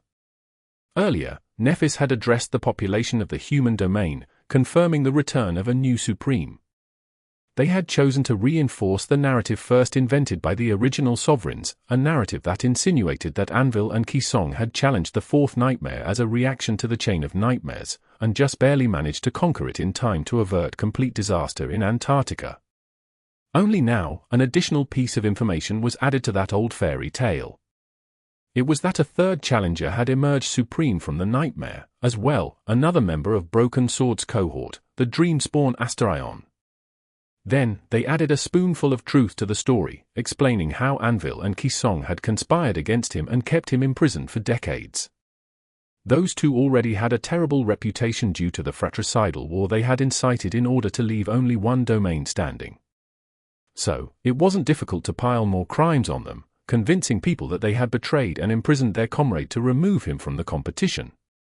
Now that the Dreamspawn was back, however, Nephis had given a masterfully crafted speech to the public, both painting herself as a benevolent ruler who was glad to see one more supreme return into the embrace of humanity and simultaneously subtly accentuating the connection between Anvil, Kisong, and Astarion. The first half of her announcement had been spent reminding people how hateful the original sovereigns were. The second half, while seemingly generous, made sure to put Astarion next to those two, thus giving him the boon of seeming like an atrocious monster by association. After all, if those two had been his closest collaborators, then what kind of character did he himself possess? Most importantly of all, Nephis emerged from giving the announcement without being seen as trying to discourage the new supreme. That would have only made her look anxious, envious of his power, or cruel. None of those perceived traits would do her any good in an ideological war against the Dreamspawn, where moral high ground and justification were as invaluable as an impregnable stronghold during a conventional military conflict. Depending on how this council went, her message to the people would either be reinforced and cemented, or damaged and dismantled instead. Standing in front of the doors leading to the reception hall, Nephis was looking at the floor as she composed herself and prepared to face the distinguished gathering. Sunny and Cassie were standing behind her, leaning on the walls of the narrow corridor. Seemingly ready, Nephis looked up, then hesitated for a few moments and said in a distant tone, "I never expected this." Sunny raised an eyebrow. "What, exactly?" She turned slightly and looked at him with an unreadable expression, remaining silent for a while. Eventually, Nephis sighed. "That I would have to become a politician one day." Sunny smiled faintly. He remembered how she had been on the Forgotten Shore, painfully awkward and barely capable of expressing herself, practicing conversational skills and friendly smiles while he was learning how to wield a sword. Who knew that the awkward girl from back then would have to sway the minds of the most brilliant people in existence with flawless eloquence and intricate deception one day? You probably imagined that you would just cut every obstacle standing in your way with a sword back then, didn't you? Nephis lingered for a few moments, then slowly shook her head. No. I always knew that I would need to learn how to win human hearts if I wanted to achieve my goals. I just never quite imagined that I would have to do it this way. She paused for a bit before adding, I always thought that truth was the sharpest blade. But today, she was going to lie. With that, Nephs raised her chin and pushed the door open. As she walked into the light, Sunny and Cassie remained in the shadows, watching the door close side by side. In the hall, Nephis walked to her seat with confident steps and stopped behind it, putting her hands on the back of the tall chair. She regarded the gathered dignitaries with a calm but heavy gaze, and then spoke in a clear voice. Many of you have heard the rumors by now. Today, I intend to put these rumors to rest and inform you of what truly happened, as well as how these events will affect the human domain going forward. A dead silence settled over the reception hall, hundreds of eyes watching her with rapt attention. Nephis met those gazes steadily and continued in the same commanding tone. It is true. The dream-spawn, Astaion, has returned from the place where he had been imprisoned by the great clan Song and Valor. Now that everyone had heard Asterion's name, there was little point in trying to avoid it. Granted, uttering it still meant that he would become aware of one's words and listen in on the conversation. He is supreme. He has been supreme for a long while, and wields immense power, a power far greater than the King of Swords and the Queen of Worms wielded, perhaps. And unlike the King of Nothing, Astaion is not going to retreat from the world and isolate himself in a remote region of the Dream Realm. Among the greatest champions of humanity gathered in the hall, the absence of one particular person was painfully obvious. It was Mordred of Nowhere, the King of Nothing, who was far more powerful than any other human here, apart from Changing Star herself. The reclusive sovereign had not deemed it worthy to appear even on this important day, choosing to stay hidden and ominously nebulous. Nephis paused for a moment, and then continued. Instead, he has chosen to reside in Bastion. As for what goals Astaion pursues and the relationship between him and the human domain. At that moment, Sunny turned his head sharply and looked at Cassie. Warn her. Cassie was probably already sending Nephis a mental message, though. But before she could respond, the doors of the hall opened with a loud bang, shuddering as they collided with the walls. A tall man with brilliant golden eyes entered, looking around with an inscrutable expression. Pressing the gathered champions into their seat with a heavy gaze, the dream-spawn then turned to Nephis, remained silent for a few long moments, and then smiled darkly. Apologies. My invitation got lost in the mail, it seems. Chapter 2785. Battle of Words. Astaion bowed slightly, as if showing the illustrious guest of the immortal Flame Manor respect. Then, he straightened and gave Nephis a challenging look. She regarded him evenly, white sparks dancing in her eyes. The people gathered in the hall, meanwhile, all looked at him with burning intensity. Some seemed curious, while some were wary. None remained indifferent, though, focusing all their attention on the newly arrived Supreme.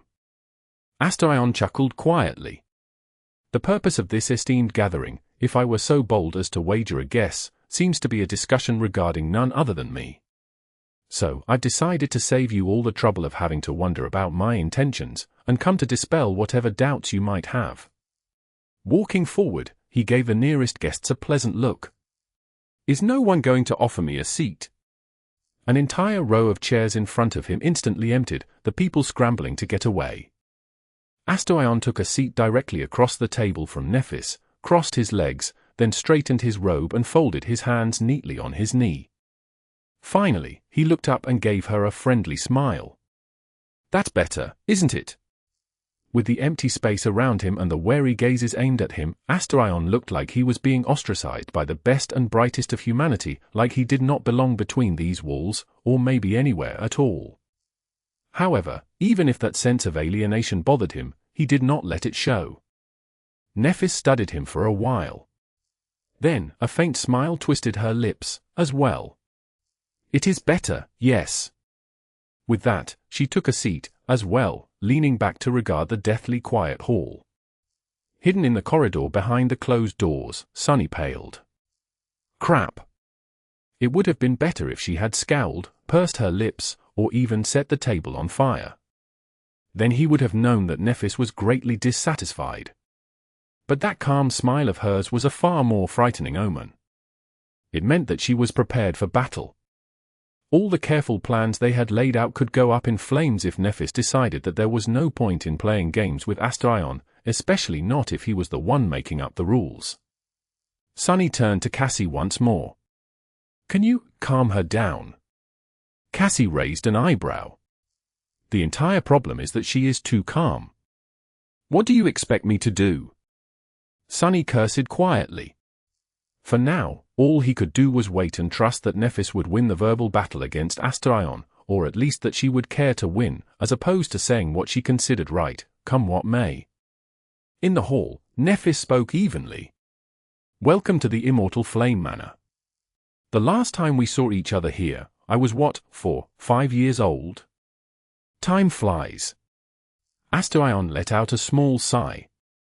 Indeed. He remained silent for a moment, then looked at the gathered guests. Why is everyone wearing such serious expressions? Oh, but I do have a guess. There is a question you all want to ask, but are scared to hear me answer.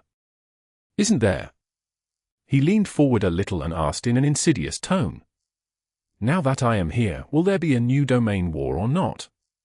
Astarion remained motionless as dead silence settled in the great hall. Then, he leaned back and laughed suddenly. Goodness! Please, lay down your worries. Nothing of the sort will happen, not if I have anything to say about it, and definitely not by my command. After all, I am here to help. He smiled. The dream realm is already consuming parts of the waking world, and its profane masters are already stirring, lured by the scent of human souls. Humanity needs all the strength it can muster in order to survive the future, so, all I aspire to do is add to that strength. Astarion paused and looked around the hall with an amused glint in his golden eyes. Ah, but this is exactly why the domain war happened, isn't it? My former comrades, Song and Vale, believed that two weak domains could not endure the burden of the future. Only one ultimate, absolute domain could, in the absence of spirits, of course. That was why they ended up throwing humanity into the meat grinder of Godgrave. Misguided as they were, funnily enough, I share their belief. He shook his head. I have no intention of diminishing the power of humanity by dividing it between two domains. Even if I did, the idea of a second domain war is preposterous, don't you think? The first one was fought by two established supremes and their vast forces, after all, which happened to be of roughly equal size. Astarion raised his hands. I have only recently escaped the trap they had set for me. I am alone, without a follower, let alone military forces. Changing Star, meanwhile, rules a domain that spans 3 billion souls, fueled by every awakened in existence and all the citadels of the dream realm, the human domain. Her boundless power is fueled by all of mankind. How could I ever hope to wage war on her? He chuckled. That would be foolish. No, I too am in favor of having only a single domain encompassing all of humanity. Even that boy, Mordred, seems to understand absolute power. My guess is that he chose to retreat into the Hollow Mountains because building his strength by consuming nightmare creatures seemed like a better choice than competing with the immortal flame. I have no desire to desert mankind, though. So, I intend to stay and help defend the human domain. As Nephis watched silently, Astarion paused for a few moments and then added in a somber tone. As an outsider, I can see a few issues plaguing the human domain clearer than most, though. So, the first bit of help I want to provide is make a few things clear. After all, it seems like many of you have grown blind to the truth, or maybe had never known it at all. Meeting Nephis' gaze, he smiled faintly and asked. Almost as if by design. It is true that an absolute domain has a better chance of surviving the future. However, he turned to the guests of the Immortal Flame clan and raised an eyebrow slightly. Isn't it strange that none of you questioned if Changing Star was the best person to rule that domain? Chapter 2786. Will of a Tyrant. Hidden in the shadows beyond the hall, Sonny studied the reactions of the people gathered inside. He was concerned that they would be rattled by Asterian's question, but his worries turned out to be unfounded. If anything, the champions of the human domain seemed confused. Some of them were even offended, looking at the Dreamspawn with dark expressions. Others, those who had known him and suffered at his hands in the past, regarded him with cold hostility. Nightwalker was simply staring at the man who had condemned him to the endless torment of the Eternal City silently, a murderous kind of calmness churning in his bright silver eyes. But, nonetheless, the question had been asked. And even if the people gathered in the Immortal Flame Manor disagreed with its implication, the seed of doubt had already been planted into their minds. How had Changing Star come to rule the world? She had inherited the heroic mantle of her storied family, true. She earned fame and renown with astonishing feats of her own, as well. Before the war, she was the only one who dared to voice her opposition to the militant stance of the sovereigns. During the war, she once again defied them by changing the course of the battle at Godheart and sparing countless soldiers from gruesome deaths. And finally, she rose in rebellion against the sovereigns and vanquished them by rising to the throne supremacy herself, thus ending the war. In the years since, she pushed humanity forward and guided it faithfully toward salvation, her fiery blade and her healing flames saving numerous lives. Her reputation was stellar, and the story of her brilliant life was awe-inspiring. She was like a living goddess, igniting the hearts of mankind with hope and desire to live, struggle, and strive. But there was also no denying the fact that, in large part, she had become the ruler of humanity simply by virtue of being the only one left standing at the end of the war. There were no supremes left to claim the throne, except for Changing Star. She had killed them all. Or rather, there had not been. There was the King of Nothing now. There was the Dreamspawn, as well. So wouldn't it only be reasonable to ask if one of them was more suited for the crown? Sonny could feel that, even if most champions of the human domain found the notion preposterous and distasteful, some did look at Nephis as if seeing her in a new light. Damn it! He studied them with a dark expression, wondering how she would react. Asterion seemed to be targeting her credibility, but what he was truly after was harming her image, harming that idea of Changing Star that existed in the minds of her subjects. So, if her answer was overly defensive or too aggressive, too callous or not firm enough, anything but flawless, he would succeed in dealing her a blow. And Sonny could easily imagine Neph giving a heated answer from beneath her usual mask of calm poise, thus helping Asterion achieve just that. After all, she could be quite arrogant at times. She cared little about weakness, expecting everyone to be as strong and willful as she was, or rather, caring only for those who aspired to be. And indeed, Nephis regarded Asterion with a cold expression for a while, doing her best to hide her smouldering wrath. Then, however, she did something that Sonny did not expect. Instead of answering the Dreamspawn, she turned her head slightly and looked at someone sitting on the western side of the vast round table. Saint Nightingale.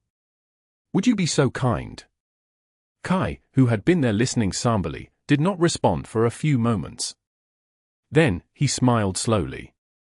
Naturally. He regarded the champions of the human domain and said in a calm, clear voice. Every second word that man uttered was a lie.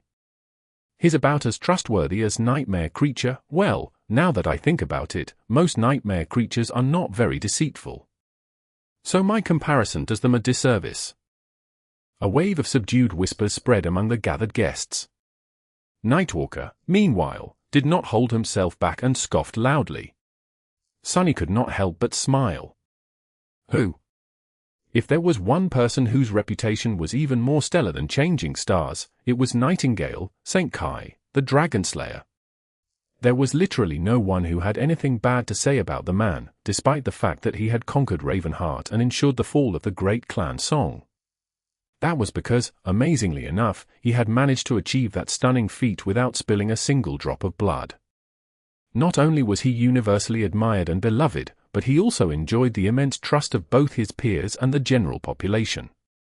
He did not make a secret out of his flaw, after all, so everyone knew that Nightingale could tell lies from the truth.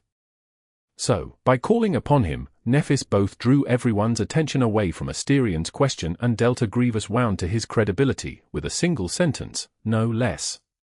Instead of searching for a way to deflect the attack, she simply ignored it completely and delivered one of her own.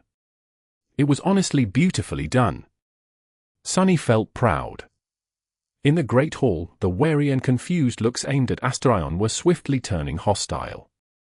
Subjected to that hostility, he laughed. Oh, my. It seems that I've been caught red-handed. How embarrassing. Well then, fine. I'll admit that I wasn't entirely forthcoming. Looking around the hall with a humorous smile, he shrugged. I can see how you would not trust anything I say henceforth, which would be troublesome, to be entirely honest. How about this, then? From now on, I solemnly swear to speak the truth, only the truth, and nothing but the truth. Esteemed St. Nightingale can be my witness. He looked at Kai, as if challenging him to claim that this promise was untrue, as well. Kai frowned, but remained silent. Hidden in the shadows, Sunny frowned. He did not miss that Asterion replaced the whole truth with only the truth, which was a subtle, but important distinction. As someone who often spoke in half-truths and lied by omission, Sunny knew better than most how important it was. Asterian's smile, meanwhile, widened for a moment before becoming dim. He sighed. There are so many distinguished warriors and true leaders in this room. The great pillars of the first and second generations, those who built the world we live in with their own blood, sweat, and tears. Seasoned veterans of the nightmare spell who carry the immense weight of their vast experience with dignity and poise. How is it, then, that an inexperienced girl from the third generation is allowed to decide the fate of humanity unilaterally, without heeding anyone's wisdom or advice? He shook his head with a hint of dejection.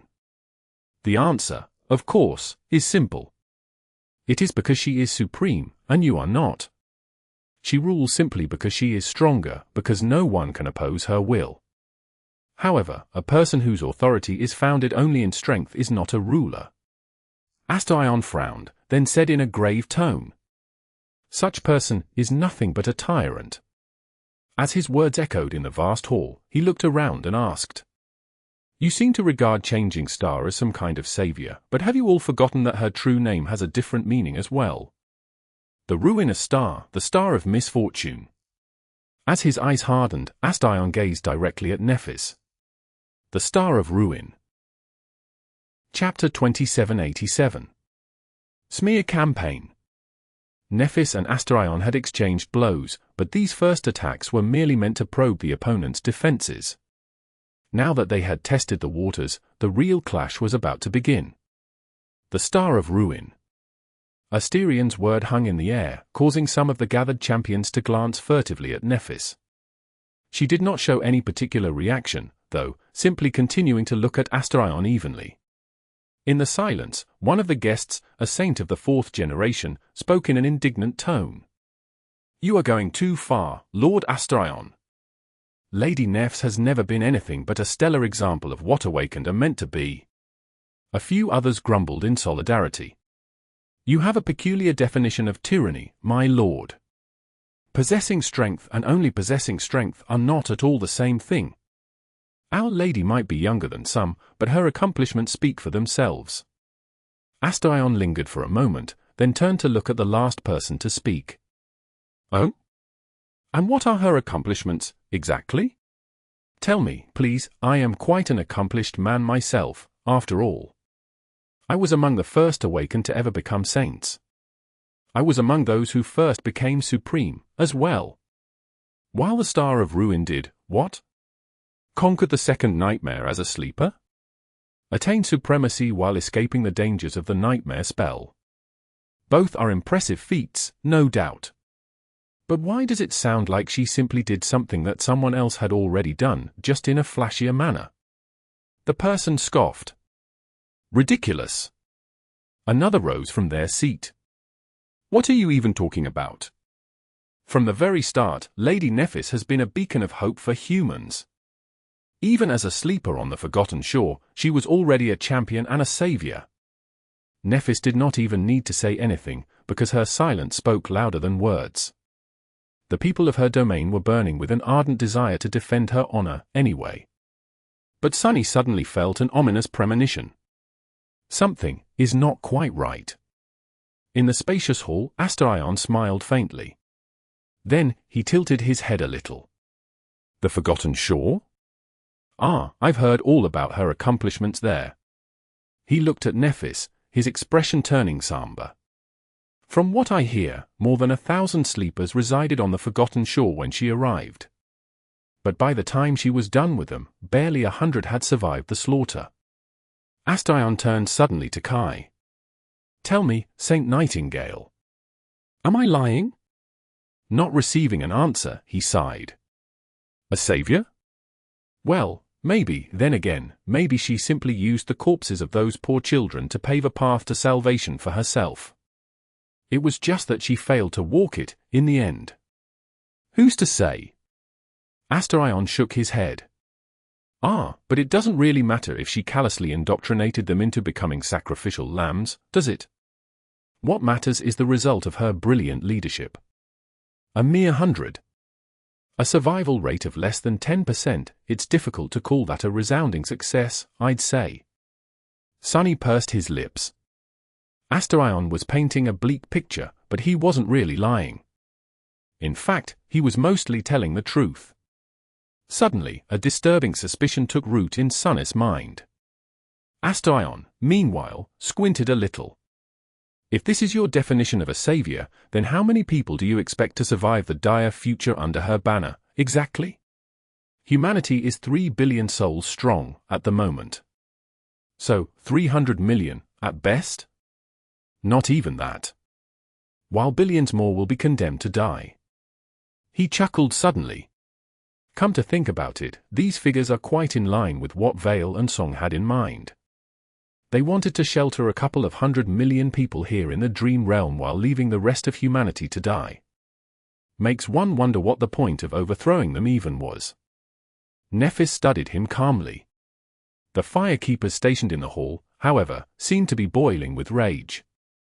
Finally, she exhaled slowly and spoke. Comparing me to Anvil and Kisong, and yourself, for that matter, is quite misguided.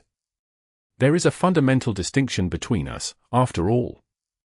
That distinction is that they capitulated before the nightmare spell, while I never did. From the days I spent on the Forgotten Shore until today, my resolve to defeat it has never wavered. I have always endeavored to support and inspire others to fight bravely against it, as well. She gestured to the champions of the human domain gathered in the hall. Look around you, Dream Spawn. Every single person here is someone who has overcome their fear and raised their sword in defiance of the world that seeks to destroy them. There are more still who fought courageously, but perished in the fight. Their deaths are a cause for sorrow, but they have never been meaningless. Because there is no purpose nobler or more glorious. Hearing her words, the champions of the human domain straightened. Some seemed proud to hear her praise, others looked mournful, remembering the friends they had lost on the path of ascension. Nephis smiled faintly.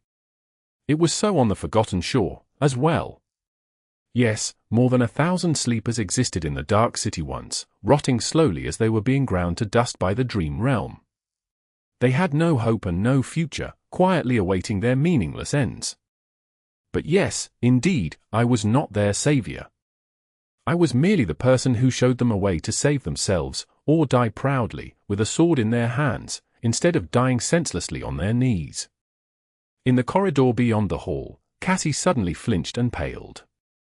Sunny, who was busy with his own thoughts, looked at her and raised an eyebrow. What is the matter? Cassie shook her head. It's nothing. Just...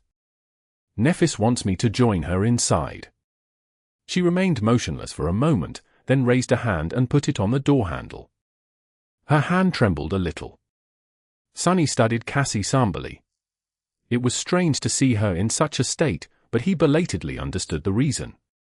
By entering the hall, Cassie would be facing Astarion for the first time since he brutalized her during the ambush. Her mind was immensely strong, but the body had a way of remembering trauma. Sunny wanted to say something, but held himself back. Cassie had her pride, as well. She did not need his pity, only his support. Exhaling slowly, Cassie opened the door and entered the hall. She walked toward Nephis' chair with confident steps and stopped behind it. Nephis did not turn around. Instead, she looked at Astarion and continued calmly. That said, those who did survive by following me to the Crimson Spire, the brave men and women whom you besmirched by calling them sacrificial lambs, still follow me to this day. The Firekeepers are here. The members of my cohort are here, as well. Song of the Fallen, Nightingale, raised by Wolver, Soul Reaper Jet. Her gaze turned cold. A member of my cohort has never died. They are all still alive, serving humanity as some of its most fearsome warriors. That is a 100% survival rate, Dreamspawn. In that regard, what do you have to say for yourself? How many members of your own cohort still live? Nephis' expression followed her gaze. Her even voice resounded in the vast hall, spreading far and wide even though she was not speaking that loudly. Smile of Heaven. Broken Sword. Iron Heart. Raven Song. Everyone who has ever relied on you as a comrade is dead. So, do you really want to lecture me about results? Astarion grinned. And at that moment, Sunny finally realized what his plan was. His eyes widened a little. That bastard. Chapter 2788. Truth Blade. The vague suspicion Sunny felt when Astarion easily guessed the true story of what had happened on the Forgotten Shore, while painting it with an uncharitable brush, of course, became a certainty now. That bastard. Left alone in the dark corridor, Sunny gritted his teeth. Astarion lied as easily as he breathed, so they had prepared to match his offense with their own deception. Sunny and Cassie had worked quite hard to come up with the best strategy to keep the human domain as resistant to his plague as possible. The web of deceit they had woven was intricate and vast. However, the Dreamspawn chose a different weapon to make them bleed today. He chose to wield the sharpest blade there was. He chose the truth. Damnation! There were plenty of truths that could hurt the cohesion of the human domain. Nephis was not at all the icon of virtue and nobility that the masses believed her to be, after all. She had committed plenty of morally questionable acts, and so had her most trusted subordinates. Depending on how much Astarion knew, the results of revealing the truth could be gravely damaging. That was why he had not seemed bothered when Nephis used Kai to discredit him. Because that had been Astarion's goal all along, to involve Nightingale in the conversation and thus hone his blade to cut them even deeper. He had played them well. There was only one truth Astarion was not going to reveal, the fact that the Lord of Shadows had never died, and was quietly supporting the radiant goddess of humanity from the darkness. That was because Astarion's goal was to weaken and compromise the public's confidence in the human domain. Admitting that there was a second supreme protecting it from the shadows could cause some backlash at first, but eventually, it would just serve to show that the human domain was secretly twice as strong as people believed. Naturally, that went against Astarion's goal. He did not seem to know that Sunny carried Weaver's blood in his veins instead of that of Shadow God, yet, but even without that knowledge, revealing Sunny's existence could only do him harm. Every other truth was fair play, though. Sunny sent Cassie a mental message to share his suspicion. At the same time, he feverishly considered what particular secrets the Dreamspawn could reveal to deal them a painful blow. In the meantime, Astarion sighed. My former comrades are indeed all dead. You killed some of them yourself, didn't you, Nephis? It must have been difficult. He looked around the hall, his golden eyes gleaming with a mysterious light. It is quite a heartbreaking story, don't you think? A girl who was orphaned young survives the horrors of the dream realm, becomes a master, and finds a new family as an adopted daughter of her late father's friend, the king, only to be forced to rebel against the king and destroy her new family with her own hands. Astarion faced Nephis once again and smiled. Of course, there is a different story as well, equally as heartbreaking, but far more sinister. It is the story of an orphan girl who survived the horrors of the dream realm out of pure hatred and spite, warmed her way into the royal family, gained the trust of her adopted father, the king, and then conspired to kill him and take his crown as her own. One of the champions of the human realm could not hold back his outrage and raised his voice. "How dare you?" Astarion smiled. "Ah, there are so many lies obscuring the true shape of the world. Some of you have never even glimpsed the truth. Others." He glanced at Wake of Ruin and several other members of the older generations. "Others know it too well, since they were complicit in burying the truth. Well, let me shine a light on a few things and reveal the truth for everyone to see. St. Nightingale, you will be my witness, won't you?" Kai gritted his teeth, prompting Astarion to chuckle. "Many of you seem to be under an illusion that Star of Ruin only rebelled against the great clans because she could not endure the madness of their war anymore. But, in fact, killing the original sovereigns and usurping their thrones had always been her goal." The champions of the human domain looked at him with dark, hostile expressions. "What reason could she have had?" Astarion chuckled. "Why, it was to avenge her clan, of course." Nefer's expression turned darker, and a wave of stunned whispers rushed across the hall. Astarion sighed and shook his head.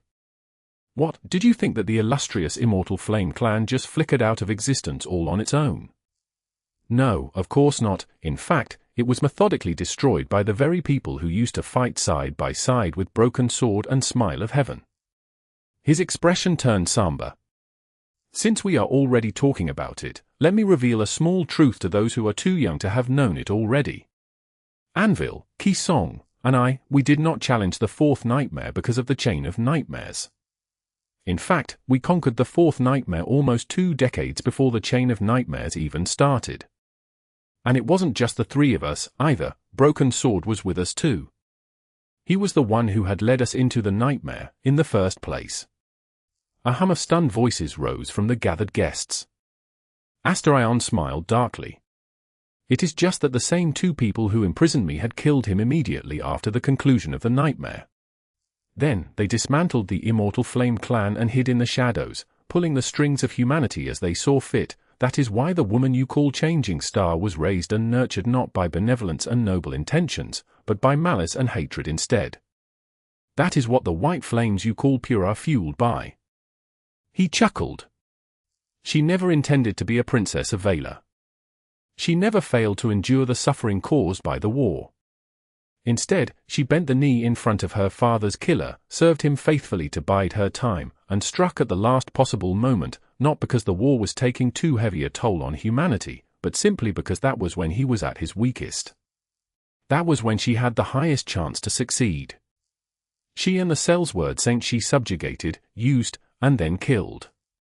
Saying those words, he looked at Nephis. "Am I wrong, Star of Ruin?"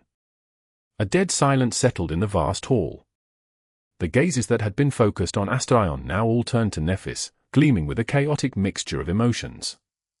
Paying them no heed, Nephis studied Astarion for a short while, and then tilted her head a little. Her voice sounded even. "So, what you are trying to say is, nicely done." As Astarion raised an eyebrow, she continued with a faint smile. "That is to say, if I were indeed as determined and diabolical as you insinuated, wouldn't that make me only more powerful, dangerous, and effective at achieving my goals than everyone assumed? An orphan girl from a fallen clan growing up to bring down 2 of the most powerful rulers in the world and usurp their domains, from planning to execution, she must be quite brilliant. Wouldn't people feel better knowing that someone like that is leading them through the era of the nightmare spell?" She chuckled quietly. "Look, Astarion." The champions of the human domain were all gazing at her. Their eyes were not brimming with shock and revulsion, though. Instead, they were full of respect, awe, and wary admiration. Nephis smiled. "Yes, the sovereigns killed my father and ruined my clan. Yes, I hated them and wanted to avenge myself upon them. And yes, I prepared for a long time to take them down. However, you are twisting the truth, as always. destroying the great clans has never been my goal. My goal has always been to conquer the nightmare spell. That is the true reason I resisted the war and rebelled against the sovereigns in Godgrave. It was because their complacency, callousness, and inaction were harming humanity's chances of making it through the jaws of the spell. And I wanted humanity to survive. The champions of the human domain listened to her with intense attention. None of them had been swayed by Asterian's argument. If anything, many of them seemed more enraptured by the idea of changing star than ever before. Sunny could understand why. The true story of Nephis, while not as glossy and clean as what everyone believed, was nevertheless far more poignant and engaging. It was difficult to relate to perfection, after all. But all people loved a flawed hero and a twisted story of tragedy, betrayal, and vengeance. That was why Changing Star's claim of being the best person to lead humanity to salvation rooted itself only deeper in their hearts. However, Asterion simply smiled, as if he had gotten what he wanted. He remained silent for a few moments, then leaned forward and asked in an insidious tone. But not all of humanity, right? Hidden in the shadows, Sunny paled. Chapter 2789. Bloodied Crown. Asterion leaned back, his hand still folded neatly on his knee. His pleasant smile seemed almost friendly. Looking at the champions of the human domain, he said in an easy tone, "The world has changed so much in my absence. I was born and raised here in the dream realm, you know? I only made my way to the waking world after becoming an awakened. America and Antarctica still belonged to humans back then, while the dream realm was largely unexplored and terrifying, with only tens of thousands of awakened clinging to life behind the walls of their citadels. There were no saints, no supremes, no domains." He sighed. Both worlds have changed so much that they are almost unrecognizable. The waking world seems to be breathing its last. The dream realm, meanwhile, has become home to hundreds of millions of people. There are thriving cities here now, roads that span the deadly wilderness to connect them, vast fields of arable land, and street lamps. Gods, who could ever imagine that this murderous world would look like that one day? Asterion stared into the distance for a few moments, a hint of wonder glistening in his golden eyes. Then, he smiled faintly and shifted his gaze to the people gathered in the spacious hall. And how has it all become possible? How do mundane people survive in the dream realm without being culled by the first nightmare? Its seeds have already planted into their souls, after all. Why don't those seeds bloom? Why, it's because they are being suppressed by the will of a sovereign, with the help of the citadels created by the nightmare spell. His smile dimmed. So, what would happen if the sovereigns whose will prevented hundreds of millions of people from being culled were suddenly slain? The champions of the human domain stared at him in silence. Some were still brimming with hostility, but others were rattled as the understanding dawned upon them. Some looked stunned and appalled. Asterion sighed and looked at Nephis somberly. They would be thrown into the first nightmare almost immediately. A slaughter on an unimaginable scale would take place, worse than the chain of nightmares, and worse even than the calamity that destroyed America. Only the elders of the first generation can imagine such a harrowing culling. They know its horror well because they already witnessed it once, after all. Of course, this time, it would not be caused by the descent of the nightmare spell.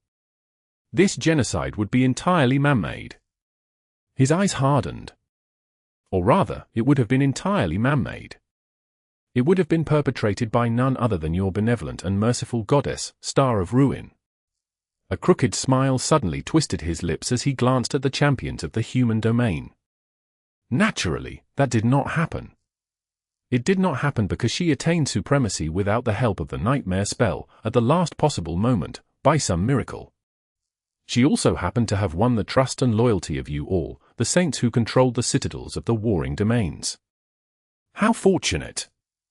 But make no mistake, that outcome was far from likely. And yet, she still aimed her sword at the sovereigns. Asterion studied their expressions, his eyes gleaming with amusement. Quite an appalling truth, is it not? Ah, but most of you knew it already, of course. However, you were also under the impression that she acted out of desperation, that that she couldn't stay still and silent after seeing the two great armies face the threat of extinction. But knowing that it was all a carefully planned, callous, and premeditated performance makes one see her actions under a different light, doesn't it? She knew the price of her failure, yes. But he knew the dire price of her triumph, as well. He regarded the champions of the human domain coldly. The truth of the matter is that your goddess ruthlessly gambled with the lives of hundreds of millions of people to pursue her personal goals. She manipulated and misled you to pursue those same goals, as well. She happened to win, but what if she didn't? What if she won't? What else has she lied about, and how many lives will she gamble away next time? A dead silence settled in the hall once again. The gathered guests aimed their gazes at Nephis, who remained silent and calm throughout Asterian's long tirade. Some of them seemed anxious and tense, while others were simply confused. A few did not seem bothered by what they had heard at all, and a few more looked appalled and outraged. Almost all of them were at least a little bit shaken, though. After all, the image of changing star they had held in their minds, and their hearts, was crumbling right in front of their eyes. Or, rather, transforming. Changing into something new and unknown, perhaps darker and more frightening than what it had been, or perhaps more brilliant and fearsome. Whatever the case, the unknown had always been what people feared the most. Nephis sighed and met their gazes without looking away. She smiled faintly. I see that many of you look troubled. However, out there in Godgrave, when your own lives were at risk, I don't remember any of you feeling torn about my decision to stop the Sovereigns, even if you knew the possible consequences of that decision all along. None of you attempted to come to their help and stop me, that's for sure. Despite all the lives that were supposedly at stake. As a few of the guests looked away in shame, she chuckled quietly. But it doesn't matter. Because all of it is a moot point. Turning to look at Asterion, she spoke in a placid tone. You accuse me of gambling with human lives, and I can even understand how it could look that way, from your cowardly point of view. But I never did such a thing. I never risked the lives of those people. After all, I knew with absolute certainty that I would win, that I would attain supremacy and cut the Sovereigns down, becoming the master of all the citadels that belong to their domains. Asterion chuckled. Oh? Such a bold claim. However, I do wonder, how could you have known that? Nephis tilted her head a little, looking at him curiously. When the silence stretched so long that it seemed to ring like a drawn bowstring, she finally said in an even tone. Because that was my will. So, naturally, there could have been no other outcome. Chapter 2790. Counterargument. Nephis let out a sigh, as if tired of listening to Asterian's thinly veiled insults and misleading insinuations. She remained silent for a few moments, and then pierced him with a cold gaze. You have come to my home uninvited and spent quite a bit of time hurling insults in my face. Are you done being a nuisance now? Is it my turn to speak? This was her chance to defend herself. However, she did not, as if she had no need to. Instead, Nephis chose to attack. Looking at Asterion coldly, she said, You accused me of causing countless deaths on the Forgotten Shore. However, I managed to help 100 of my fellow sleepers survive, at least. How many members of your cult did you save? None, you failed to save even one, escaping alone.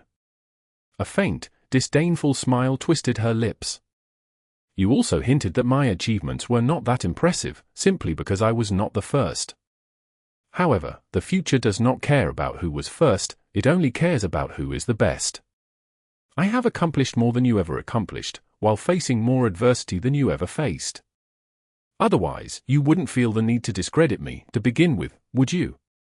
Nephis leaned back, still looking at Asterion with cold contempt.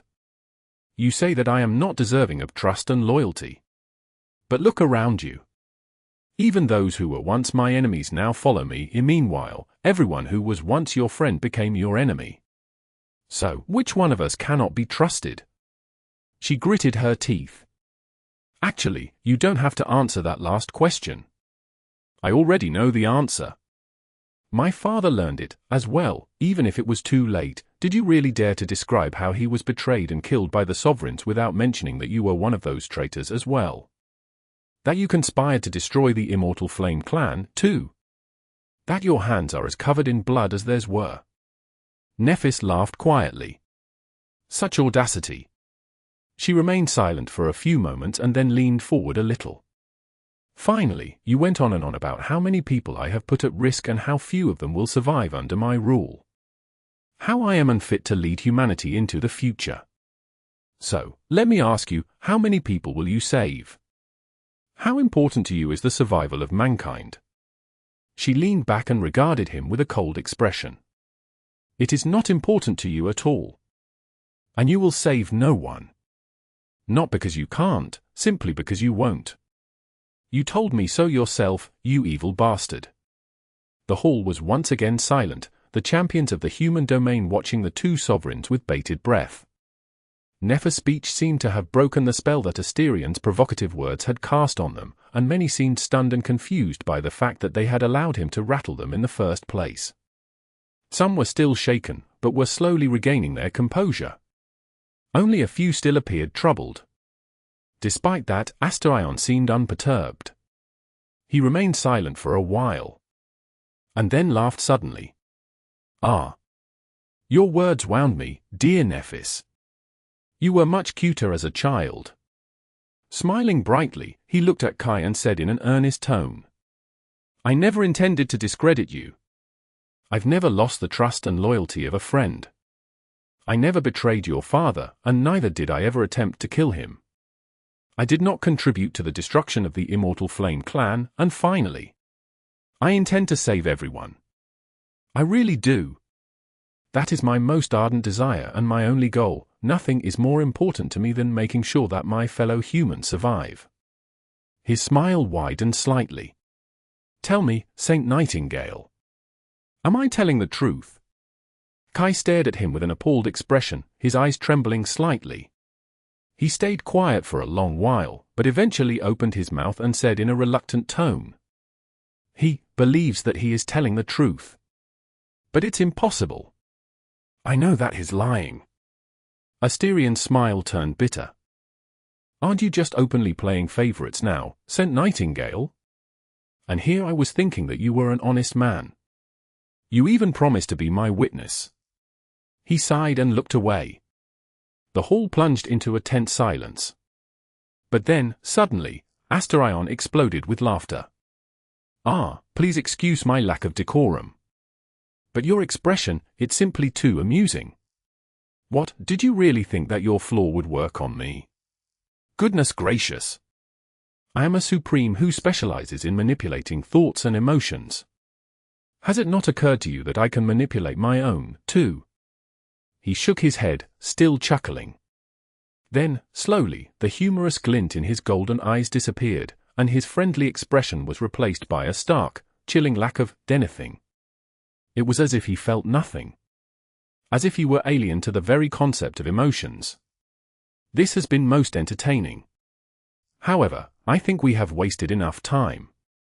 His hollow gaze swiped across the champions of the human domain, making them shiver. When he smiled again, his smile wasn't pleasant or charming.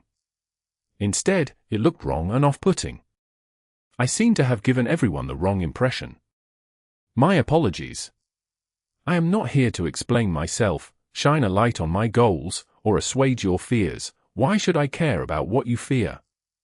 Why should I mind what you think? I have already seen your thoughts and tasted your fears. I was not impressed. He shook his head. No. I am here simply to straighten the facts. After all, shouldn't people know the truth before they form an opinion?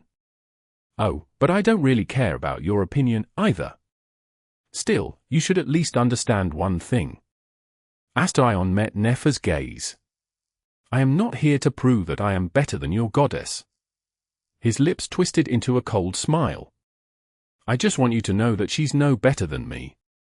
Then, as if by some dark magic, warmth and emotion instantly returned to his face, and his eerie smile became bright and pleasant once more. In fact, we are exactly the same, she and I. Chapter 2791. Single Blemish. Hidden in the darkness, Sonny was leaning on the wall with his arms crossed. There was a grimace on his face, as if he was suffering from a toothache. Which, of course, was impossible. His teeth were notoriously indestructible, not to mention deadlier than most enchanted weapons. He barely ever met abominations whose hide he couldn't bite through. However, sinking his teeth into an idea would be difficult even for Sonny. Ah, that man is impossibly frustrating. A bitter sigh escaped from his lips. Astyon had come to the Immortal Flame Manor uninvited, an unfortunate event, but not an entirely unexpected one. Then, he questioned the authority of the manor's owner, suggesting that he'd do a far better job of ruling over humanity. It would have been great if convincing everyone that he was a superior ruler was what he had truly been after. However, Astyon had never really intended to present himself as a better choice for the throne than Changing Star, or not during this council, at least. All he had wanted to do was to tear her down. He wanted to hurt the idea of Nephis, the last daughter of the Immortal Flame clan. It did not even matter how severe the damage was. In fact, all he needed was to put a single blemish on an otherwise pristine surface of her esteem. That blemish, even if it was a small scratch, could become a festering wound from which seeds of doubt would sprout. He did not need the champions of the human domain to lose faith in Nephis, he just needed them to leave the manor with a vague hint of uncertainty in their hearts. His insidious aspect would do the rest. After all, Astyon did not aim to convince anyone, he only aimed to subjugate them. However, their conviction had to be compromised first to achieve that. It is a bit funny, really. Once, a very long time ago, Nephis had told Sonny that she had no reason to settle for submission when she could have loyalty. Astyon was the exact opposite of her, only seeking submission with no regard to loyalty. That was why he had attacked her past and her actions. Mocking her achievements, mentioning the death toll among the sleepers of the Dark City, comparing her to the original sovereigns, revealing the truth of why she had joined Valor, none of these attacks were arguments seriously meant to discredit Nephis. They were just provocations, they were feints meant to mask the real blow. That blow was the fact that Nephis and Sonny had contemplated slaying the sovereigns before attaining supremacy themselves. They had indeed gambled with countless lives, almost sending hundreds of millions of people into the first nightmare. Sure, there had been extenuating circumstances. They had good reasons to have made that decision, and they succeeded, in the end. Their chances of defeating the sovereigns without becoming supreme had been exceedingly slim, to begin with. But that did not matter. Because people were not rational creatures. People were, first and foremost, creatures of emotion. And emotionally, the fact that Changing Star, an icon of benevolence and righteousness, at least in the minds of countless people, had actually made a callous decision to potentially sacrifice countless lives, felt like a betrayal. It certainly showed her in a different light. Sonny was not concerned about the people gathered in the Immortal Flame Manor, though. The saints, the distinguished masters, the seasoned government officers, they were the consummate professionals who kept the world spinning. Most of them had faced the nightmare of the spell and accumulated extensive battle experience. They had cool heads and knew how to keep their reason. They were also those who knew Nephis personally and understood the boon of having her watch over them on the battlefield better than anyone else. So, even if they allowed themselves to be rattled by what Astyon said for a short while, they swiftly regained their composure when Nephis began to speak. Their faith and allegiance to Changing Star were not going to be ruined so easily. But they weren't Asterion's true target, either. Sonny sighed, feeling truly restrained by the need to hide his existence from the world for the first time. If only he could involve himself in this battle of public opinion personally, if only he could face Astyon in the open and tear his arguments down. But he couldn't. I wonder which of Nephis' guests are already under Asterion's control. There had to be some, no doubt. Hoping to keep anything a secret when so many people were involved was a fool's errand. And with the enemy actively wanting to spread the information as far and wide as possible, there was no doubt that what had been discussed in the Immortal Flame Manor today would fly around the world soon. It was when the words Astyon had spoken reached the masses that the true problems would start. The general population, after all, did not know Nephis personally. They weren't hardened by countless battles and did not possess the same cold-blooded rationale as the best and the brightest of the human domain. They had not been in the council chamber to hear the verbal exchange between Astarion and Nephis, and therefore would not be able to comprehend all its nuances. They would only hear two things. First, that Changing Star had concealed a great number of gravely important things from them, like the fact that the first supreme humans had emerged decades ago, as opposed to years, and that the great clans murdered Broken Sword. It wasn't quite enough to call Nephis a liar, but it was enough for many to question if she could be trusted. Second, that Changing Star had almost slaughtered hundreds of millions of innocent lives in pursuit of her revenge. And it was that last fact that would leave a deep wound on the idea of her. Sunny smiled bitterly. Isn't it ironic? He often claimed to be the most honest person in the world, but now, he was being wounded by the truth. Sunny sighed. How dreadful. Chapter 2792. Status Quo. Astarion had said what he wanted to say. And Nephis had, too. In the end, the champions of the human domain were unconvinced. Their faith in Changing Star remained unshaken despite the Dreamspawn's efforts. As for their wariness of a new conflict between two supremes, on one hand, those fears were put to rest. It did not seem like there would be another violent war, at least not anytime soon. However, at the same time, it was clear that there was a deep animosity between their ruler and the last of the original sovereigns. More than that, even if Nephis had not outright called Astarion a threat, she made it clear that he was not an ally to humanity. That he could not be trusted. Some had known it, already. Others were only learning it now. In any case, the council had served its purpose. The leading figures of the human domain had been informed of the situation and witnessed a verbal clash between the Supremes with their own eyes. Eventually, they were dismissed and left the Immortal Flame Manor. Only a few people stayed behind. On one side of the hall, Nephis and the members of her cohort remained in their seats. Across from them, Astarion was still leaning back in his chair, his legs crossed. Sunny quietly emerged from the shadows. Did you enjoy yourself? Astarion gave him an amused glance. Enjoy myself? He pondered the question for a short while. No, not particularly. To be honest, I don't really enjoy much of anything, unless I remember to make myself enjoy it. The answer solidified Sunny's suspicion that Astarion did not experience emotions as ordinary people did. In fact, it seemed that he did not feel anything at all. Perhaps he had always been that way, or perhaps it was the result of having purposefully neutered his heart with the powers of his aspect. Now, Astarion only seemed to feel emotions that he chose to conjure, or stole, like a sinister spirit that fed on the emotions of others. Sunny sighed. That's a pity. I hope that at least somebody would enjoy that distasteful performance. Astarion chuckled. Well, I'll have to admit it then. It was a bit fun, ruffling your feathers like that. He looked at Effie. Saint Athena, it is a pleasure to see you again. We didn't get a chance to chat the last time. How is your son? Little Ling is such a precious boy. I hear that he is busy studying right now. Effie regarded him in silence, then looked away with a grim expression. You really talk a lot, don't you? Astarion shrugged. Do I? Well, maybe. I spent close to decades on the moon, after all. I couldn't even escape into the dream realm or be expelled from this dreary world by its laws, all because of the unholy thing that dwells there. And as you can imagine, it was not exactly a good conversation partner. In fact, all I could do was hide and pray that it doesn't find me, so, forgive me for finding joy in simple things like talking. He smiled.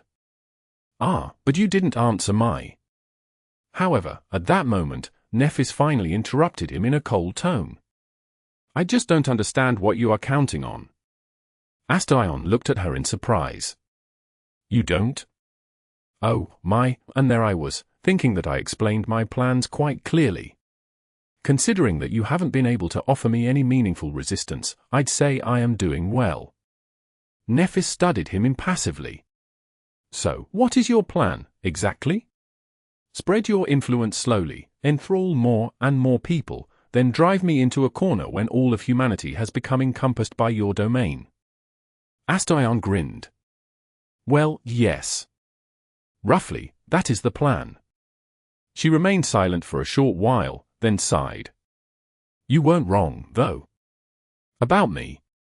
About how I only care about my personal goal, that goal being conquering the nightmare spell. He raised an eyebrow. So? Nephis looked at him evenly. So what do you think I will do when humanity ceases to be my responsibility and becomes an obstacle that stands in my way instead? Astarion looked at her with interest. What? Will you burn all these pitiful people that you've chosen to protect to ash? Nephis just stared at him silently. Then, she raised an eyebrow. You think I won't? A faint, eerie smile twisted her lips. Astarion seemed to frown a little at the sight of that smile. He chuckled. Don't tell me that you took what I said about you being the star of ruin seriously. Then again, I guess extinction is also a change. He lingered for a few moments, then shrugged. I guess we will see when the time comes. You will be a supreme only in name by then, anyway, while my domain will have become staggering and immense. With a domain like that, even dealing with carriers of divine aspects like you three shouldn't be much of a problem. Astarion shifted his gaze to Sunny and studied him with a look of regret. Of course, I'd much prefer to devour you instead of simply destroying you. But, to be honest, I have never enthralled a supreme before. I am not even sure that it's possible. We'll see about that, too. With that, he rose from his chair and looked at them, his gaze lingering on Cassie for a few moments. Then, Astarion bowed. So, what do you think?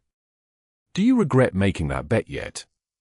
Chuckling quietly, he turned around and walked out of the hall, leaving an oppressive silence behind him. As soon as Astarion disappeared from sight, his shadow seemed to vanish from Sunny's senses, as well, as if it had never existed at all. He let out a heavy sigh. This went about as well as expected.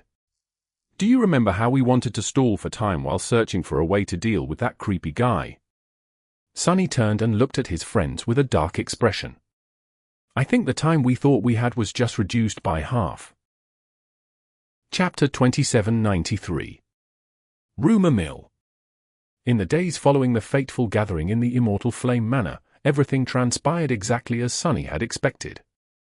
The champions of the human domain were not the most talkative of people, especially when important matters were concerned. However, there had been too many witnesses to the confrontation between Changing Star and the Dream Spawn, so the rumors about it inevitably spread. They spread slowly at first, but then exploded all over the world, reaching its farthest corners in no time at all, almost as if someone was purposefully helping them proliferate through some unknown means. In a matter of days, everyone seemed to know about the spat between the two supremes. Everyone seemed to have learned what Astarion had accused Nephis of, as well.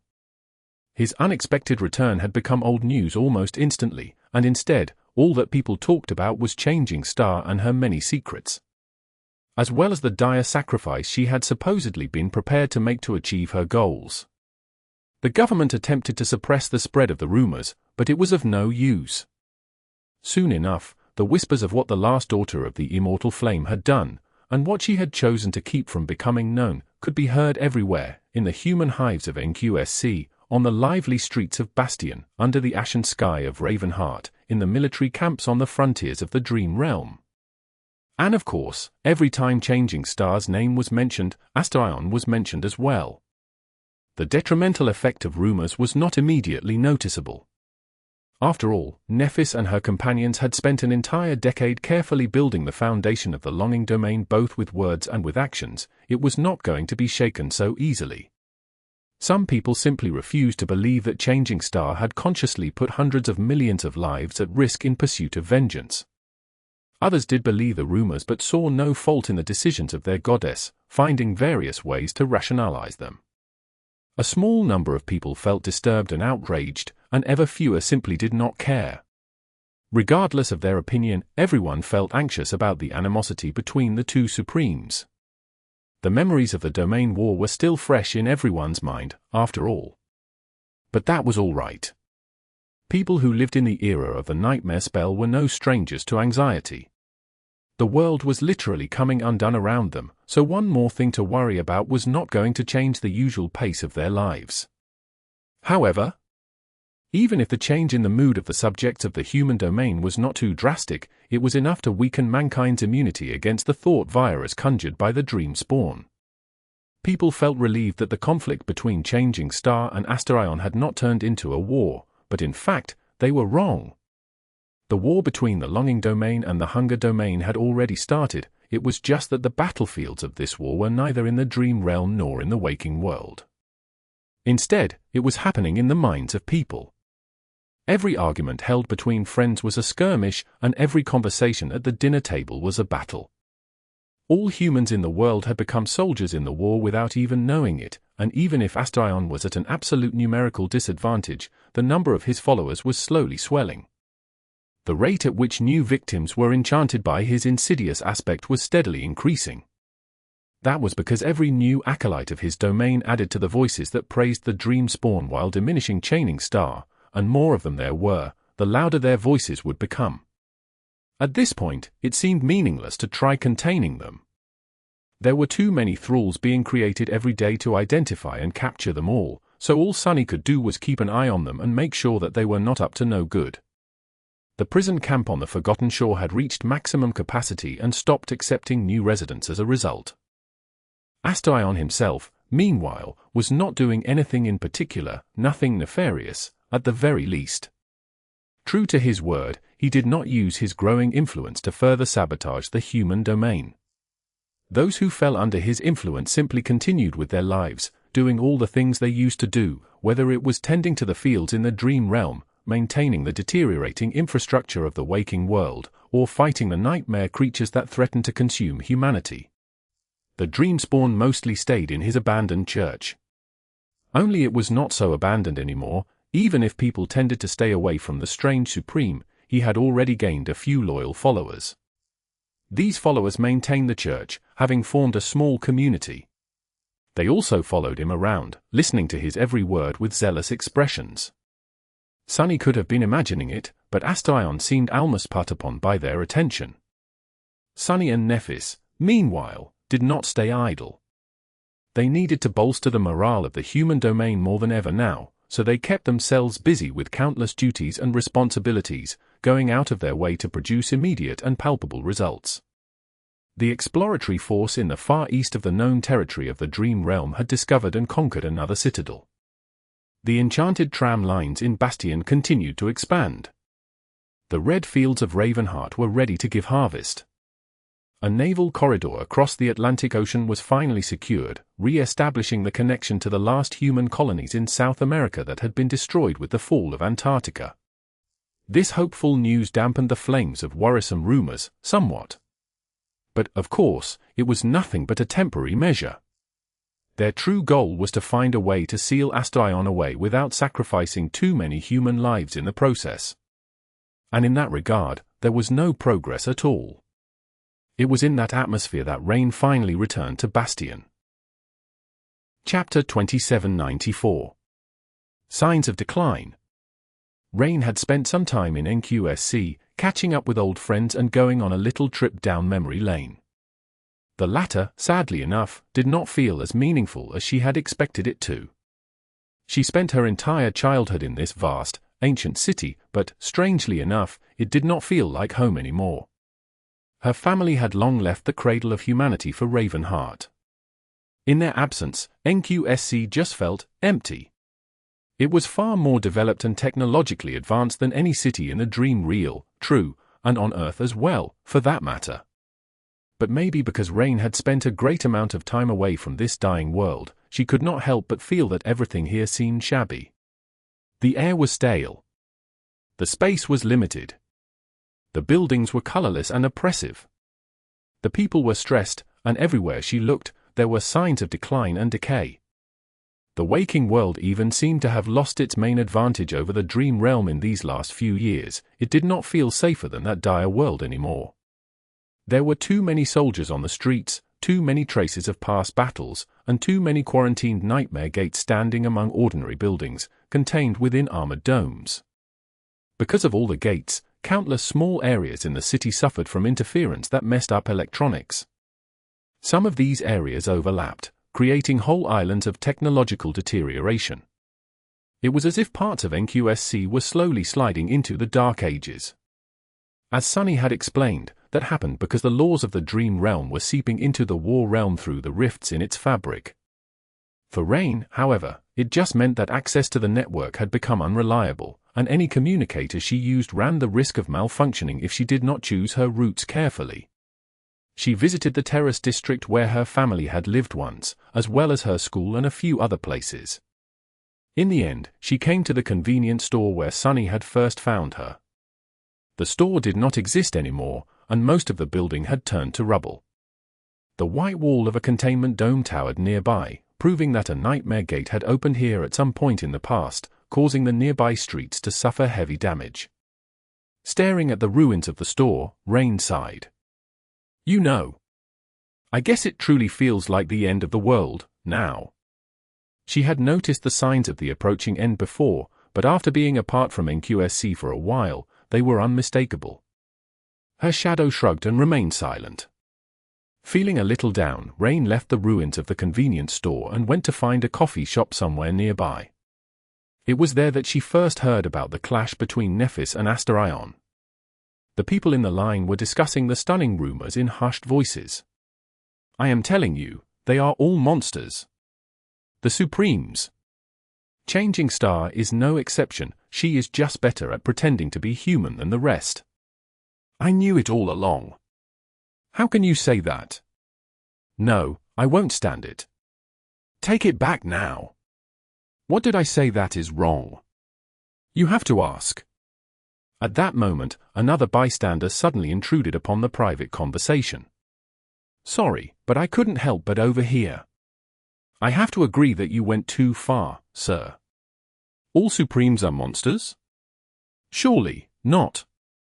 That Lord Astarion seems like a reasonable man. Rain scowled. Some time later, she sat on a rusty bench across from a busy police station, cradling a cup of coffee in her hand. Her expression was dark. Why are people such fools?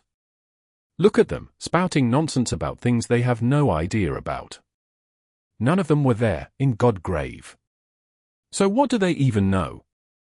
But she had been there. She had witnessed the senseless war started the original sovereigns, and saw countless people die, break, or become murderers because of them. She had seen Nephis and Sunny cutting the sovereigns down, as well, to put an end to the war. So, Rain was pretty sure that no one who had fought in Godgrave would ever betray Changing Star, their savior. Her shadow finally spoke. Hundreds of millions of people almost died because of their goddess. Naturally, people are shaken. Rain gave it a sidelong glance. No, they are spouting nonsense. The whole premise is preposterous. No offense, big brother, but... Her shadow sighed. Why do I feel like I'm about to be insulted? Rain took a sip of her coffee. From the side, it looked like the King of Swords was giving you the pummeling of a lifetime until you became a Supreme. Nephis was not doing too hot against the Queen, either. So, the whole point is moot. It was either become Supreme and win or fail and die. Killing them as mere saints was never an option. Her shadow remained silent for a while. Hey! The pummeling of a lifetime? As if. No way. Ridiculous. Rain looked at her shadow. Are you trying to say that he wasn't pummeling you that hard, or that he was, but you had been pummeled way worse in the past? Her shadow coughed. The latter. She chuckled. Soon after, Rain used a Shadow Clan connection to expedite her request to use the Dream Gate and cross to Bastion. It was nice to return to the Dream Realm after spending time on Earth. The air was fresh. The sky was blue, and the sunlight was warm. The streets of the city were safe, but most of all, the energy of the city was different. In NQSC, Rain could not help but feel like she was witnessing the last days of a dying world. But in Bastion, it felt like she was in a world that was full of life and endless potential. even if it was hostile, deadly, and dreadful. Sadly, the persistent whispers and rumors about Changing Star and the Dreamspawn followed her here as well. At some point, Rain stopped and looked up at the beautiful silhouette of the Ivory Island drifting among the clouds high above the city. She wondered about the being who had built it. Eventually, Rain sighed and continued on her way. Chapter 2795. Farewell Party. So, where are you off to now, Rani? Chief Bethany raised her glass, discovered that it was empty, and reached for a pack of chips instead. One of her subordinates instantly popped a can of synth beer open and filled her glass to the brim. Taking a big gulp, she let out a satisfied sigh and leaned back. Ah! That terrible taste. The indescribable blandness. The subtle scent of industrial recyclers. That is what I've been missing. Rain smiled, taking a sip of her own beer. She had come to Bastion wanting to focus on pushing toward ascension, but before that, she had to quit her current job and say goodbye to her teammates. Luckily, Chief Bethany had just returned from Rivergate to Bastion after dealing with the recent crisis there. Usually, it would have been hard to gather the entire core team for something unrelated to work, but Rain had loaded the bag of withholding with a small feast of drinks and snacks from Earth before passing through the Dream Gate. So, she had been able to lure her colleagues to a modest farewell party with the promise of contraband. Chief Bethany looked at her with curiosity. You helped build the Dark Road, and then worked on the launch of Rivergate Hydro. So, what's next for our industrious awakened in turn? No, don't tell me. Let me guess. She nursed her glass and smiled. Marine architecture? The citadels in the Storm Sea are grossly overpopulated, so expanding the settlements around them into floating cities is now a big priority for the human domain. The construction of the port at the estuary of the River of Tears should start soon, too. Or are you off to Ravenheart? Our eastern colleagues are keeping quiet about it, but I know that they have not abandoned their geothermal dreams yet. Rain just smiled and shook her head slightly. Chief Bethany raised an eyebrow. No? Where the hell are you going, then? No, I must know. Which bastard poached you from my team? Master Quentin looked at her curiously, too. Yeah. I'd like to know as well. Rain hesitated for a few moments, then pointed up without saying anything. Chief Bethany frowned. Up? What are you? Then, her eyes widened. The Ivory Island? The bastard who poached you is Changing Star. Rain chuckled. Of course not. I just received a job offer from the Firekeepers to be a member of the Ivory Tower custodial staff. Even if that tower had belonged to a deity once, its floors still won't clean themselves, you know. Chief Bethany raised an eyebrow. Custodial staff? Won't that be a waste of your talent?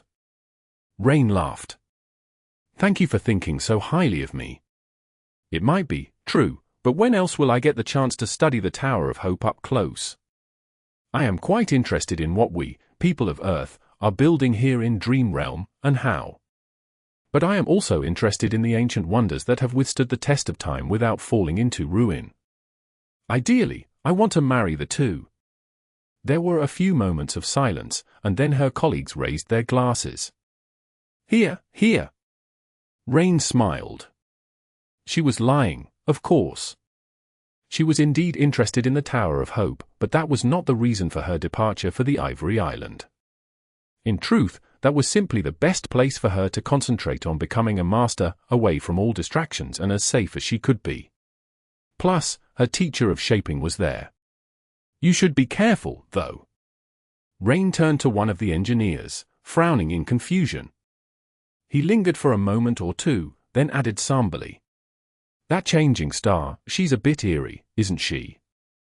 Who knows what she'll do? Considering the rumors. Rain's frown deepened. She looked away and said in a neutral tone. You should not believe random rumors. The man bristled. I am not some naive fool, all right?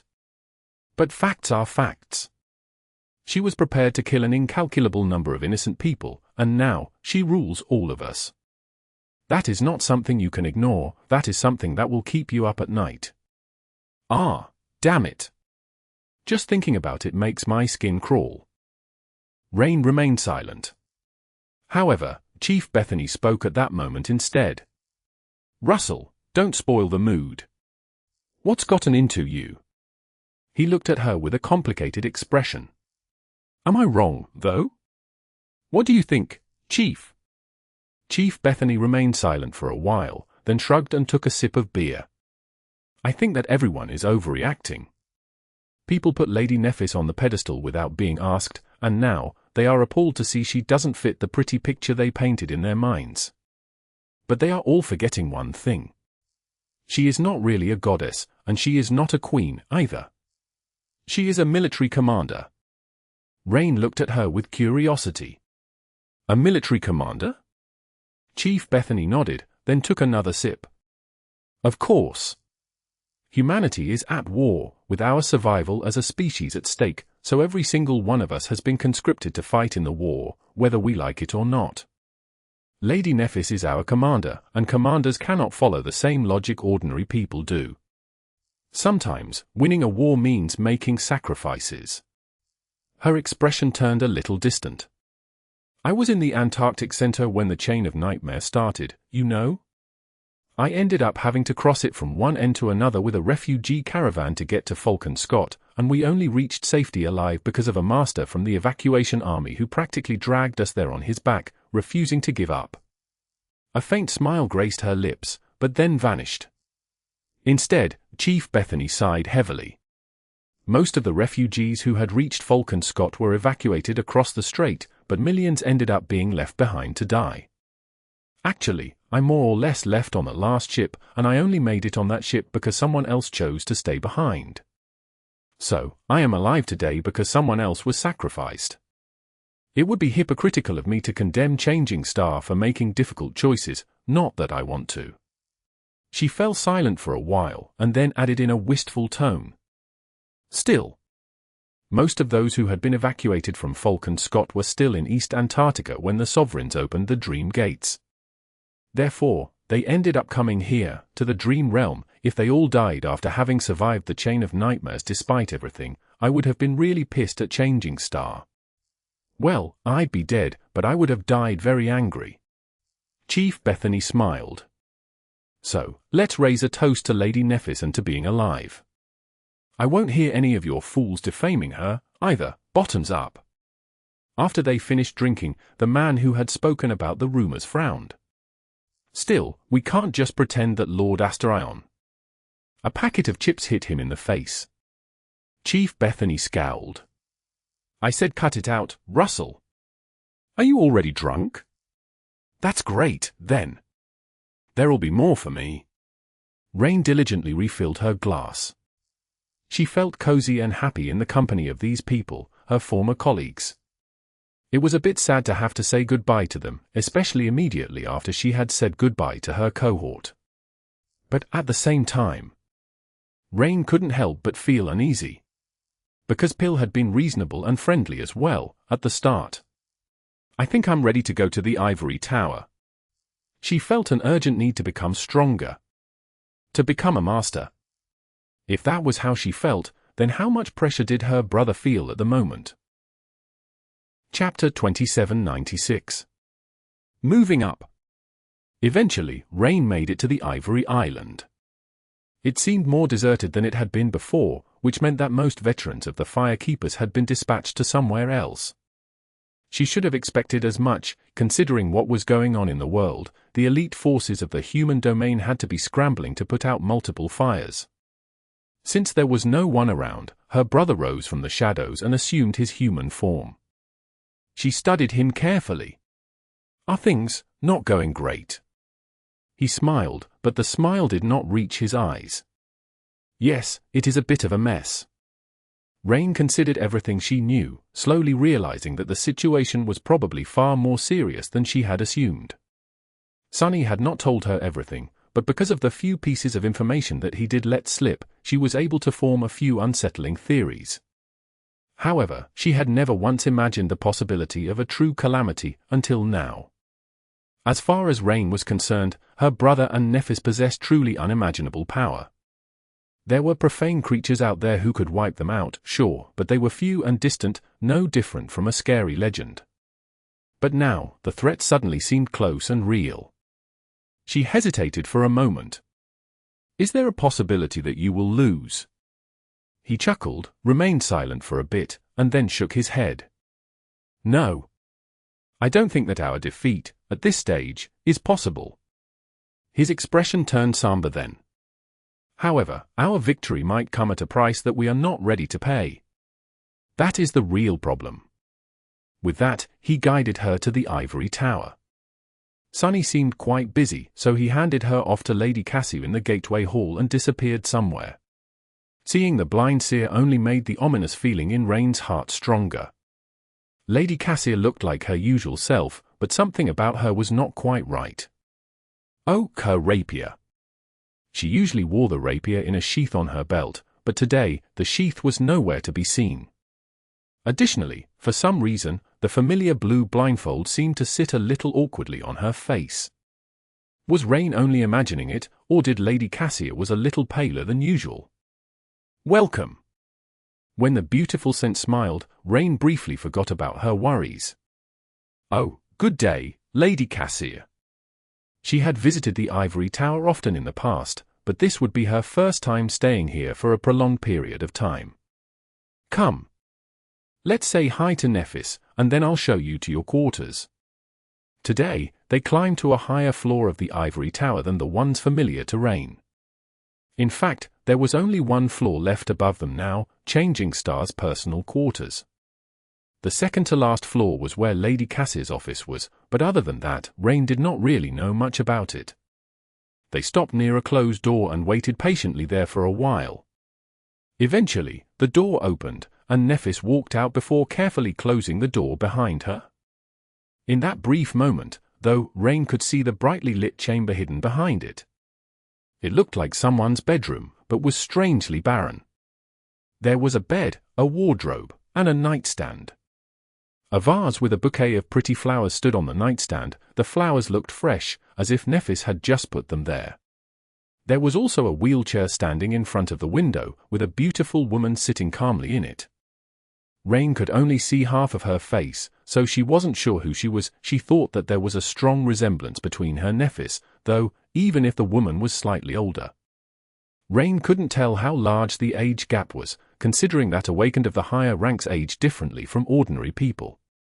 They looked like they could have been sisters. However, Rain knew for a fact that Changing Star was an only child. She was not called the last daughter of the Immortal Flame clan for nothing, after all. So who was this woman? There was a strange air of passiveness about her, as if she was not simply calm, but rather absent. Rain wasn't sure if she was serene or merely hollow. Before she could see more, the door closed, and Nephis looked at her neutrally. "Ah, Rain. You're here." Rain tried to hide her curiosity and nodded. "Yes, teacher." Nephis was not the most expressive person, but at that moment, she seemed to be surrounded by a subtle air of melancholy. The next second, however, it was gone. She turned and headed away, gesturing for them to follow.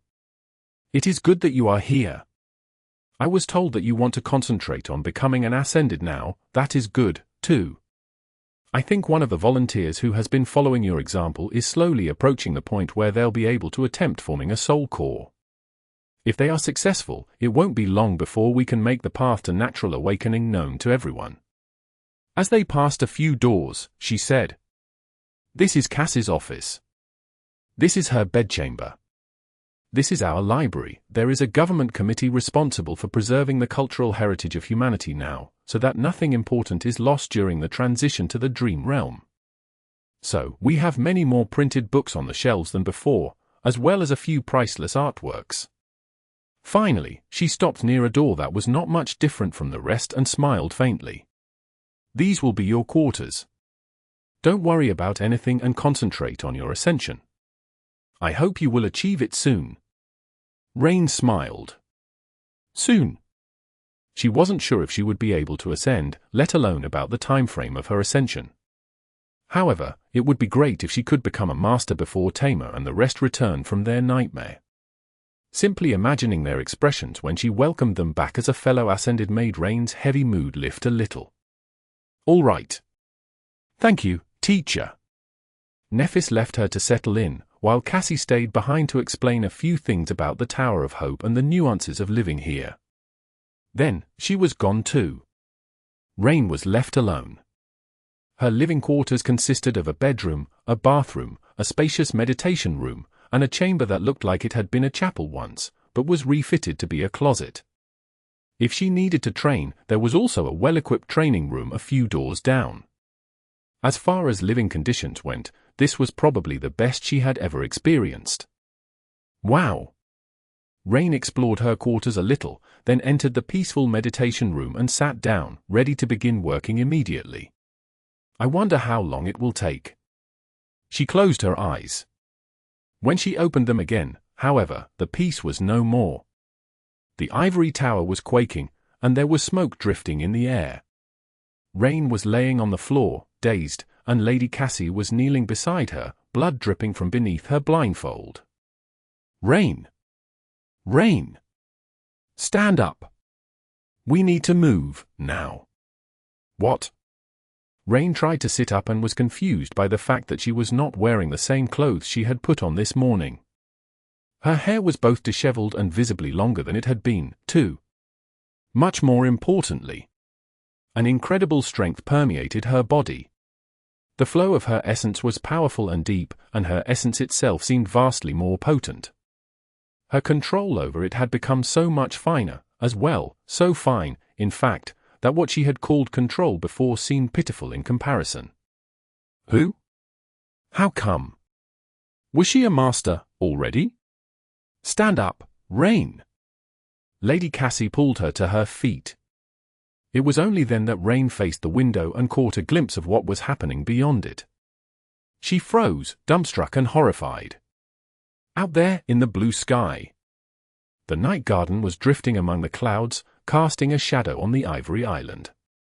Immense chains connected it to the shore of the island like boarding hooks, and something flashed brightly on its deck every few seconds or so. Every time there was a flash, the Tower of Hope trembled. That was because the night garden was fighting its cannons at it. Chapter 2797. Celestial Siege. Why is Rain lost her ability to speak. The scene transpiring in front of her was simply too senseless. Why was she a master? Why was the Night Garden, a great citadel of the human domain, besieging the seat of its ruler's power? Why were the people on its deck swarming like ants, as if preparing to board an enemy vessel? Rain! It was only when Lady Cassie shouted that she regained her senses. Right. This was the age of the nightmare spell. All kinds of bizarre events were not only possible, but also bound to happen sooner or later. If one wanted to survive, they had to react first and think later. If some unfathomable eldritch horror was trying to eat you, there was no point in trying to ponder the mysteries of its nature, you simply had to avoid being eaten.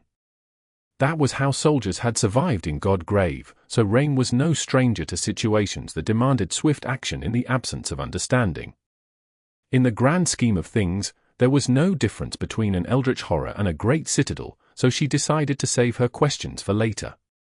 Rain turned to Lady Cassia, ready to follow her, and instantly lost the composure she had just barely managed to regain. Her eyes widened in terror. It was only then that she noticed that the beautiful saint's tunic was painted red with blood. The hilt of a dagger was protruding from just beneath her ribs, and at that moment Lady Cassia grasped it and slowly pulled the black blade of the serpentine stiletto from her flesh with a quiet groan. That dagger. It looked familiar. Lady Cassia. She turned her head to Rain and pressed a hand to the bleeding wound. Release your epithets, Rain. Rain spent a heartbeat allowing herself to feel confused. She wanted to protest the command of the older woman. Both of the epithets she could assign had been granted to Tamer's sword. She had made sure to make them useful, but not powerful enough to drain her essence. That way, she could maintain them indefinitely, or at least until the day Tamer returned from the nightmare. Releasing the epithets would mean taking away some of her friend's strength.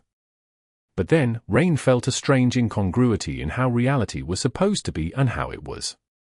She could not sense the two epithets she had assigned to Tamer's sword siphoning a bit of her essence away. Instead, she felt 3 of them devouring her essence with astonishing speed. And they were assigned to Lady Cassia. Since when can I sustain 3 epithets at the same? Oh, right. Rain released the epithets, and a moment later, Lady Cassie staggered a little and let out a relieved sigh. Good. Now, let's go. She walked close to Rain and pushed the hilt of the blooded dagger into her hands. Rain looked down slowly, studying the serpentine blade with a hollow look. Then, the dagger rippled and turned into a large black snake, which slid into her sleeve and vanished. It's grown bigger. Lady Cassie pulled her toward the door. They left Rain's quarters as the Tower of Longing quaked and groaned around them. There was more smoke in the corridor. The deafening impacts of the charged cannonballs were dampened by the ancient walls, but still made Rain's ears ring. Lady Cassia, your wounds. The beautiful scent guided Rain through the smoke, navigating the chaos far better than she could have, despite being blind. Don't worry about me. The blade missed my heart, and I am someone who cannot be killed unless it is done in one strike. And indeed, as soon as she spoke those words, a soft radiance shone from beneath her blooded tunic, erasing the dire wound. Rain stared at the blood with a dazed look. It missed the heart. Could she have aimed for the heart? What about her flaw? No, why would she have attacked Lady Cassia in the first place? Sonny. Rain perked up. Right, the Ivory Island was under attack, but there were 2 Supremes living here. Why weren't they doing anything? Where are Sonny and Lady Nephis? Lady Cassia grabbed the wall to withstand another quake, then wiped the blood off her face and continued forward with calm, confident steps. They are fighting a different battle, somewhere far away. Her voice was eerily calm despite the dire peril of their situation. Rain wanted to say something, but at that moment, someone else appeared from the smoke. It was one of the fire keepers, a master named Sid. Before Rain could let out a sigh of relief, Sid was suddenly near them, her sword flashing as it plummeted toward Lady Cassia's neck. It all happened so fast that Rain barely had time to react, but, in fact, it was already strange that she had been able to perceive the attack and move before the sword landed. It did not land on Lady Cassia's neck, though. She took the smallest of steps and turned her torso slightly, allowing the sword to flash harmlessly past it. With one hand, she grasped the firekeeper's wrist. The other shot forward and slammed into the woman's chest, sending her staggering toward the wall. Before Sid could recover, Lady Cassia was only a step away. Her palm shot forward again, the force of the strike causing the back of Sid's head to crash into the wall of the ivory tower. The firekeeper slid to the floor, leaving a trail of blood on the white stone. She was still alive, but thoroughly unconscious. Outside, a strange silver flash illuminated the deck of the night garden. Come! Now, there was a sense of urgency in Lady Cassia's voice. They rushed along the corridor and reached the room where Nephis had left flowers for the mysterious woman. The woman was still there, staring into the window with a placid expression. The mayhem of the calamitous siege did not seem to have affected her at all. The vase that stood on her nightstand was overturned, and the flowers were scattered on the floor. It was only now that Rain saw the beautiful woman up close that he realized the eerie truth. She was not serene, placid, or calm, instead, she was hollow. Her resemblance to Nephis was undeniable, as well. So Rain suddenly got an idea of who she was. Rain, push the wheelchair. Once we reach the stairs, use your aspect to keep it steady. Rain obediently grasped the handles of the wheelchair, then hesitated for a moment. But where are we going? The Ivory Island was under attack, and both Supremes who were meant to protect it were inexplicably gone. The Night Garden was a colossal ship, with countless awakened warriors on board. If even the firekeepers could not be trusted, then how was Lady Cassia intending to repel the attack? Unless, of course. Rain was suddenly as pale as a ghost. If Lady Cassia were to take control of the Great Citadel, she would be able to command its components. And if she invoked the Crushing? Are you going to destroy the Night Garden? The Crushing was a mystical force capable of flattening entire regions of the Dream Realm, or keeping hundreds of enormous islands floating in the air for thousands of years. It did not apply the same amount of force to everything it could reach, though. Instead, the power of the Crushing grew exponentially the closer one got to its source. It could crush a building into rubble while the Ivory Island was flying many kilometers above the ground. The Night Garden was mere hundreds of meters away from the shores of the flying island, though, being pulled closer with every second as the chains connected to its boarding hooks grew taut. At this distance, the Crushing would be dreadful enough to shatter the body of a god.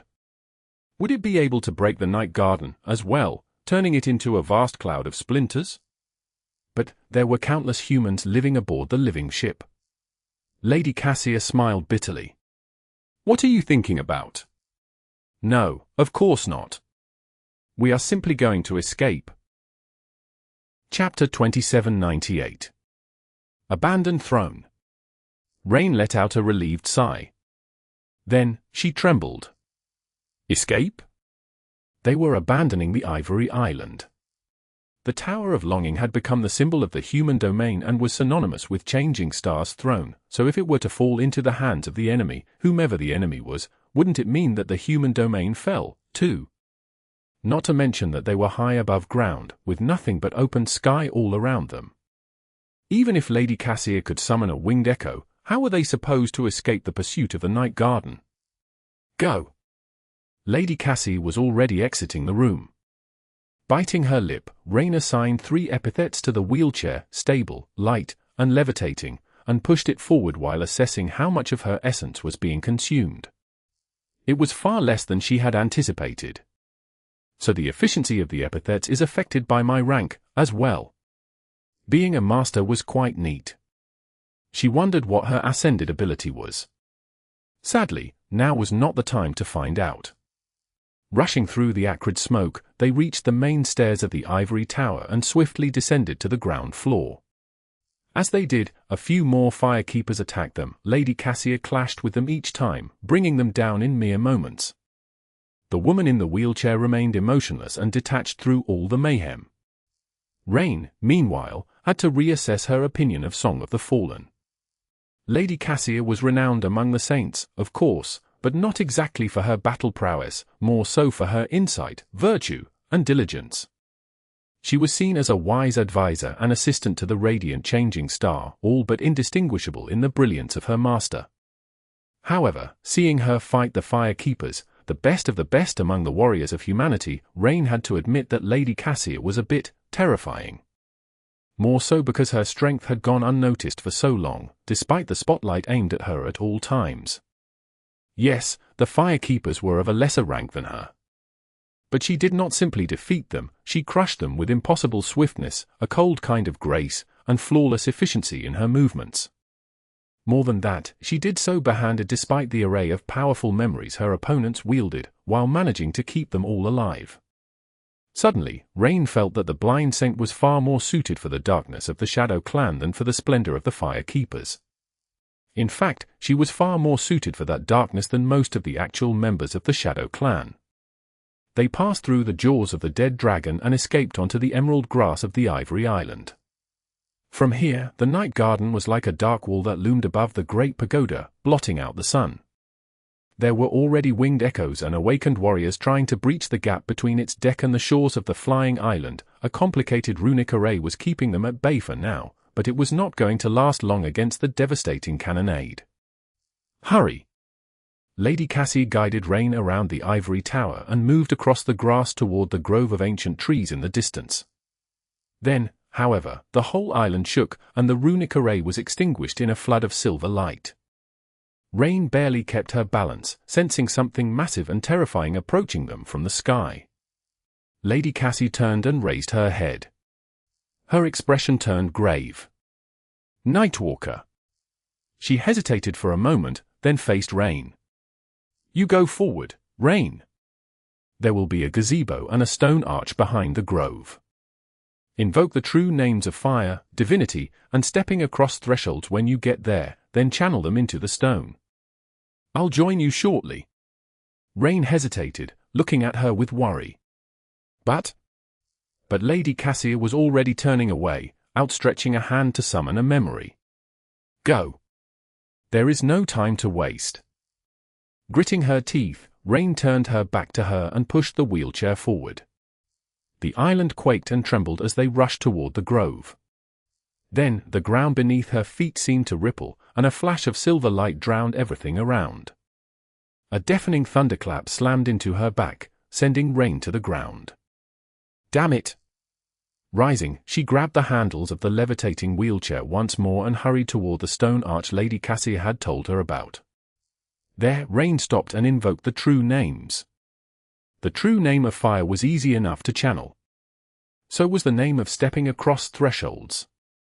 Divinity, however? That was one of the first names Nephis had taught her, since it was the foundation of countless other names. It was also the opposite of the void, and therefore of corruption. However, although all Shapers had to know it, they almost never invoked it. Rather, they were incapable of invoking it, since mortals were not meant to command divinity. Nephis could channel it because of the flame of divinity burning in her soul, as well as because of her divine lineage. Rain, however, possessed neither. So, she had never even attempted to do the same. She had no other choice now, though. The weight of the primordial name was almost crushing. To Rain's surprise, however, she was not torn apart by it. Instead, a mark of shadows seemed to respond to the name of divinity, and assisted her in channeling its radiant melody. As Rain swayed from the burden of invoking three names, the ivory arch seemed to grow a little hazy. Then, the emptiness within it was suddenly replaced by a cool darkness. It was a startling sight. Behind the arch was the blue sky, but inside it was a dark hall illuminated only by the ghostly light of an enchanted lantern. What, now? Before Rain could finish the thought, someone suddenly landed on the ground near her. Then, a delicate hand pushed her into the darkness. Rain stumbled forward, passed through the portal, and rolled on the stone floor. Turning around, she saw Lady Cassia, her blooded garments disheveled and torn, their hems singed, pushing the wheelchair from the grass of the ivory island onto the obsidian floor of the dark hall. As soon as they passed through the portal, it was extinguished. All that was left was an ebony arch that seemed to grow from the floor. Lady Cassia exhaled heavily and fell to her knees. In the silence that followed, Rain suddenly heard the sound of unhurried footsteps approaching them from the darkness. Looking up, she saw eyes that were like two pools of mercury looking down at her. Her reflection in them looked small, weak, and frightened. Well. Look what the cat dragged in. A tall man with strange mirror-like eyes was looking down at her, smiling faintly. Then, he turned to Lady Cassia, his smile turning a little sinister. If it isn't my favorite witch. Welcome to my domain, Lady Cassia. I must say, being covered in blood suits you really well. Chapter 2799. Thoughtborne. Cassie was dazed by the chaotic current of memories she was absorbing. In one memory, Rain was preparing to embark on a journey to ascension. In the next, she was trying to escape the Ivory Island as it was being besieged by the thralls of the Hunger Domain. Sunny and Nephis were absent, gone to fight some unknown battle. The Firekeepers, those most loyal to Changing Star among all of mankind, had fallen to the plague of Astarion, proving that the longing domain was all but extinguished. It did not make any sense. Why had they allowed things to become so dire? Even if the Dreamspawn held humanity hostage, there should have been a point where the price of inaction had grown heavier than the cost of engaging him in a direct battle.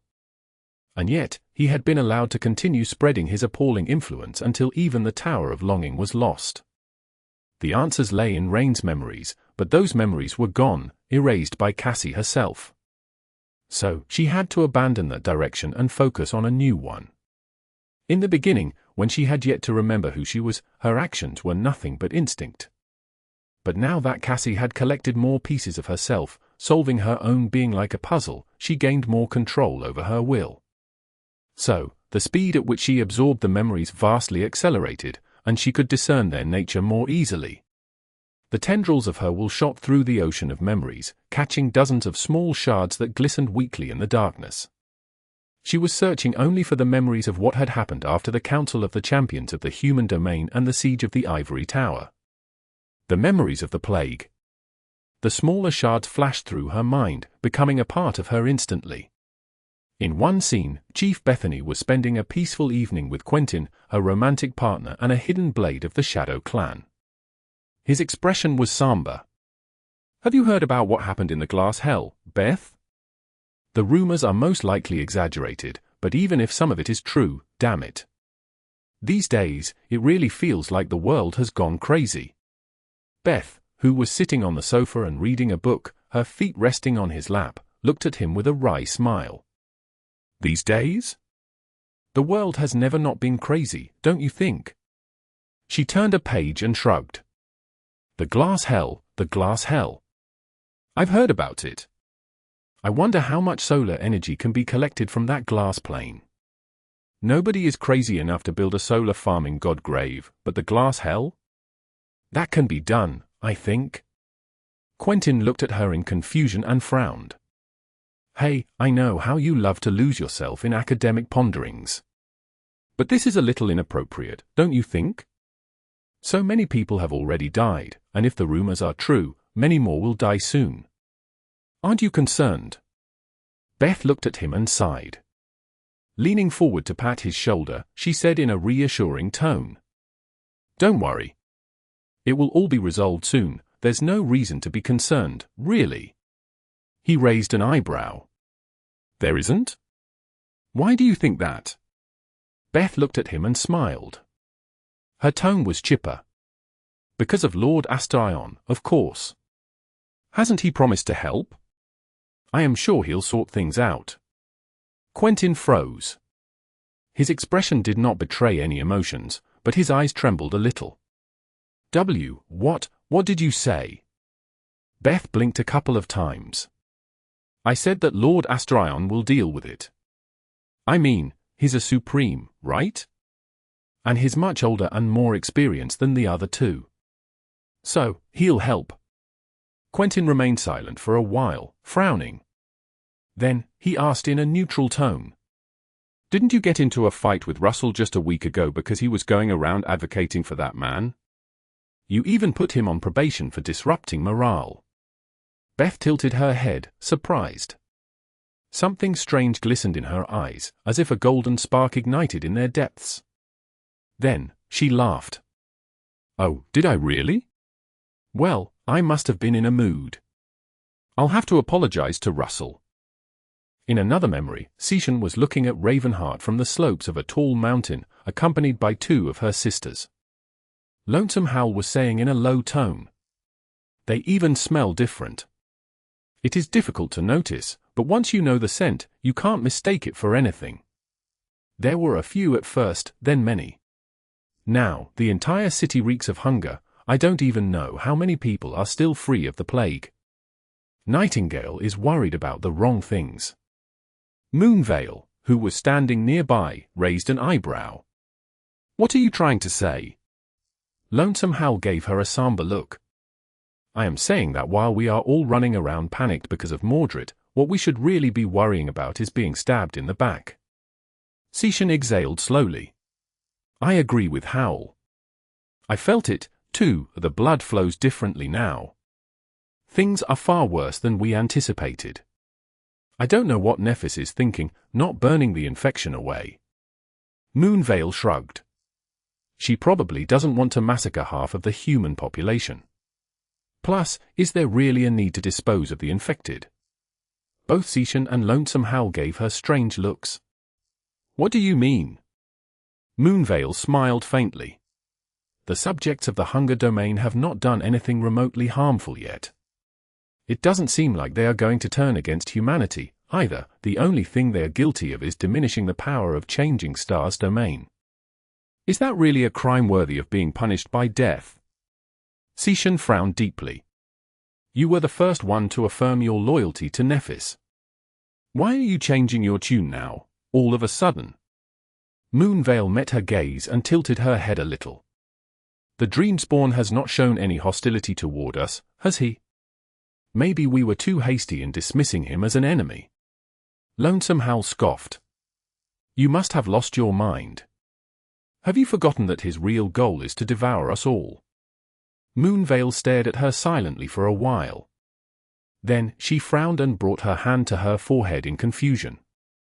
Right. How did I forget? Her face was deathly pale all of a sudden, and she looked at her sisters with wide eyes. I can't be. I am still myself, right? Seishan and Lonesome Howl studied her with alarmed expressions. They were worried about their sister. But, at the same time, an even deeper anxiety was taking hold of them. How would they themselves know that they were still who they used to be? Chapter 2800. The sound of an opening door. In a different memory, Effie was staring at the fire dancing in her fireplace with a distant expression. Her usual cheerfulness was gone, and instead, a sense of doubt and unease had taken root in her hazel eyes. Soon, there was the sound of an opening door, and she looked toward the entrance. She sighed heavily, and then forced herself to smile. A few moments later, her husband walked into the room and looked at her in surprise. Oh? You're home early today. I thought we'd be barely seeing you in these next few weeks. Effie scoffed. Don't sound so disappointed. Her husband laughed and walked over to hug her. Never. I'm beyond happy that you're here. Ling will be beyond himself, too, once he gets back from his lessons. Oh, are you hungry? I can cook something up if you are. Effie smiled.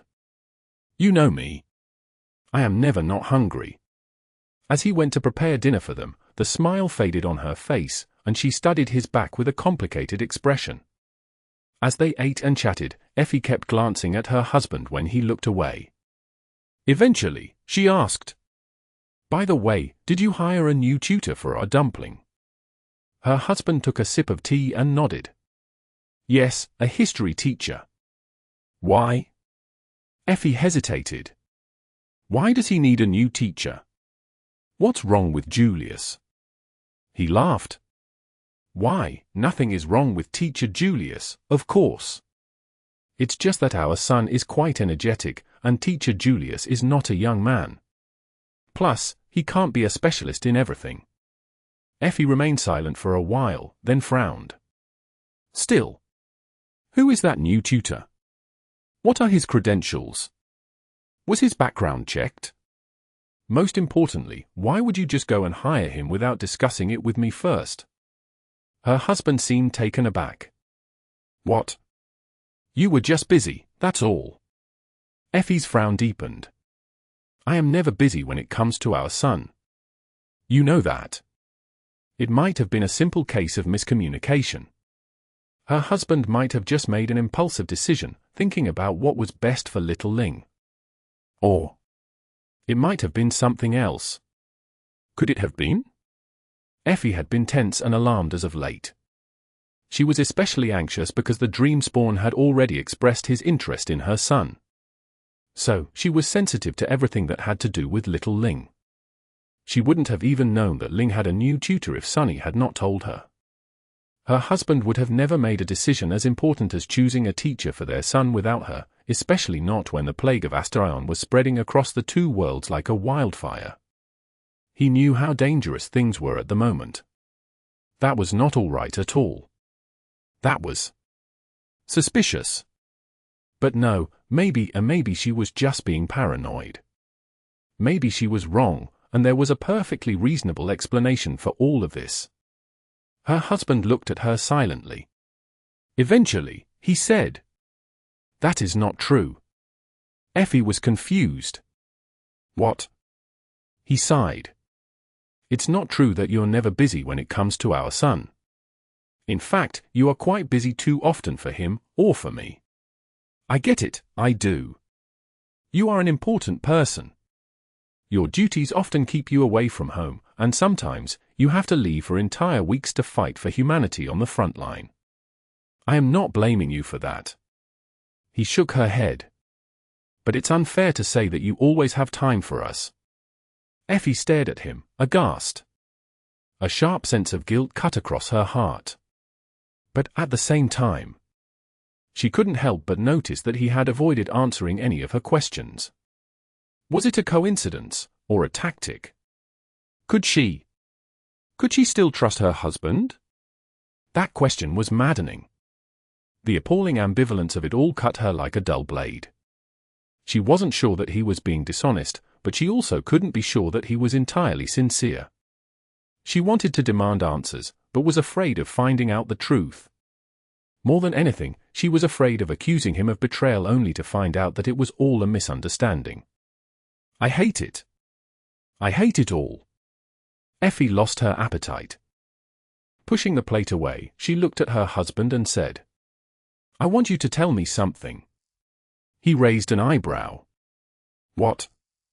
Effie stared at him for a while, then said, Tell me that the Dreamspawn is a vile scumbag, that he only has malice in his heart, and that Nephis is going to seal that wicked Gowl for all eternity sooner or later.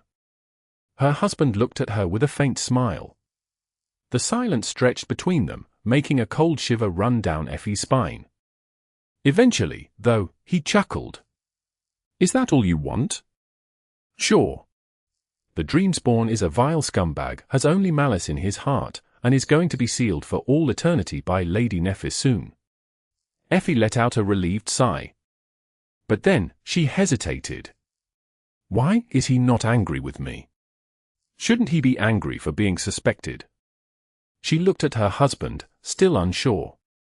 He chuckled, shook his head, and focused on his food. Maybe I was wrong, after all. As the fire burning in the fireplace reflected in his eyes, a golden gleam seemed to spark in their depths for a brief moment. And then, a scattering of other memories flashing like appalling snapshots of a dying world.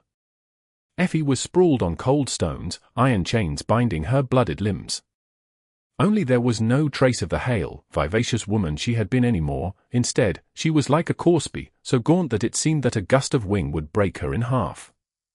Her arms had become skeletal and weak. Her ribs rose like ridges, hugged tightly by the lifeless skin. Her stomach was so thin that it seemed to cling to her spine. Her gaunt face was sunken and bruised, with feverish eyes burning on it darkly. Her legs were like long sticks, bent awkwardly. It did not seem like she could move them anymore. Her body was a ghastly image of a beast that was slowly consuming itself, having already digested most of its own flesh. Then, there was the sound of an opening door, and she turned her head listlessly to look at the bars of her cage. A delicious aroma wafted through the stale air. Her husband appeared at the entrance of the dungeon, stepping carefully over the runes carved into its floor. He was carrying a tray brimming with all kinds of delicious food. He placed the tray in front of the cage and smiled. I brought your favorite. Effie simply stared at him, not saying anything. He hesitated for a while, then sighed. I simply don't understand why you're persisting in this foolishness, my love.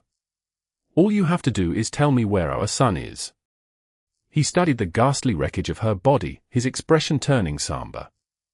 You don't even have to say it. Just think it. Please, Effie, tell me where our son is. Let's end this. Where is little Ling? Effie remained silent for a while. Then smiled slowly. Her hoarse voice was like a dying echo. Oh, yeah? Is the Gowl reading my thoughts, then? Turning away from her husband, she looked at the ceiling and suddenly let out a laugh. What am I thinking about now? Her husband's expression changed. He lingered for a moment, then frowned in confusion. Food? You're only thinking about food. Effie's grating laughter grew louder. What to do? The food. All I can think about is food. How unfortunate for that bastard, her. Her laughter turned into coughs, and then into sobs. The food, I'm hungry. Somewhere else, Quentin and Beth were holding hands, smiling, as they looked at the sky.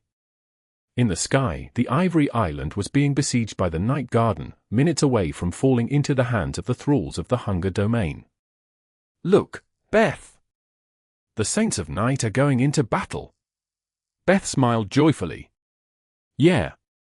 That silver light, how pretty. And somewhere else, in Ravenheart. Seishan found herself having to spill the blood of her sisters.